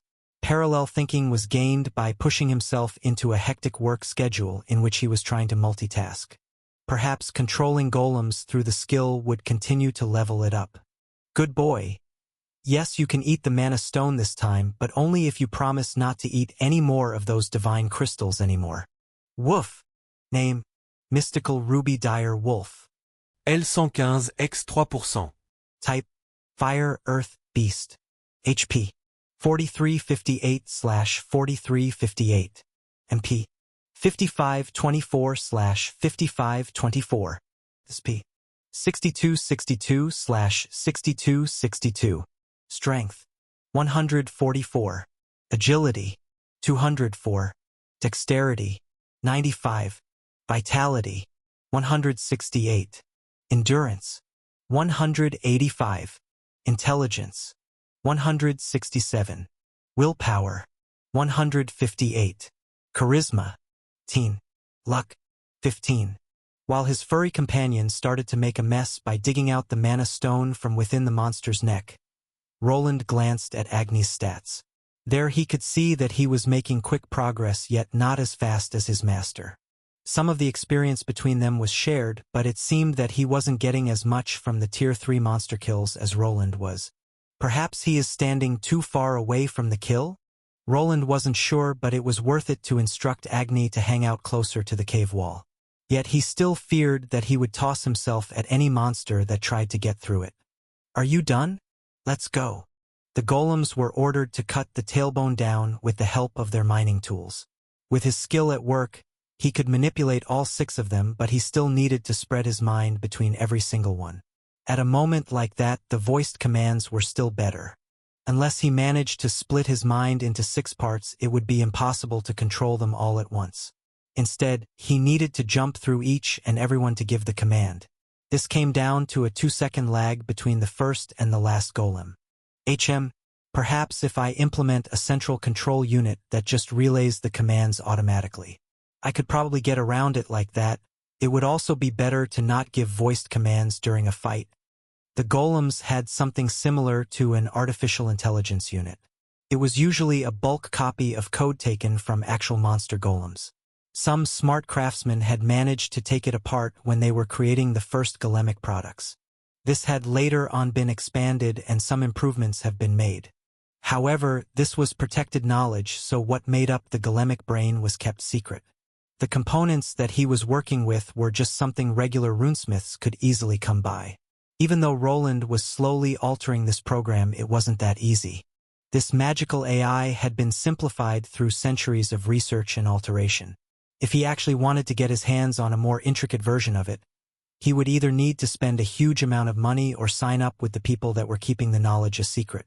I could also go with option 3 and make my own from scratch. I might be able to copy a golem core with the help of the runic eye of truth. The more he used the eye, the less it hurt, and now that he was approaching tier 3, the pain was becoming bearable. His progress on the spatial runes was slowly advancing, but it wasn't quite there. The focus was on gaining his tier 3 class, which would require him to get another 25 levels. This progress would soon be reaching a limit, as the monsters in the dungeon rarely went past a certain level. It's probably going to be harder to get those last 10 levels, but that's something I'll decide on later. Roland went into the usual spot as before and prepared his cannon while the golems started drilling into the secret spot on the wall. While this was the only entrance that he knew of, it might not have been the only one. For this reason, he instructed a few of his spider drones to begin digging out some smaller side paths. If he was lucky, then he would discover a better grinding spot than this one. These golems were modified with the dungeon in mind. While the whole place was riddled with magic, the rocks and ground were still somewhat part of the environment. They could be affected by earth magic just as regular structures that existed outside.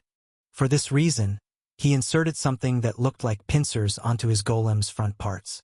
These were just modified magical wands with runic inscriptions. One of them would send out a jolt of mana that would soften the rocky walls. The other one would slowly shove the now soft soil to the sides and back and allow the golem to go further inside. Heavy drills were not needed anymore, as everything could be just done by magic instead.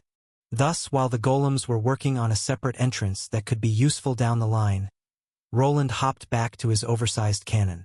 Thanks to his new area of control skill, he would be able to remain connected to the wall-digging units. He had around 29 meters to work with.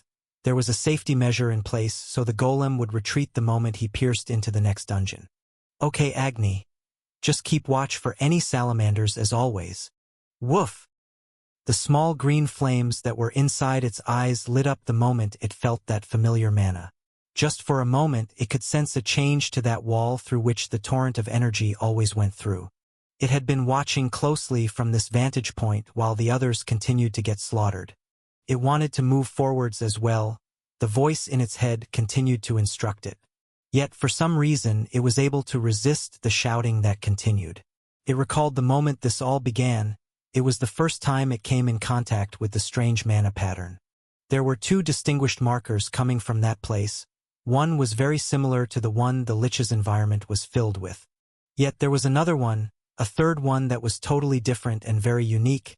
After its bones absorbed some of it, everything began. The commanding voice that it used to listen to started getting quieter. The more of the rare mana it absorbed, the less the grip on its functions became. It could even sit here patiently and take it in without the need of going through the usual path.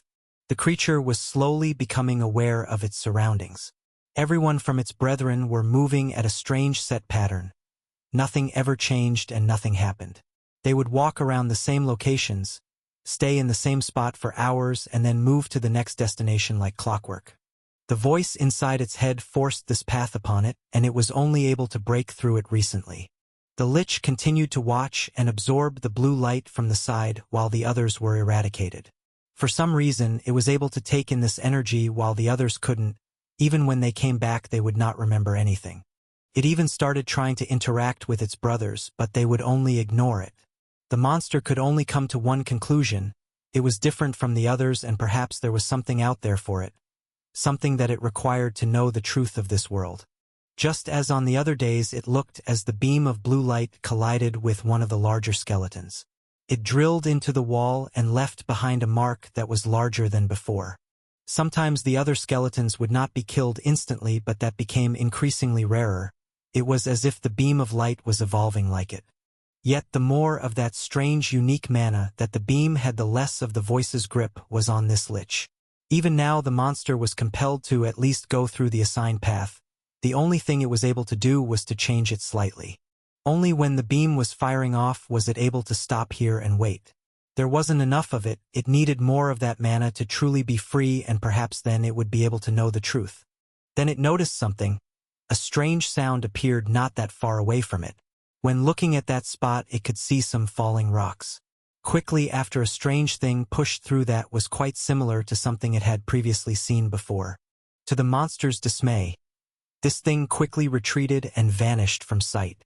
Even though the strange creature was there for a moment, the Lich's enhanced mana sense could pinpoint its origin. The eye sockets became deep green as it plunged itself on the spot in the wall. Yet just like with the main opening, it could not go through. Something was keeping it from proceeding to the other side. It knew that this wall was fake. The small being was able to go through it, but for some reason, it was not allowed. Green flames filled the entire area as the Lich became furious. Why was it not allowed to leave? What was on the other side?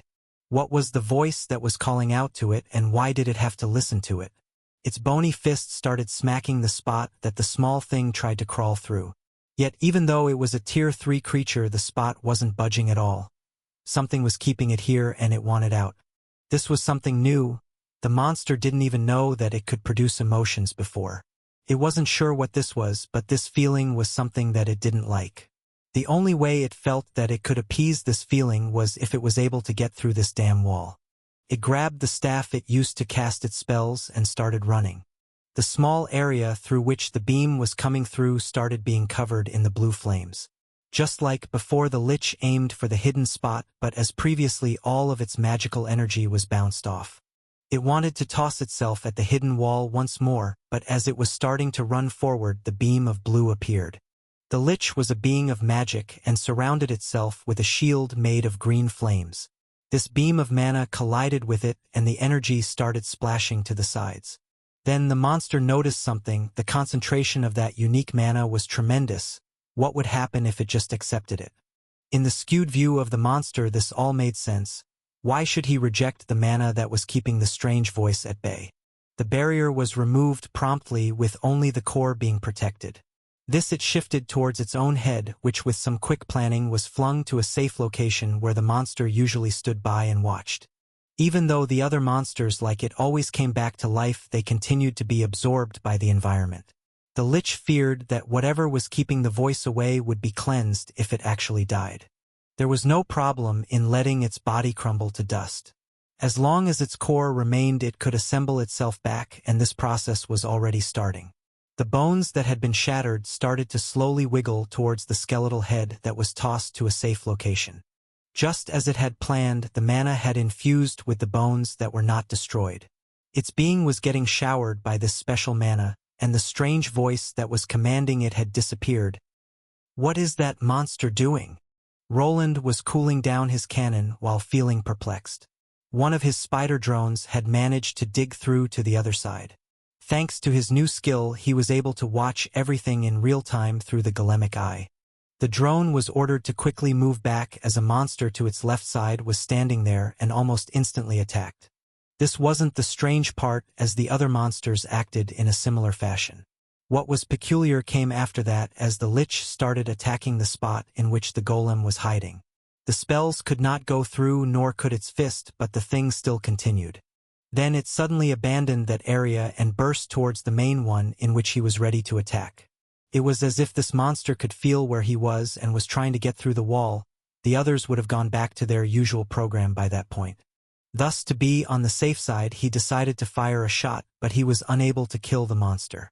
The thing was even able to shield itself for a moment, which made his heart skip a beat. There is no way of it getting over here, right? Roland asked himself while becoming nervous. While he had attained another level through killing one of the previous skeletons, the flaming lich was still above him. If he managed to get out here, there wouldn't be much else than running on his agenda. The golems were already ready to stall the monster, while he and Agni retreated into the secret area. It was not able to get to the golem either. It can't get through the wall, I need to calm down. After the digging golem retreated to his side, he tried accessing the recording of what had happened there. This didn't help as much as the quality was as always abysmal. He could only note this down in his head and be wary around the lich monsters. Perhaps due to it being a creature that was based around a mage, it was more alert to his magical creations and attacks. Hence, while cooling down his weapon, he got ready to shoot the monster again. It had been tossed against the wall, but it wasn't dead. From his experience, he knew that liches had regenerative capabilities and could only die when their core was damaged. However, even after some time had passed, the monster never appeared again. Did its aggro reset and it went the other way? Roland could only speculate, but nothing that he saw indicated that he was in danger of being flooded by monsters. With the appearance of the usual infernal skeleton warrior variants, he was back to the usual grind. Even after a day had passed, the lich had never appeared again, as if it was back to its usual path. "You're back." "Yes, my lord." "Is something the matter? Does anything require our attention?" "I'm not sure. The state of the city has been improving lately. It's mostly thanks to Lord Arthur's managing capabilities." "Ha! Well, glad that all that studying paid off. They never let me do much besides read boring books. Think they wanted to sell me off as a pawn to that rich merchant family, remember? Luckily, the girl never did fancy me too much." "You mean the one that you tripped and accidentally spilled tea on her very expensive gown? Or was that the one you accidentally bumped into in the restroom?" Think that was Lady Alice, perhaps it was. "It was the first one. Stop making me out to be some kind of villain, Mary." I still remember that baffled look on her face. She really could never take a joke. Arthur started chuckling to himself while placing a stamp of approval on one of the papers. There was a large stack of these right on his desk. Behind him, he could hear the auctioneer shouting out prices, which made things slightly more annoying. But he had grown accustomed to the workload due to a particular person outshining him when it came to work ethic. "Anyway, what's the thing that is bothering you, Mary? Have you found someone to take care of these that we can trust?" "Not yet, my lord. Perhaps getting rid of so many officials was not such a great idea. Perhaps. But at least now I can sleep at night knowing that they won't embezzle any more money from this tiny budget." "Then what is it?" "It concerns the runesmith. I'm not sure we can trust him." "Wayland? Is there a problem? Is he part of the cult or something?" Arthur got up from his chair and turned away from Mary. Instead of looking at her, it was the magical mirror instead. Through it, he could see a golemic product being sold that came from his recent associate. The money he was gaining by selling these high-quality products was quite high, and even people from outside the city were starting to pay attention. If things continued like this, then perhaps more magically inclined types would start showing up. The city lord knew that true power came from magic and things related to them. A person could take a regular-looking sword and place an enchantment on it. The difference in power and prestige such a weapon brought with it was significant. "Nothing like that, Lord Arthur. It's just... Is it just one of your hunches?" "I'm not sure. Not much time has passed since we came here, but that man remains a mystery. Remember when he visited the other day to deliver that golem?" "Sure. You informed me about it. Was there a problem?" "His levels, I think, are increasing at a much faster rate than normal." "They are. Arthur started rubbing his chin while looking at the auctioneer finalizing the purchase of the spider-like golem. It sold for quite the penny, and the cut that he was getting would already pay for a large chunk of their expenses. Mary was someone that he trusted. She had stuck with him through thick and thin. He knew that Wayland was wearing some type of magical device that scrambled any identification attempts. Yet his maid had some specialized skills leaning towards threat detection. Yes, when we first arrived here, he was around my level, but now, it could be possible that he has a skill or magical item that can even fool your instincts. He might also be much older than we think, and he never showed that much respect to nobility in the first place. Arthur was unsure what to make of the runesmith that was supposed to be working for him. The man was supposed to be around his age range, but he had achieved much more than him already. That compound he was running also was steadily beginning to look more like a fortress. It was clear that he was hiding something and was even involved with the underground. He has helped us in many ways since we arrived here, so I would like to give our new friend the benefit of the doubt. At least for now we need him. I understand, Lord Arthur. Speaking of which, has he agreed to our proposal? Begrudgingly, yes, but it felt like he had other plans. For now, he agreed to assemble those runic devices at the 4 main gates. Good. Let us proceed with it then, and if you're still worried, then we might have to find someone capable of a second opinion. Yes, Lord Arthur. I'll see what I can do. Mary nodded with a smile and left the room while the young noble sat back on his chair with a tired expression. Things were looking up for him. The city didn't take much of a hit during the whole cult fiasco, and they managed to get rid of their hidden lair before anything got out of hand. Just as he expected, refugees from the cities that were affected started flooding in. This of course brought in more problems, as some of them were found to be afflicted by the strange parasites. Various steps needed to be taken to ensure the safety of his citizens and the growth of this city. Everything is going well, but another sigh escaped his mouth as he grabbed a parchment. Things were proceeding as he had planned, but everything was moving at a snail's pace. Even though he was managing it well, the growth was nothing extraordinary. Something like this would not grab the attention of his father. I should go back to work. Perhaps an opportunity will present itself to me. I can just do my best until then. Hee. Could you stop grinning? But boss, how can I not be grinning? Those Union bastards must be seething with rage. I guess they might be. They must.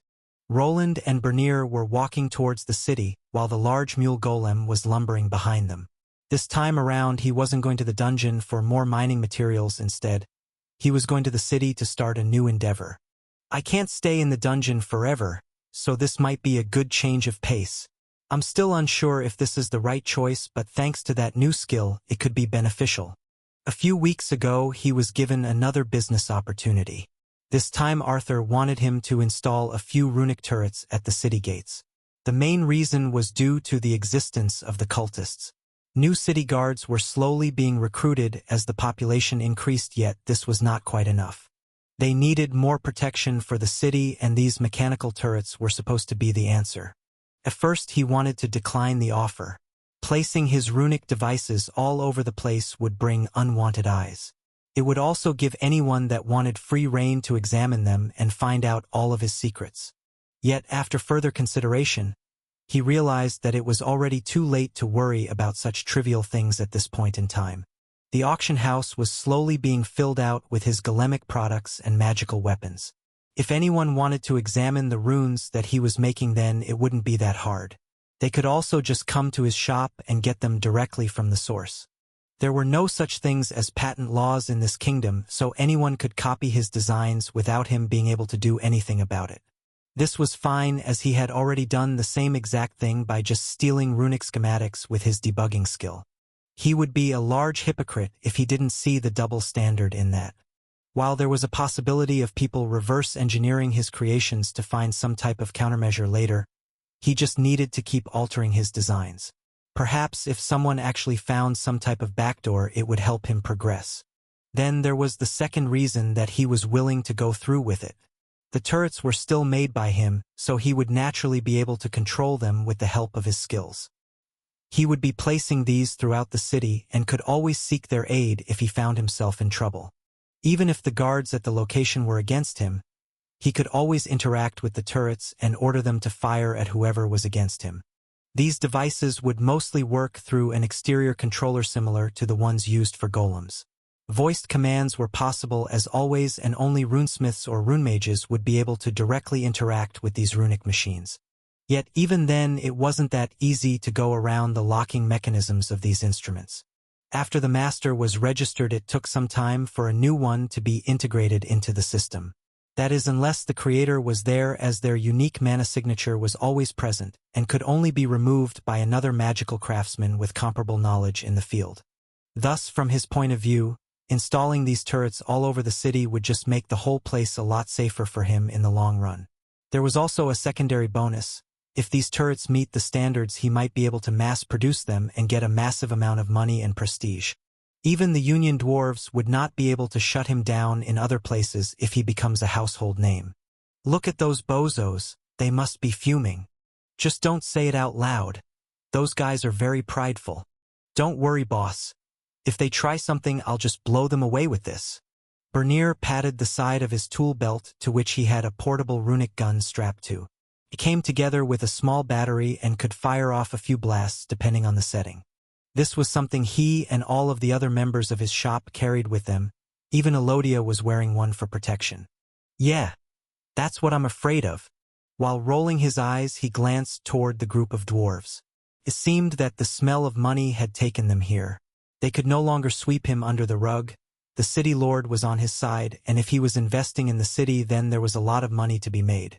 The dwarves from the Union liked one thing more than their pride, and that was money. For that, they would put their squabbles to the rest, and he was not that much different. This was an opportunity to gain the upper hand and stick it to the Union. They would probably try to provoke him and perhaps even undermine the whole procedure. If they try to sabotage anything, I'll have a case against them, though. They are probably not as stupid to try and pull something like that. Roland looked at the group of people that were gathered there. While he and Bernier would be assembling the turrets, the dwarven craftsmen were responsible for the foundation. They would be the ones to bring it up and fasten it to the wall. His job was to explain the way it worked and then perform some tests. So the esteemed runesmith has finally decided. Tay Shaw up, you're late. Nay, we aren't late, we are just on time. How about you learn to read a clock, you dolt? What did you say? You heard me. I guess we shouldn't expect much from such an old fart. Bernier shrugged while shaking his head side to side. The group of dwarves looked at each other in astonishment. Dunan was one of the big wigs in this city, and along with a small group of others was part of the Union leaders here. They could never see another dwarf that was this young to berate an older craftsman. Bernier. I guess he has been holding in a lot for a while. This reminded Roland of a few talks the two had with each other. Bernier painted his youth as being pushed around by dwarves that didn't really consider him a part of their community due to his lineage. This was probably the first time that he was truly able to show what he had gained, as his achievements were considerably greater than most of the dwarves in his age bracket. The moment they arrived, Roland could see the leader moving forward. While Roland had kind of accepted what had happened to him, Bernier was pettier than that. If no one did anything, then the two would probably continue to sling words at each other. Perhaps it could even dissolve into a fistfight. If that happened, he would probably need to jump in to save his assistant, who was probably behind in stat points. However, a sudden change in the conversation forced his hand as Dunan decided to go for the lower-hanging fruit. That's why half-breeds like you are. Before the dwarven leader could finish the sentence, a loud explosion-like sound caused everyone to jump back. When everyone turned to the source, they saw red sparks of energy gathered around Roland's metallic gloves. Dunan, was it? It would be better if you didn't finish that sentence. He came from a more modern world and never could understand the fixation on people's birth. Though even the world system was skewed in favor of the nobles by the sheer fact of some special classes and titles existing. Perhaps the only reason he was able to gain the runesmith lord class was thanks to his father being a baron or a knight. In his eyes, everyone was the same. What decided a person's worth was not the circumstances around their birth, but how they conducted themselves. Actions spoke louder than words, and he would not allow anyone to belittle his friends in front of him. What's the meaning o' this? Ye threatening me? Threatening? No. This was just a friendly suggestion from a fellow craftsman. My, I was wondering why it was so lively today. If it isn't Mr. Wayland and Mr. Doonan. Roland's eyes moved to the side from where the woman's voice came from. There he saw the city lords maid slowly moving towards them while not making a sound as always. Her feet weren't leaving any footprints behind, which just made things a bit concerning. Good that you're here. Go and tell the Lord about this unreasonable hoodlum. Oh? Where is this hoodlum you speak of? I don't see anyone that fits that description. Mary moved her palm to her forehead and started looking around playfully. It was clear what she was doing, but this only made the dwarf go red in the face. Thanks to her appearing on the scene, he was able to remove the sparkling effects from his gauntlet. There was a lot of work to be done, and even though these guys didn't like them, he would complete the assignment given to him. Now then, gentlemen, the Lord wishes to express his gratitude for seeing past your grievances and working together. He hopes that this will be a great opportunity for everyone involved. Opportunity, my ass. They probably just want to see how I work. Roland had to stop himself from rolling his eyes at the speech Mary made. It was clear that he was just here to earn money and spread his influence. The other's motivation was probably quite similar. Thus, to speed things up, he finally decided to call his golem over, doing it with the help of his skill, which did raise some eyebrows. It doesn't seem to be a widespread skill then. While he didn't want to reveal his cards to his so-called enemy, he was interested to know about the limitations of the regular runesmith class. This he could mostly decipher from the dwarves, as they did wear their hearts on their sleeves. They were interested in the slow-moving golem that just went to the right location and started opening itself up on its own accord. From within, everyone could see what looked like a magical turret along with a few other things. Well then, please carry those out and organize them as I tell you to, of course, if that's fine with you? Roland looked towards Mary and then at Doonan and the rest of the dwarves. Their leader, after glaring back, turned to the maid and just nodded. Finally, they started unpacking. With some luck, they would be able to assemble the two that were brought over for today and then move on to arm the rest of the city gates. Name: Roland Arden, L160. Classes: T2 Runesmith Lord, L50. Secondary: T2 Runic Engineer, L35.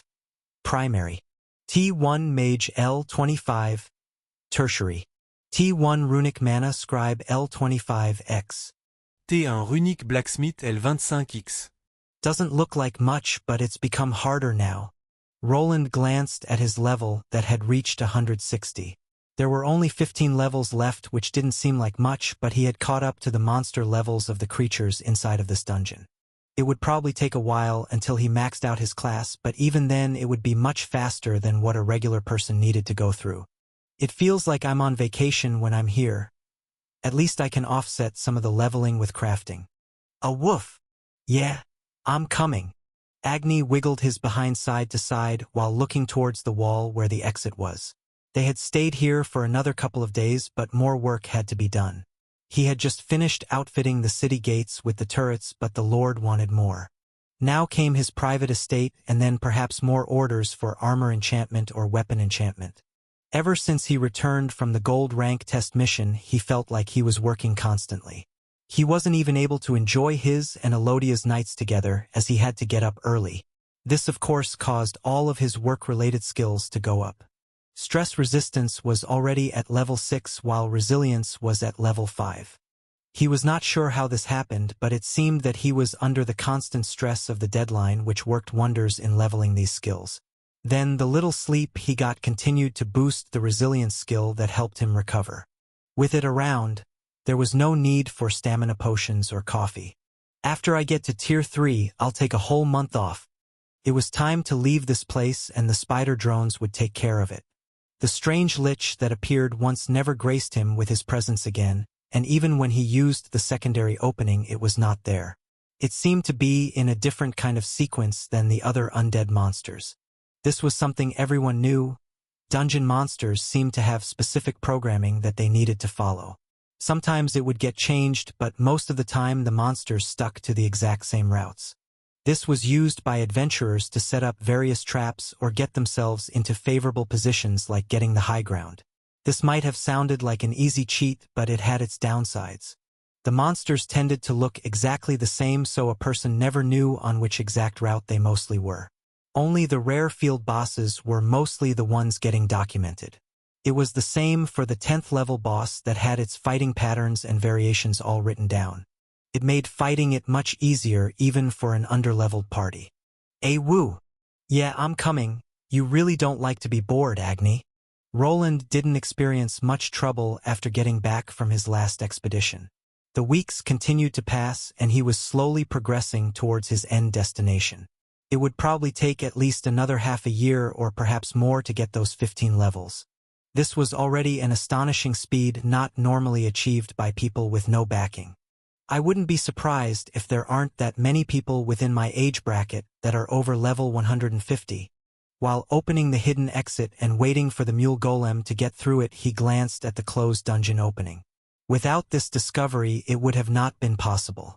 There weren't many places in the world that were this tailor-made for his advancement. In a regular Tier 3 dungeon, there would not be a place where he could place a giant cannon and just constantly kill powerful monsters with them. Due to the experience point split, people were unable to power level. If a noble brought many bodyguards that did too much damage, they would not gain much even if they delivered the final blow. Disabling a monster or knocking them out by a strong fighter before the kill would also lower the experience gain dramatically. The only way to really counter these limits was to use powerful magical tools. As long as the skill or spell came from the person holding the tool, it would count. What's up next? The turrets are ready. I should probably make more golems and start looking into that geothermal generator blueprint.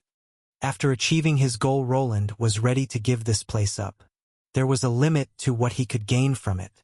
It would probably be better to just allow people to discover the Tier 3 dungeon. Later, after it was somewhat mapped out, he could just enter it to farm the powerful monsters himself.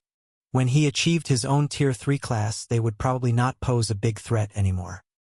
The voice was gone for a while, but it could feel that it was temporary. The strange mana that was absorbed previously wasn't enough. Yet it didn't want to risk death. The energy waves that were coming from the hidden wall continued to get stronger. For some reason, the moment the voice died down, it became very protective of its own well-being. It was better to use the other empty puppets to siphon trace amounts of energy. While it continued to seek a way out of this place, it was unable to leave. There seemed to be another invisible wall keeping it from escaping. After going through all the corridors it could find, it discovered 2 flights of stairs. One of them was heading up while the other was down. Regretfully, it was unable to pass through the threshold. Whatever it attempted to do, it had failed. Only inanimate objects were able to get through to the other side, while it and all the other similar skeletal beings were not. This was a prison that it couldn't leave, and the longer it stayed, the more it could feel the pressure of the voice. Even though it was gone now, it knew that it was only a matter of time before it returned. The mana source that was keeping it going some days vanished for a long time. A strange foreboding feeling kept crawling into the Lich's mind. What if the mana that was helping it function outside of the voice disappeared? Without it around, it would revert to the mindless drone like all the others. But how could it go out? The Lich had tried to leave through all the openings it could discover. After a while, it decided to concentrate on the area through which the other mana types appeared from. In its mind, it was more likely to find a clue there. From the staircase, it could even feel the voice's influence being stronger, which drove it back to where it all happened. The mana attack ceased, which the Lich used to get closer. It was somewhat able to predict when this unruly force would stop and never return. There was always a certain time frame it used and didn't go beyond it for some reason. Perhaps it needed to recharge itself before the next time? Yet, after another bout of hitting or scratching the wall, nothing ever came of it. Without any new clues, it returned to the nearby chamber where something it had previously encountered remained. It was stashed in a safe location where the others couldn't get it and still contained a bit of the strange mana pattern. This blue construct that looked like an arachnid wandered into the chamber one day. The Lich was awakened that day and slowly reached this point where it was fully conscious. It cherished this strange wreck that was a mangled mess of metal now. Only parts of it remained, which it tried to reassemble back into its original shape. It was its treasure that allowed it to become what it is today. but it could feel that the dungeon's corruption was running its course. In time, this item would be polluted with the other mana and lose its original worth. The Lich was unwilling to let its treasure be affected by the annoying voice that commanded it to do its bidding. Then it dawned on him a plan that might actually work. It remembered the other similarly looking metallic bug almost wandering into this place. It was able to pass through the hidden passage. What if this thing that he was holding could do the same? The Lich quickly grabbed the busted-up spider drone and made his way to the place through which the beam of light shot through about half an hour ago. The mana in the air was still filled with the pattern, which would probably make this the best moment. Instead of hitting the wall again this time around, it pushed the blue scrap metal against it. To its surprise, the thing that he was holding was able to push through it. Only when the bony digits holding onto it pressed to the wall was the Lich unable to progress further. A round of tests was started. What remained from the metallic spider was a damaged chassis with some legs dangling from it. The Lich could feel resistance when he tried pushing this rounded piece through the hole. When doing this, it seemed as if the metal was vanishing inside the wall. Finally, it performed the task it came here for. By sticking its hand inside of the golem remains, it tried to push its hand beyond the point it was allowed to. Its eyes lit up with the green flames as it felt no resistance. It had to hold itself back from pushing its entire arm through the wall. It was sure that the moment its bony parts touched the invisible barrier, it would be stuck there. Instead, it pulled out the rounded metal and started pacing back and through the room. Its mind was going wild with an idea that it was trying to justify. If it was successful, then it would be free, but if not, then it would surely die. When trying to make a decision, it spotted one of its unwoken brethren lumbering into this very area. It just looked at the Lich without reacting and slowly went on its way. The sight of that drone-like behavior put the nail in the coffin.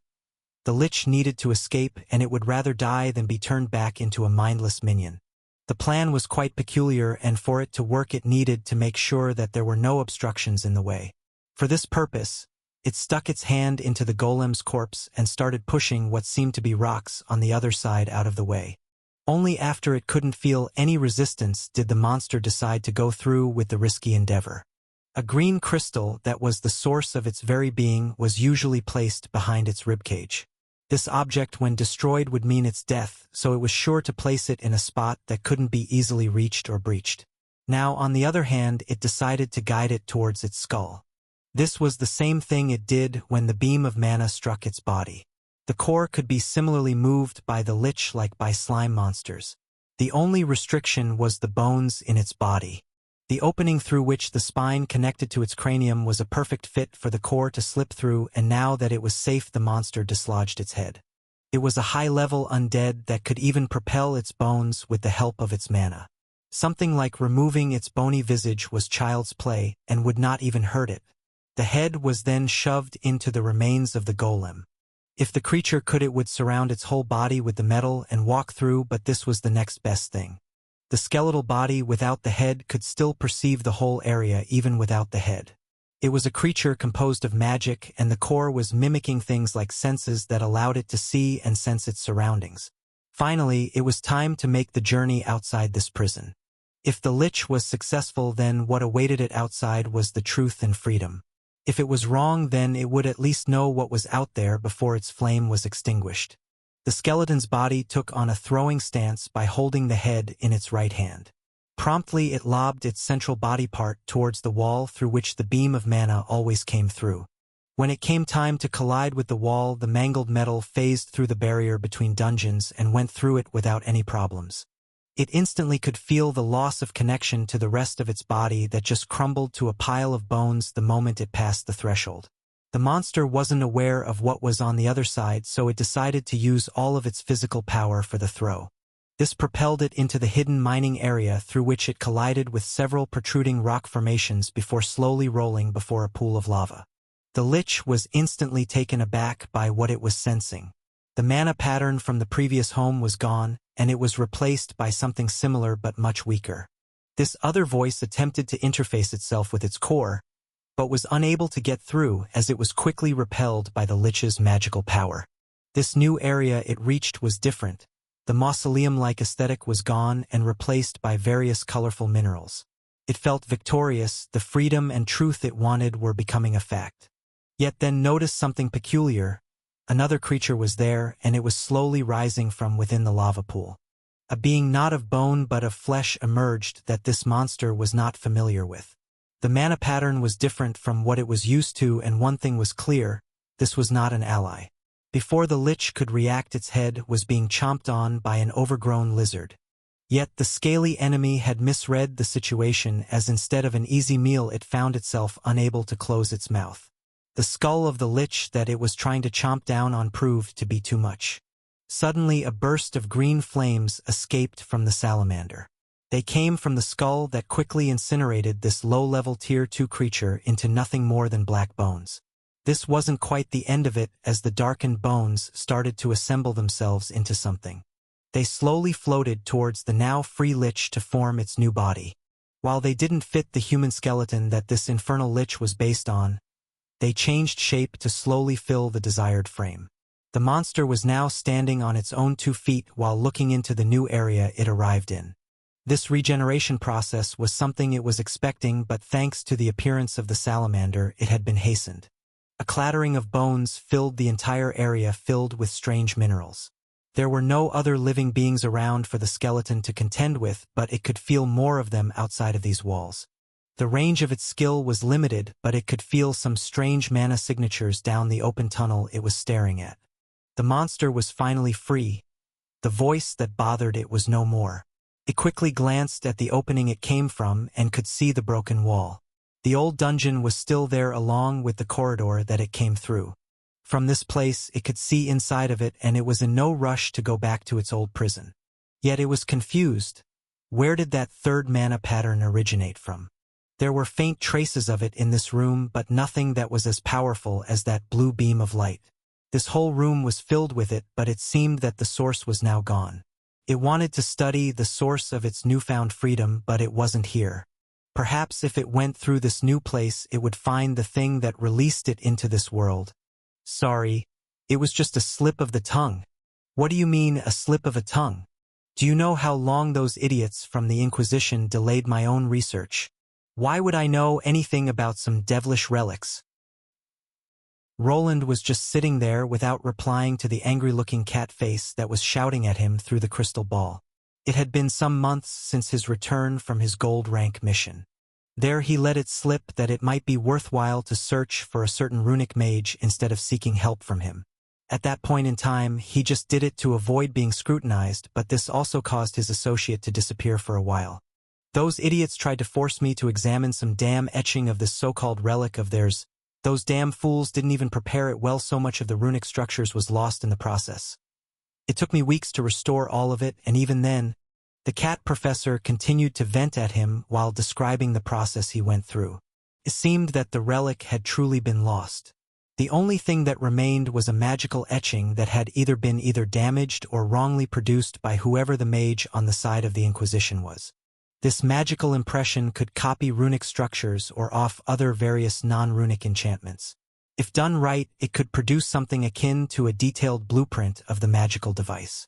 It was somewhat similar to his debugging skill, but took a lot more preparation and was very delicate. Professor, are you sure you should be yelling out delicate information like this? What if there is a cultist spy at the academy? A spy?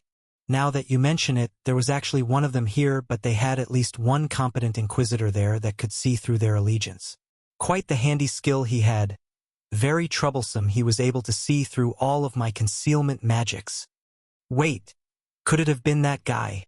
Roland wanted to ask the cat if it was perhaps the same inquisitor that he had a run-in after escaping from the village, but he decided against it. It would be better if people didn't know that the old inquisitor had a relationship with the Arden estate and his father in particular. What if the kitty started asking about his origins and his secret got out in the process? So, were you successful in your research? Is there a way to counter that relic's illusion magic? Ha! Even if I found something out, I wouldn't be able to tell you anything. Did they force you to sign a contract? A contract? No. The Inquisitors have different ways of restriction, but in any case, my mouth is sealed. That is unless you wish to come over here. What do you mean? Ha! You can become my assistant. Aren't you bored in that tiny village? Your talents are wasted there. Ever thought about becoming a proper scholar? A scholar? Roland was taken aback by the offer of working at the Magical Academy. The one the cat professor was working in was quite prestigious and had many Tier 3 mages working there. Most of them followed the standard teachings, but this didn't mean that he wouldn't be able to learn a thing or two. They probably had some superior mana-related skill books sealed away in their libraries along with special spells.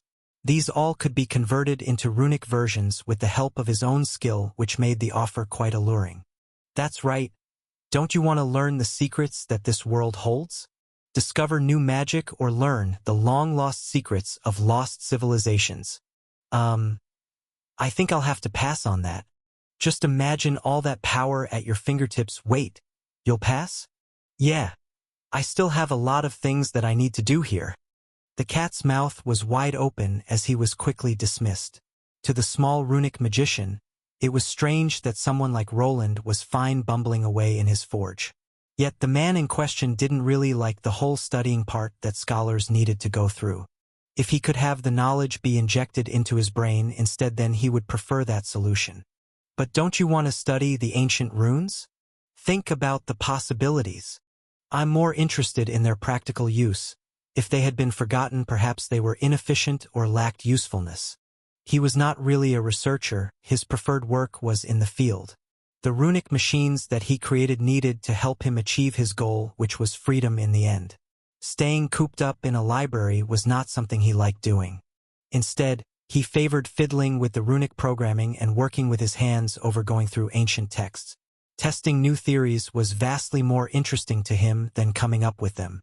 Lacked usefulness? The cat's face scrunched up as if he wasn't sure what he had heard. To a hardened researcher like him, there was no such thing as a useless magical instrument or spell. Everything was interesting, and discovering these lost magical techniques was what he strived for. But this doesn't mean that I'm totally against it. I just need to get through a few things here. Give me a few months and I'll see what I can do. Ha! Are you playing hard to get? After rolling his eyes, the two talked for a little bit more before Roland decided to end the conversation. This confirmed that the relic was destroyed and that the church was working on decoding part of the runic code. This was not the only magical academy that they went to, as what survived from the etching could be copied over. In reality, he was interested in what that code showed and wanted to head out to help his kitty associate with the research. However, getting involved with a hot potato like that while he was this weak was not smart. The cult would have probably already made moves to try and remove anyone working on this research. Only in a place like the Magic Academy would he actually be safe, as it had various protective spells that would probably be even effective against that illusion. Even without examining the monolith, there were spells that could counter it. The only problem was that such spells required a lot of magical energy, which could only be provided in select locations. Thus, for the time being, he could not involve himself in this matter and could only hope that someone made a breakthrough. I don't think the church will make it public even if they manage to crack the code. It wouldn't be strange if they only distributed the knowledge to their most trusted paladins. It wouldn't be smart for the church to point out their countermeasures to their enemies. The cult might be able to quickly change their relics and patch up the loophole. Then it would be back to square one and the dance between the two religious groups would continue again. The cult decided to go with the nuclear option just to destroy their traces. It wouldn't be strange if they did something drastic again. But that is if they actually know of the existence of those etchings. Perhaps the church had learned from their mistake and they took the right steps to protect their only clue. If that scary inquisitor arrived at the Magical Academy, then it was a sign of them taking things seriously. Roland had been able to escape the illusion twice already and was probably the best person for the job. Together with the etching and his memory of the original code that he saw through his debugging skill, he might be able to decipher the mystery. That is, after I get to Tier 3 and get a full understanding of greater runes. After the conversation was over, he decided to pay his workshop a visit. There he continued with his work and also training. His increase in levels was not the only thing he needed to work on. All of his skills were quickly falling behind and he had to keep up. At a bare minimum, his runic eye of truth needed to be maxed out before he attempted a class change again. Without it being at its highest, He did not expect getting a prestige class at the rank of his runesmith lord. Thus the hours ticked and the next day arrived while Roland achieved a whole 4 hours of sleep. This day was a bit special as some of the orphans had turned 10 within this month. 3 of them were ready to receive their first class and he was going to be their sponsor. Thanks to his work with Sister Kasia and the local church, he was given a discount when buying the class change crystals. He would use it to elevate the children that he had somewhat grown accustomed to. After visiting the orphanage several times, the little guys were growing on him. Money was not really a problem for him anymore, and if these kids felt indebted to him, then he could actually receive a return on his investment. Good morning. Gee. Good morning. Good mornin'. Gee mornin'. The 3 children replied to him as he spotted them next to Elodia. The first was a somewhat shy-looking girl with green hair. She was the shortest of the bunch and her ears were a little pointy, but besides that, she passed for a regular human. Then there was the loudmouth of the group that shouted back to announce himself. The kid was the tallest of them and had a better physique. From the way he carried himself, it wouldn't be strange if he received a class that suited his larger stature. Yet this didn't mean that he would become a warrior, as becoming a carpenter or a blacksmith was just as probable. The last one was also a boy of 10 years with some stubble around his chin. Similar to Bernier, he was a half-dwarf, and already at this age he was starting to grow a beard. Probably after 2 years, his beard would start covering most of his jaw and he could pass for a very young dwarf. Finn, stop running around and don't touch anything. Ha! He sure looks excited. Elodia's fist collided with Finn's head as he was trying to touch one of the stationary spider golems. This was the most energetic boy from the bunch, and it was the first time in Roland's compound. The young lad had a hard time deciding what to look at. His eyes were darting in all directions, as if he was in a store filled with candy. You already saw Finn. That I did. This is Marcy and this is Jorg. Elodia shook her head while trying to pull Finn back to the group. The girl was quite shy, and the moment he glanced her way she flopped her head down to avoid his gaze. She, like most of the other kids in the orphanage, was mixed in one way or another. In this world, purity of a bloodline was still an issue, so it wasn't strange to see an abandoned child that had parents from different races. Don't worry. Mr. Wayland only looks scary on the outside, but he is very kind. Wait. I'm scary. Woo. Before anyone could answer his question, Agni gave out a howl, as if he wanted to agree with Elodia's claim. Roland didn't really pay attention to his facial expression that most of the time could make others feel uncomfortable. The only person that didn't seem to mind his piercing gaze was Finn, who was more interested in the magical items than the class crystals. A little bit. How about you try to smile more? Elodia looked down at Marcy that had jumped behind her after hearing Agni's howling. When looking towards Roland that was told to smile, she recoiled in panic at the strange facial expression that was supposed to resemble a smile. Like this. I think we need to work on that, just act normally. Ha ha, boss. Stop scaring the kids. Bernier called out from afar while also swinging his hammer. All of them were gathered in the yard and 3 chairs had been prepared for the kids. After getting laughed at by his assistant, the girl started relaxing, but to move things along he finally decided to get things back on track. Have you explained everything to them? But I'm not sure if everyone was listening. Elodia turned towards Finn, who was looking at the table with 3 stones on them. The stones that he bought looked similar to quartz with a somewhat yellowish tint. This color was supposed to change depending on the church it was produced from. If they ventured to the Moon Elf territory where the religion was different, then this stone would have a darker coloring to it. This crystal will allow you to gain your first Tier 1 class. If you focus on it, the effect should activate and you will be taken to a separate space. Don't worry. You can't be hurt there, nor can you lose your life. This was just partially true, as any trials that the kids took there could be quite painful. Yet even if they died in that space, they would just return to this world as if nothing happened. Roland had the most experience with these trials, but the class-up space that he produced was very unique. To explain it to these 10-year-olds, he would need to relay the information that he achieved from books. The location you will arrive at has many names. Some call it the dream space, others the God realm. Nevertheless, it is mostly composed of your own memories and can take the form of many things. Just like his class tests took place in virtual reality at his old apartment, something similar should happen for these children.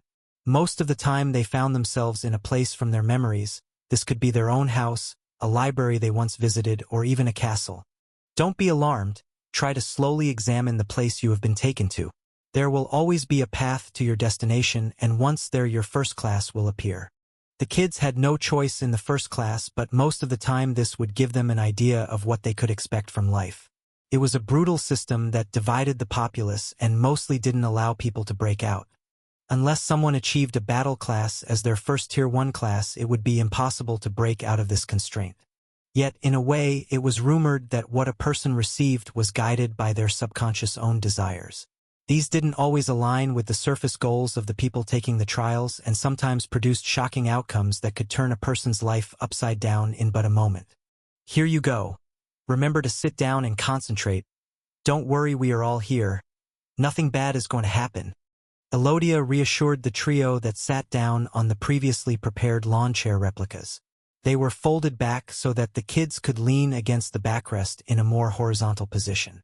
Even though they were telling the kids to not worry about it, their bodies needed to be in a safe position. After they left the magical space, they would probably be confused. I never really saw anyone else go through the class change before. This might be a good chance to examine the process from outside. His runic eye skill had recently reached level 7. The negative symptoms of his eye bleeding only happened if he overused the skill and not really after activating it as in the past. He was hoping to get a clue of what was happening with people during these trials, and with 3 kids here it was the perfect setting. Finally, the first child activated the crystal. It was Jorg, the quietest of the bunch, that took the plunge, and the 2 others followed suit soon after. With haste, he activated all of his skills as well as one of his golems, which was analyzing the mana patterns that the kids were giving out. Yet only for a moment did his head start to sting. The effect of these crystals was very fast, too fast for him to wrap his head around it. For a split second, he could see some complicated runic symbols in the air, but almost instantly they vanished from his sight before he could analyze them. One thing was for sure, though: these structures were vastly more complicated than the ones he had previously examined. Something above Tier 3? Wayland, are you okay? Your nose. Huh. While the kids were waking up from their magically induced sleep that only took 2 seconds in the real world, he moved his hand towards his nose. When he looked at his digits, he noticed blood coming out, and this was followed by a bout of lightheadedness. I'm fine. Luckily, he did not collapse to the ground to make a scene. Instead, he activated a runic healing spell that he had inscribed onto a temporary bracelet he was wearing. It came equipped with a small divine crystal that made the healing spell possible. Sister Elodia, I did it. I have a class now, shouted the small girl to take the attention away from his bloodied nose. The other 2 quickly followed suit, and for the time being, he was safe from his girlfriend's piercing gaze. The focus was on the children and their new classes that would now shape their lives. Name: Jorg. Classes: Stonemason L1. Name: Fin. Classes: Warrior L1. Name: Marcy. Classes: Scribe 1. There they were. The 3 children had managed to attain their first classes, and their lives were somewhat set in stone. First was Jorg with a stonemason class that would just give him skills for building structures. It wasn't that much different than Bernier's first class that was more poised for woodwork. This was somewhat fitting for a half-dwarf, and the child looked content. Thus, just like him, it would be possible to grab the blacksmith class for him if he so wished. Battle classes would be locked away to him. The only way to receive a battle class was through the first class change. After this, the person would need to meet some basic requirements. This would be mostly impossible, as many of those battle classes required skills that could only be attained through unlocking such a class. For instance, basic one-handed swordsmanship could be attained by anyone before they received a class. Yet to be actually able to unlock a basic sword warrior class, the skill needed to change into regular one-handed swordsmanship, which could only be attained by already having a Tier 1 warrior class. It seemed that the system didn't want crafting or production classes to attain battle classes. I guess a person could still forcefully get a skill through other ways. Roland looked at Jorg's status screen while knowing of at least one way of getting the young man a higher tier skill. This could be done through the Thieves' Guild and the black market. From time to time, certain blood-colored stones would be put up for sale, and these contained skills lifted from people that were killed. With the help of something like that, even a stonemason would be able to change their fate. Haha, I knew it. I told you that I would be able to get warrior. Finn was quite happy that he received the most basic of classes. Warriors were the most commonly obtained battle class out there, but even it would allow someone to earn a lot of money by visiting dungeons. His life would probably be a lot harder than for the other two, but he didn't have the same limitations. Then there was Marcy that didn't look happy or sad. Her class brought back some old memories of being stuck in a small room and creating magical scrolls. She achieved the non-magical version of the Mana Scribe class. It was a bit similar to Elodia's accountant class, as it gave her some basic counting skills, but also would allow her to copy books and texts rather easily. It could be useful for keeping records around here. Roland was still running a small operation here. There were a lot of things going on, but not enough hands to handle everything. Elodia was the only one crunching the numbers, and sometimes even he had to help her out to figure out the budget for everything. It wouldn't be bad to get more people here that they could trust. Well, that depends on the girl, but she would probably not have anything against working with Elodia. The kids from the orphanage had quite an attachment to their big sister. Even when walking here, they constantly bothered her with questions. Even now, they were looking to her for affirmation about their classes. Were they good or bad? They didn't really know. It was strange. I was stuck in a large cavern with closed doors, and there was a large sword in the middle. When I picked it up, a voice called out to me as I received the blessing. Is that so? Elodia smiled at Finn that started looking for a branch to swing around. Yet he was unable, as Roland along with the others working here liked to have a clean working environment. The next in line was Jorg that also explained his experience in the strange space. There was a large hammer next to an old building and I picked it up. Just like that. For me, it was a library. There was a piece of parchment and a quill. When I tried writing something, I heard the voice of the goddess. To the people in this world, the disembodied voice from the system was supposedly a gift from the gods. The voice could actually differ between people, but most of the time it belonged to a woman. Finn, I know that you are happy, but you are forbidden from going to the dungeon alone. Do you understand? Yeah. The boy was not listening, as he was probably imagining his first monster fight. Luckily, the Adventurer Guild wouldn't allow anyone without a card to just enter into the dungeon. The guards would keep the kids away.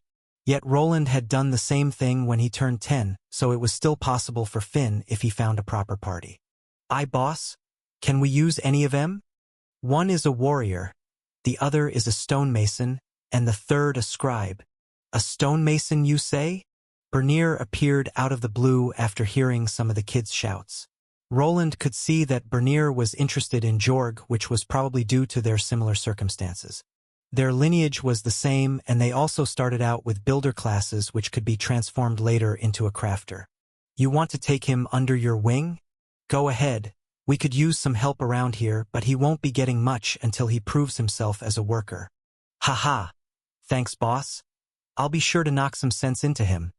His assistant moved toward the 10-year-old child who in this world was already an age they could join the working class. In reality, this was quite the opportunity for the young half-dwarf, as he would be getting good tutelage under a Tier 2 blacksmith. Then there was Marcy that could also be taken in by Elodia. With more salespeople around, his shop could be open for longer, which would translate into more profits. I probably won't be able to get all of those kids work here, but not like this is their only option. Roland nodded at Elodia, who smiled back at him. The two had already talked about the possibility of new employees. The nod was just a confirmation of him finding little Marcy's new class useful.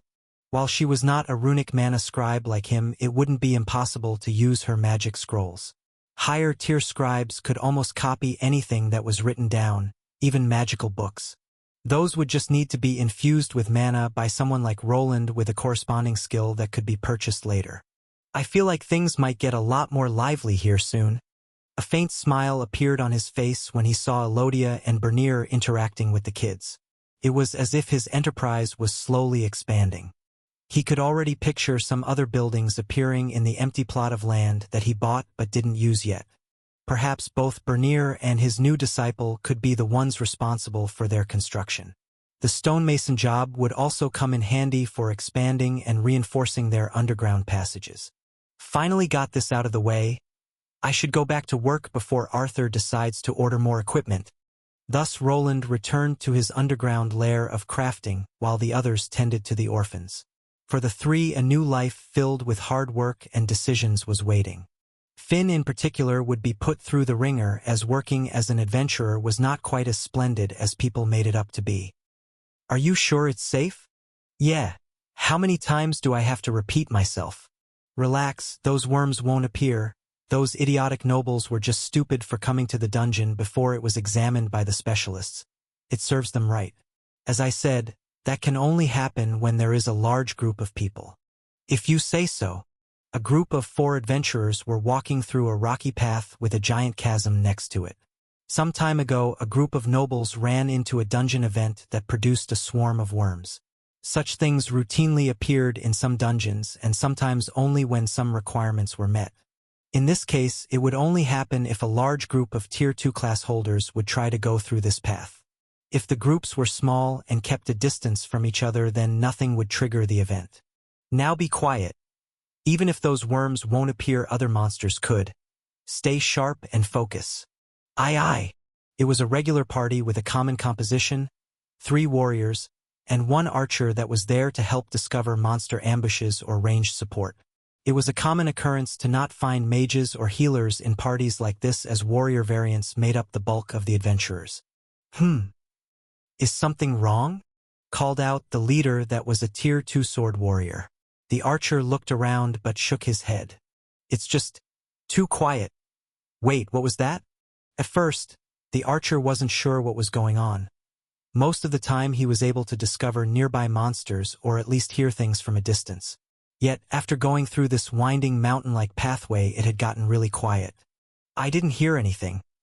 Could it just have been some fallen rocks? The group of 3 warriors peeked to all sides and even up but couldn't find anything out of place. There were no corners that a monster could be lurking from, which only left the dark chasm as the perpetrator. Their best guess was that a lone slug monster or worm was scaling the wall, which was a rare occurrence but not impossible. Do you see anything? I think there is something there, but I can't really make it out. The archer attempted to activate various tracking skills, but they were all unsuccessful in detecting anything. Couldn't it be just some monster that is outside your skill range? Not like it will pose a problem to us. Let's move on.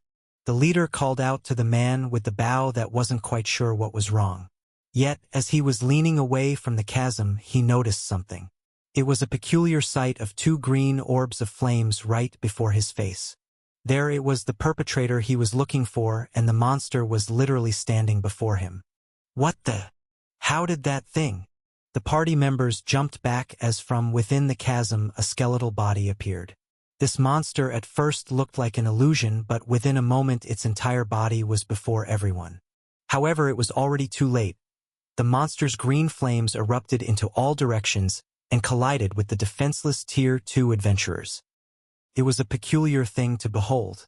The Tier 3 lich that had escaped from its prison looked at the flaming adventurers that couldn't resist a simple soul flame spell.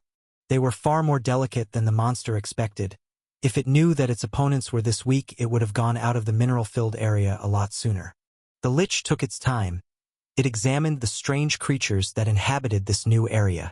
It used its magic to figure out the structure of this place and came to a few conclusions. First of all, this place was very similar to the one that it came from. The monsters it encountered after being killed appeared in the same places, and destroyed walls were slowly mending themselves. This made the lich a bit moody, as it was afraid that it was just in another extension of its previous prison. Yet there was something new, a different kind of being that resided in this place that wasn't constricted by its rules. They were quite fascinating, as they could move independently and even communicate with each other. It had used its extensive mana sense to eavesdrop on the people that were passing from above. There was some kind of trail that was rarely used, but from time to time a group of 3 to 5 of those beings would appear. They were quite interesting to behold and even had an interesting way to communicate through various sound waves. Now that it was looking at some of them, it could even identify the sound-producing organ. And no, stay away. Non. SSTTYY. WOYYY. One of these creatures was now being held in its skeletal hand. Even now it was producing strange sounds through this organ. The lich was not sure what it was saying, as it was unable to process this language. The words the voice said were different. They were something that communicated directly to its very core. The only thing it could do was replicate the sound pattern with the help of mana. The archer that was being held by the monster utilized his whole body, but even when his fists landed on the bony creature, only he received injuries. The lich came to the conclusion that this fleshy being was another enemy. For some reason, it was having a tough time controlling its urge to kill. It was not the voice but something more primal there that was pushing it towards this decision. Yet it was able to hold itself back. It needed more information. This thing was not like the other monsters that the lich was more similar to. It possessed another different mana pattern that was really weak but similar to the creatures that it had already killed. This mana signature was a lot more akin to the one that large blue beam of energy produces. HHHHH. Within a few moments, the man's head exploded as the lich constricted its bony fingers around it. This was not it. This thing was similar but still closer to the dungeon's mana pattern and to what this world was composed of. It desired to interact with the mana that allowed it to break its shackles. There was something very unique about that energy pattern, and it would not stop until it came to the bottom of this mystery. While it wanted to do nothing more and learn about the truth, it didn't have any clues on where that mana fingerprint had originated from. In the mine area, it found no clues, and the traces of what it was looking for had been diluted by the dungeon's own mana. It needed more information and also a better grasp of where it was. Thud. The body of the adventurer dropped down to the ground after his demise. Yet this was not the end for him or for the others. The lich had other plans for these fleshy beings, as there were certain spells that it could use on these remains. It had never performed the spell, but it had it ingrained into its very being. There were no words, just a motion of its bony hand. The charred remains, as well as the one missing its head, started being surrounded by dark green mist. This mist seeped into them, and within a few seconds, a reaction could be seen. The rattling of bones was followed by the shedding of any remaining flesh. Blazing Skeleton Warrior L56. From the remains of the warriors, 3 reflections of them made from crimson bones were created. The weapons that their living counterparts didn't need anymore now belonged to them. Blazing Skeleton Archer L55. The last one was the archer that had reformed its skeletal head in strange ways. The shattered bones had mended themselves to reform the entire skeletal structure. However, their creator was not pleased. The levels of the fleshy being before they died were higher. It observed around a 15% decrease in levels as also in all-around stats. This feeling of displeasure didn't last for long as it looked towards the distance. There it could feel another small group of similar creatures approaching it. Even though the raised monsters it could produce were weaker, there was always strength in numbers. The lich held up its staff while slowly concealing itself and its new minions. When the next group of meat bags arrived, it would be ready again.